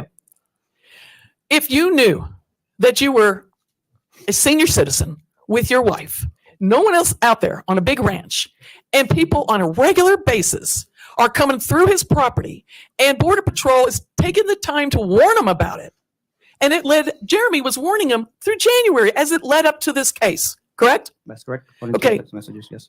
And this is not this is a type of guy that thinks he can handle everything himself. And he probably wouldn't admit it, but I bet you he had to be very worried and very scared on his own property. Is that possible? On the day of the incident? Leading up to it, the last half year, however far back you need to go. It's his choice to live out there, man. When you own that much land. Wait, it's your choice to live out there. You just said you shouldn't walk down that alley. I would have fucking stopped that. What are you saying? It's his fault that he chose to live here? This is the United States of America, sir. This ain't Mexico. We took this land fair and square. The triple Guadalupe Hidalgo. We paid for it. You got a problem with that? And they usually come out there in the winter and go to another location, like a snowbird, right? Did he mention that to you? Yes. Okay. But he owns it. This is his home. And he can't even be on his own home. And he's being told it's scary out there. And he hears about it. And he learns about a dead body right down the road from him, a lady. You put it together how he should feel. Shouldn't he be scared? Did I tell somebody wearing that body, ma'am, that dead body? That was not a murder or... We don't know what he heard, but I'm saying is the rumors went out that a lady died right down the road, and neighbors have conveyed different messages than possibly what you eventually investigated. The point is, the fear factor and him being a man's man cuts up jokes instead of saying, best friend, I'm scared. Son, I'm scared. I'm worried about your mom. Objection, Your Honor. Testimonial. Is there a question? Sustained. These are his behavior on the text messages could have resulted from his reaction to fear, just like he did when he started off the interview with you. It's possible, right? That's exactly what I asked him, ma'am. I asked him if he thought he shot out of fear to tell me. No. The fear wasn't that he shot out of fear. The fear was he's in a police station being interrogated by a detective accusing him of doing it. People do get scared when they get around the police. Would you agree? Not everyone. A lot of people do, sir. Not everyone. I bet you note in your report that the behaviors of people acting... Argumentative, Your Honor. Well, I haven't heard the question yet. That you have made numerous reports of people acting scared or acting nervous around you. Is that common? Overruled. It is common. Okay. And you don't know this man for Adam, right? I mean, you never met him before this incident, correct? It's the first time I met Mr. Kelsey. So you don't know his character, do you? Exactly. Okay. So you're drawing your own conclusions. Fucking A, she is fucking getting in there. She's up in these guts. Without knowing the rest of the story. It's possible, right? What do you mean by that? Well, let's start back at the beginning when we have a mishap of communication. Oh, good, we're getting to it. I was fucking waiting for this. Oh, it's gonna be good. It's gonna be good. From Jeremy to his supervisor to the call center to dispatching out information saying that he admitted to shooting.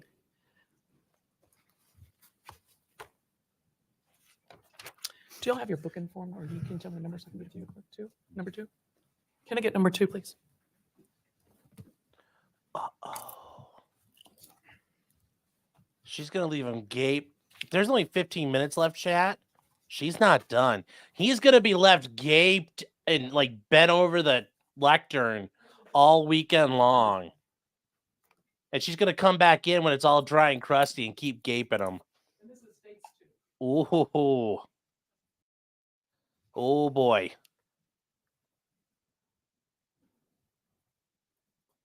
This form was done right after, give it take a few minutes, whatever, after you interviewed Mr. Kelly, correct? That's correct, ma'am.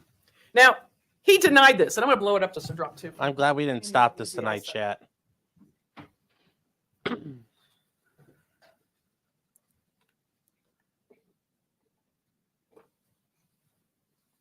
Mr. Kelly was interviewed and admitted to, what's that word there, sir? Shooting? I want to make sure I get this quote right. Last line. Is it shooting? Yes, shooting. Did you read the rest of the sentence? At male subjects, a deceased male subject was discovered on his property. The male subjects that he said he shot over the head were the 5 people he tried to report, correct? That's correct. And that was plural. That's correct. How you get from that group to the east direction of body, I'm not sure how you place that body from one group to the other. How do you? This is based on what Mr. Kelly said, the 5 subjects, whether it was the 2 that passed or the other ones. This is what was documented. So he's being arrested then not for a first-degree murder, but for assault, aggravated assault for shooting over the head of 5 subjects on his property? At the time of the booking and the arrest, ma'am, this was what the charge was. Which is? First-degree murder. So that's premeditated. That's correct. I'm sorry. What's the matter? No, I Oh, okay. changed You're fine. something on the screen here. It's okay. And first degree is premeditated. Yes, ma'am.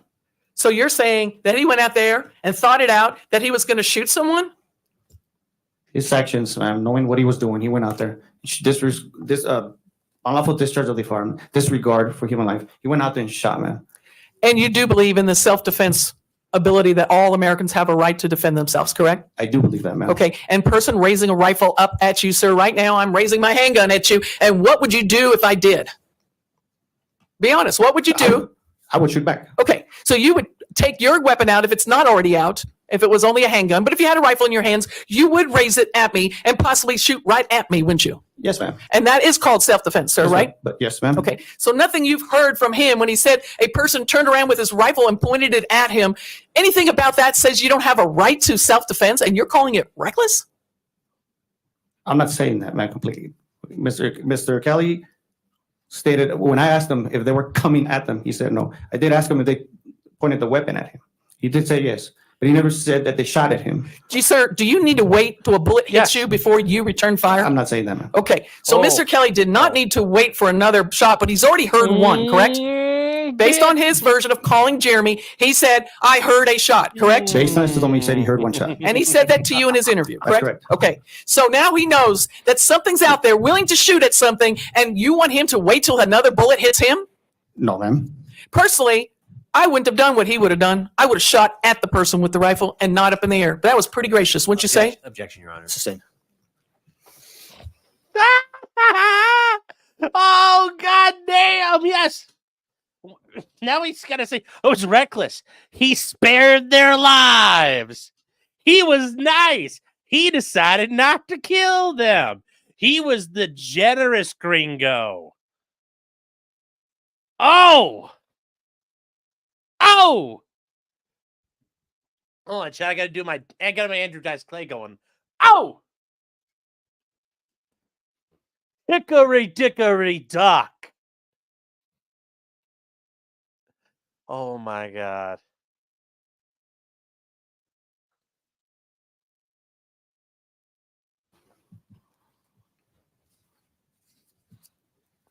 Don't slow down, honey. You got I'm it. still kind of confused how shooting off to the right, where these men were seen running, crossing his window.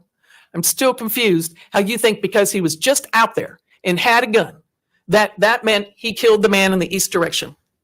You were out there, man. You've Yes. seen the pictures of how many rounds we found. Okay, there was one to the right and the rest to the left. Is the guy going to be shooting from left to right or right to left? There's 9 casings that were found out there. I'm sure that Now, I'm not going to picture bore with all those photos. We saw them all earlier, but I do have a couple on that point I'd like to show you. Yes, ma'am. Oh my God, why are you not getting to the whole you lied and you were using bad information? I don't know why you're not going there. I'm really kind of getting blue-balled on that. And I hope you believe end on it. These are coming from the grouping. Hold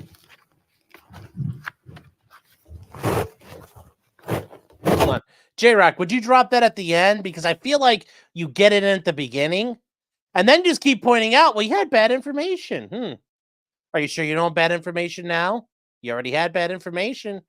And I would just keep the bad info and just say, do you really know what the fuck you're talking about? And get to the end and say, so are you sure you had all the proper information now? No. In hindsight, here in this trial, does it look like you weren't properly informed? Yeah. But I don't know. I feel like if you drag this out too long, unless she's going to just...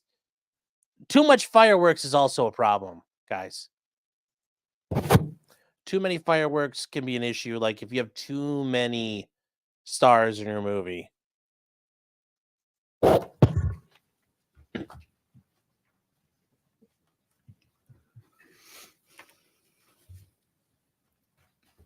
Because she's letting him. She's letting him. Right now, he can respond like a dickhead because she's fucking with them. He is not ready for this. He was not ready for this. So she'll let him act like an asshole because then the jury sees him acting like a dick. Now the jury hates him even more and thinks he's a fucking liar and an asshole. So there you go.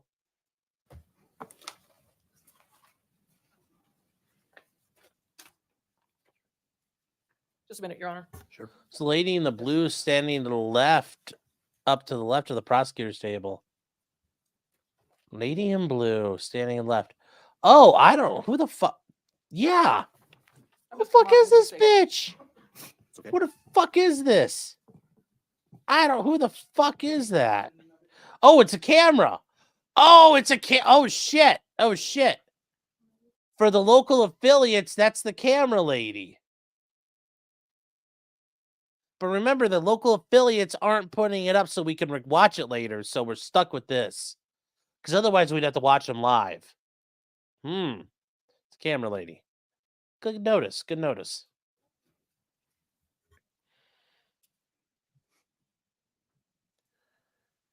That's a shame saying, why is that allowed? What allowed?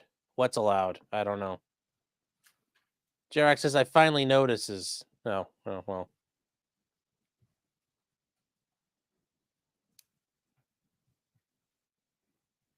Yeah, I would bring it up, but I guess I'd make that the whole narrative the whole time. You've been wrong the entire fucking time.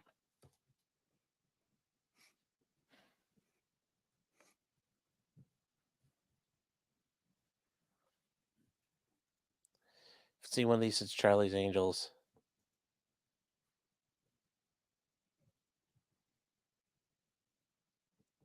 Why is gay sex allowed? Because it's allowed. That lady lurking. Oh, okay.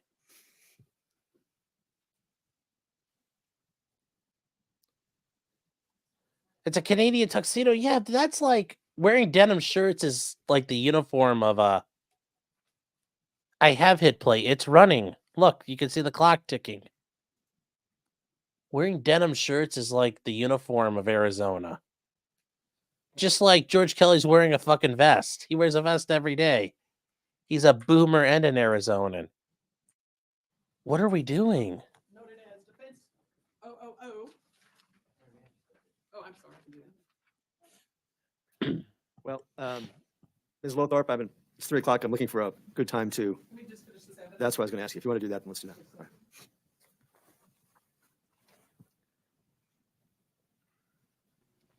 Tuesday morning, the gangbang keeps going. Okay, let me show you. Defense 000 and NNM. Go ahead and take a look at it and tell me if you can identify. I just saw the lady now, guys. I've been focused on this shit. Yes, ma'am. I know Okay, that. what are they? These are shell casings identified with placards just outside the porch leading out from Mr. Kelly's residence. Okay, and which numbers are these placards? 1 and 2. Okay, and this accurately depicts the way y'all put these down, these numbers, in order to reflect this evidence, correct? Yes, ma'am. Because I'd like to enter into evidence defense 000 and NNM. And build the towers.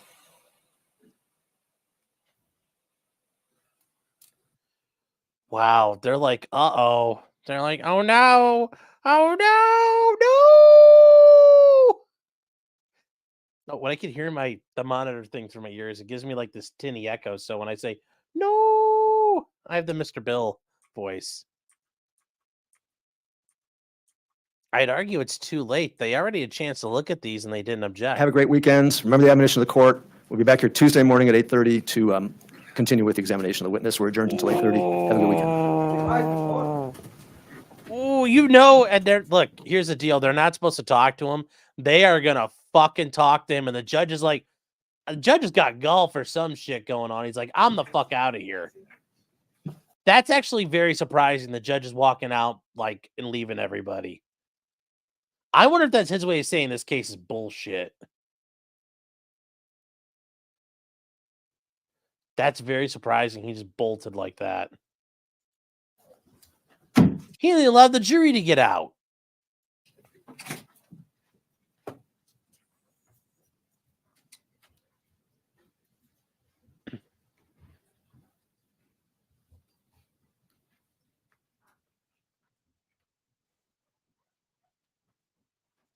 Now, if I were Lothorpe, I would play the interview again and say, this is what you talked about, right? Yeah, you're lying to me. You're lying to me.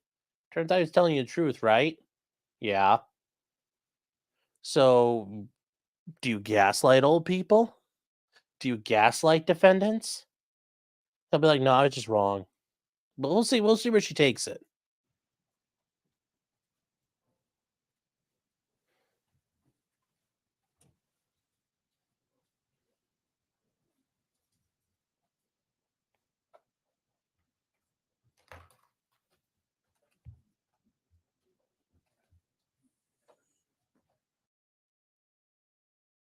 So there we go, chat. There we go, chattels. This is not reality, Sean. Yeah. Judge uses the hard R, no doubt about it. Wow. Wow, chat. Holy fuck, that was insane. I'm glad we did this tonight. So we got some comments we got to catch up on here, though. Alyssa's saying, how don't they have body cams in 2024? They are by the border wall. It's a funding thing. Now, I would argue they should have enough grant money to do it, but that's because there's a lot of corrupt police departments out there who don't like body cams. Joe Loy for 10 pounds sterling. Once again, the King Sterling out there. Long live the King. Say, we couldn't make this up. Thanks for covering this. You're welcome. Automata says, Sean putting in those Iron Man hours. Cheers to you. Well, thank you. And J-Rock, 10 memberships. Thank you, J-Rock, for your generosity. Thank you for that. Thank you for your support. J-Rock says, Kathy is like a surgeon. I've rarely seen Cross so effective. And I'm confused by this. She's from Texas. So how did she get drawn into this case? I'm really confused by that. If you guys know the answer to that, let me know. Because I don't know what that means. How she got here. And Mustoyas for $2.99 in Australian, almost 3 whole $1 dues. Says, holy crap, Sean, that was vivid. Yes. An Unhung Hero for $2 says, hickory dickory dock. He's getting 18 inches of cock. Oh! And then Barton Bella gifted 5 memberships. Thank you, Bella, for your support and your generosity.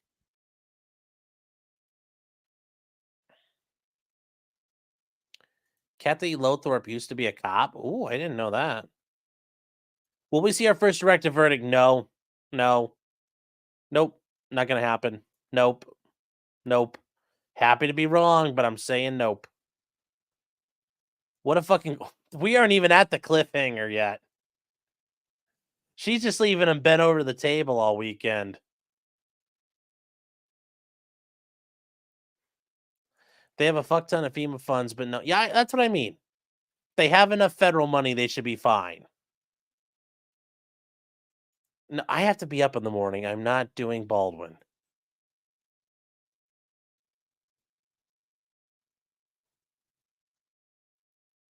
Yeah, I wonder if he's like, we wasted 3 fucking weeks so she could beat his ass.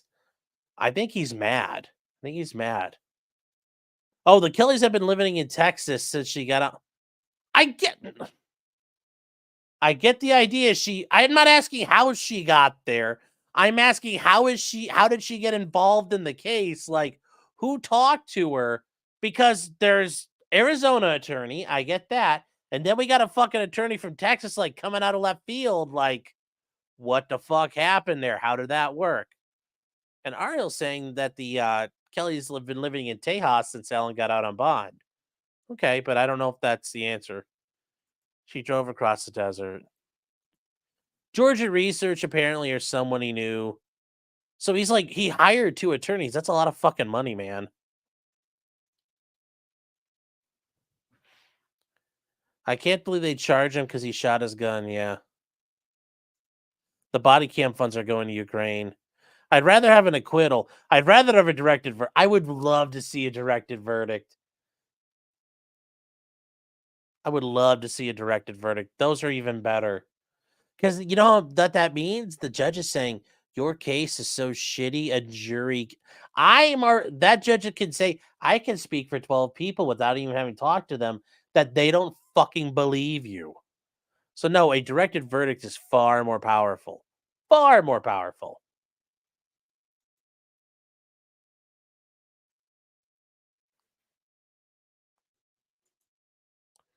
So Kathy Ann Lothorpe used to be a cop. Okay. I know cops get court time, but it still seems weird he's able to sit there 3 weeks and not have a job to do. Well, that's part of being a detective. Sean, who knows? Let's just be glad he found her. I understand. I have questions. I wonder about these things. I want to know the logistics of how this stuff came to be. The county should be merged into Pima County. Yeah. There was 400,000 raised. Okay, goddamn.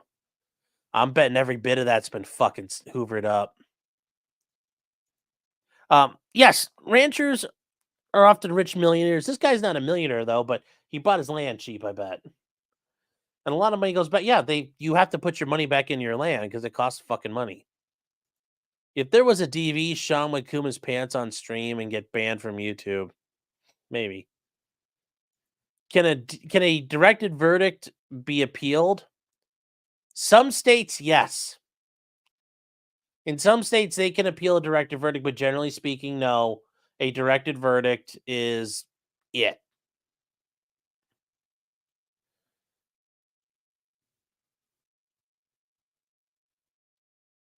Ag, you're wondering, hold on, Ag, what are you asking? How much does this cost?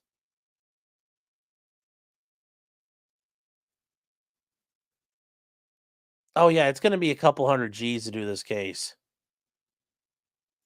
The jury would be so pissed they sat there for 3 weeks and did a directed verdict. Yeah, but that's what happens.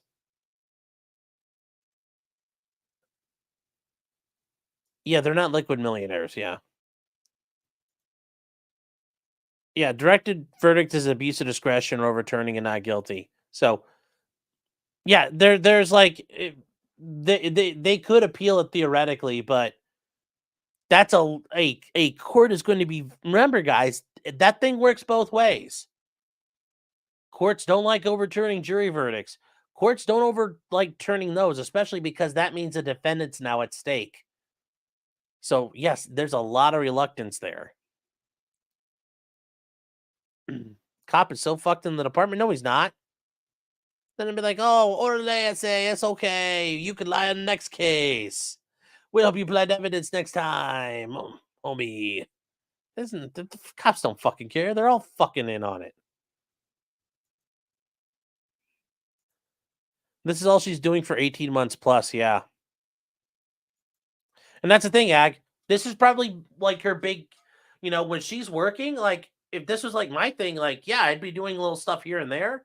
But for like the next year, this is all you're doing. Like, Shirafisi, you know how long they've been working on Nikolai Mew straight, pretty much?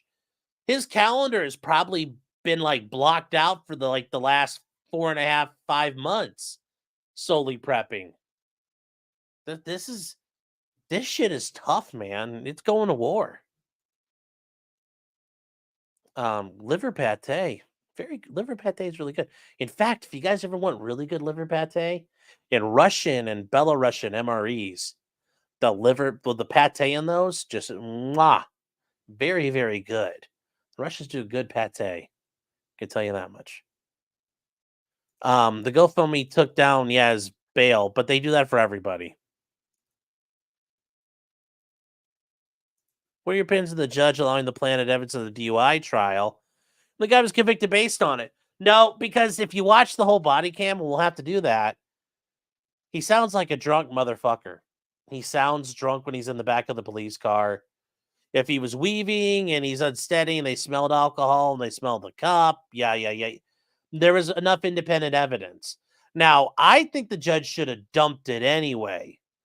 Because these cops will not learn. There has been no negative consequence. What should have happened is he should have dumped the entire case. Because when cops violate the exclusionary rule or they manufacture evidence, courts have this bullshit idea of, well, it's not fair to punish the police. Like, they're never going to learn otherwise. And the police will learn, oh my God, we can't do this shit. And people in that community get mad and say, oh my God, why did this DUI guy get away with it? And then they would say, oh, because this cop lied. We'll fire her ass. There's ways to handle that. Kimmy says there was no planted evidence. Yes, there was.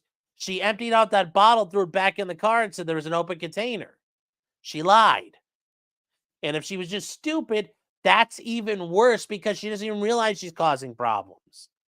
It's one thing to be malicious, but it's another thing to be stupid and hurt people. That's even worse because you don't even realize you're doing it. So, yes, it was a BS conviction, but there was enough independent stuff there. The judge should have done the right thing and tossed it.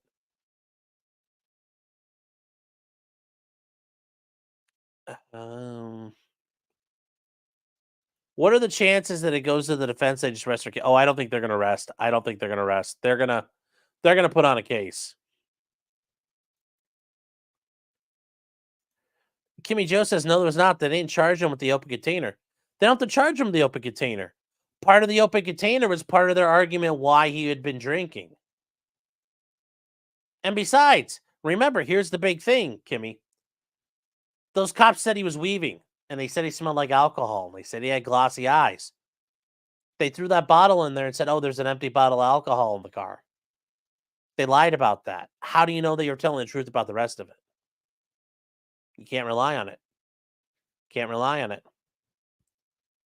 So,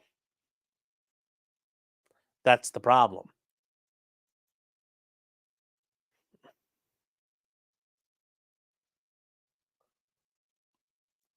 The cop explained the alcohol was dumped so the car could be... Once again, it doesn't matter they wasn't charged for the open container. They said the evidence of him drinking was there was alcohol in the cup and they had an empty bottle. The idea that he was open container, guys, is irrelevant. They don't have to charge him for that. Open container is evidence of DUI. So, First thing, the cop had to tell him his lights are off. And I agree. Like I said, there are some things that make him look really bad. The lights on his car were off. His car was stopped in the left lane. There's a lot of evidence there that indicates he was drunk.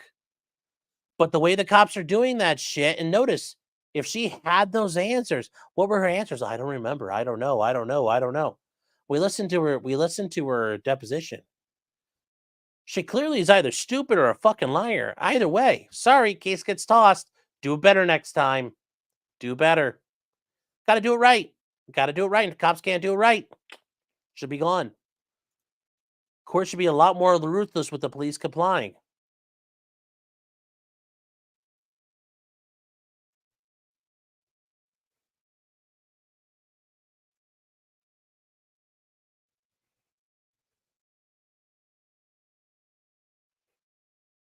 Yeah, he was slurring words. Yeah. Like I said, you put him in the back of the police car. If you listen to the whole thing, he sounds like a fucking asshole, a drunk asshole at the end of the day. I don't disagree with you. But the cops lied about other stuff. So, sorry, there has to be punishment. Otherwise, what are the cops going to do next time? They're going to lie, and they know they can get away with it now. Are the best MRE suppliers? Go on Amazon. Buy MREs from there. You'll be fine. The cops lie on one thing, and yeah, they're lying on everything. Just like if they're interrogating you, if you lie about one thing, they assume you're lying about everything. Ariel says there's no proof he was driving without lights. I think there kind of was, and the way he stopped the car in the left lane, that's a bit problematic. Normal sober people don't pull their car over on the left side of the road of like a divided highway, divided street. He should have pulled over to the right, and he didn't. And that kind of indicates he's a little drinky.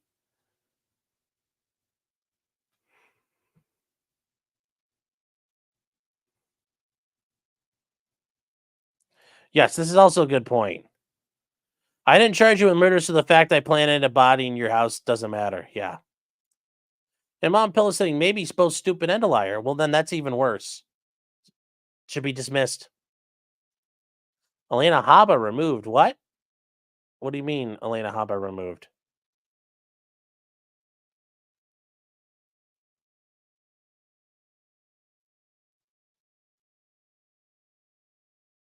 Midway USA has MREs and stuff. Oh, Midway USA is fucking ripoff. You don't buy that shit. Buy that shit on Amazon. It's far cheaper. Yeah, don't buy Chinese MREs. Yes.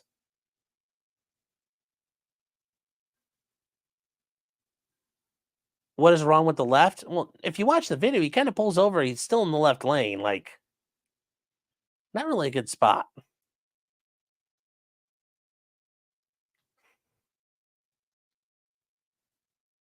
You're proving my point. What?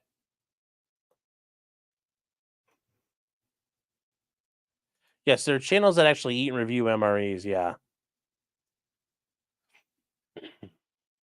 Yes. And the prosecutors will do anything they can to avoid dismissing. Just like here, they won't dismiss. They will write it into the fucking ground. So, all right, guys, it's almost 1:30. So, I am going to hit the road. We will come back at this on Tuesday. But tomorrow.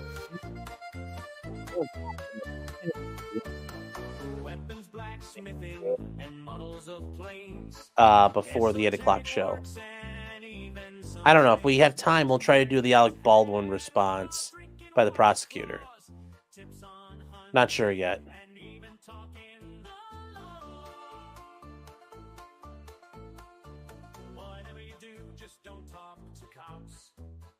Use Canadian Prepper if you're in that country, yeah. But there's a lot of places you can buy MREs and stuff like that from there. But you know what? You're better off. You want to save money and do it? Buy fucking canned food. Go to the store or Instacart. Load up a couple of canned foods of like corn and like stuff you like to eat. A couple extra cans here and there every week. Every time you order something. Order a tin of chicken, a tin of tuna. A couple tins of tuna, a couple tins of chicken. You know, stock that up, and then you've got a nice stocked pantry with, you know, good supplies, so you can cook all the time. But also, something happens, you got a days, weeks of food. Multiple ways of doing it. So, easy way. It's the cheap way of doing it. Good night, everybody. Oh, the Titanic sunk tonight. Yeah. Ooh. Yep. All right. The first 5 tenants are getting distorted. Well, yeah. Well, if you're not in, the easier way to get into canning is buying canned food. That's the easiest way to get into canning. So, good night, everybody. Take care. See you guys tomorrow afternoon. We'll be playing it by ear. Good night.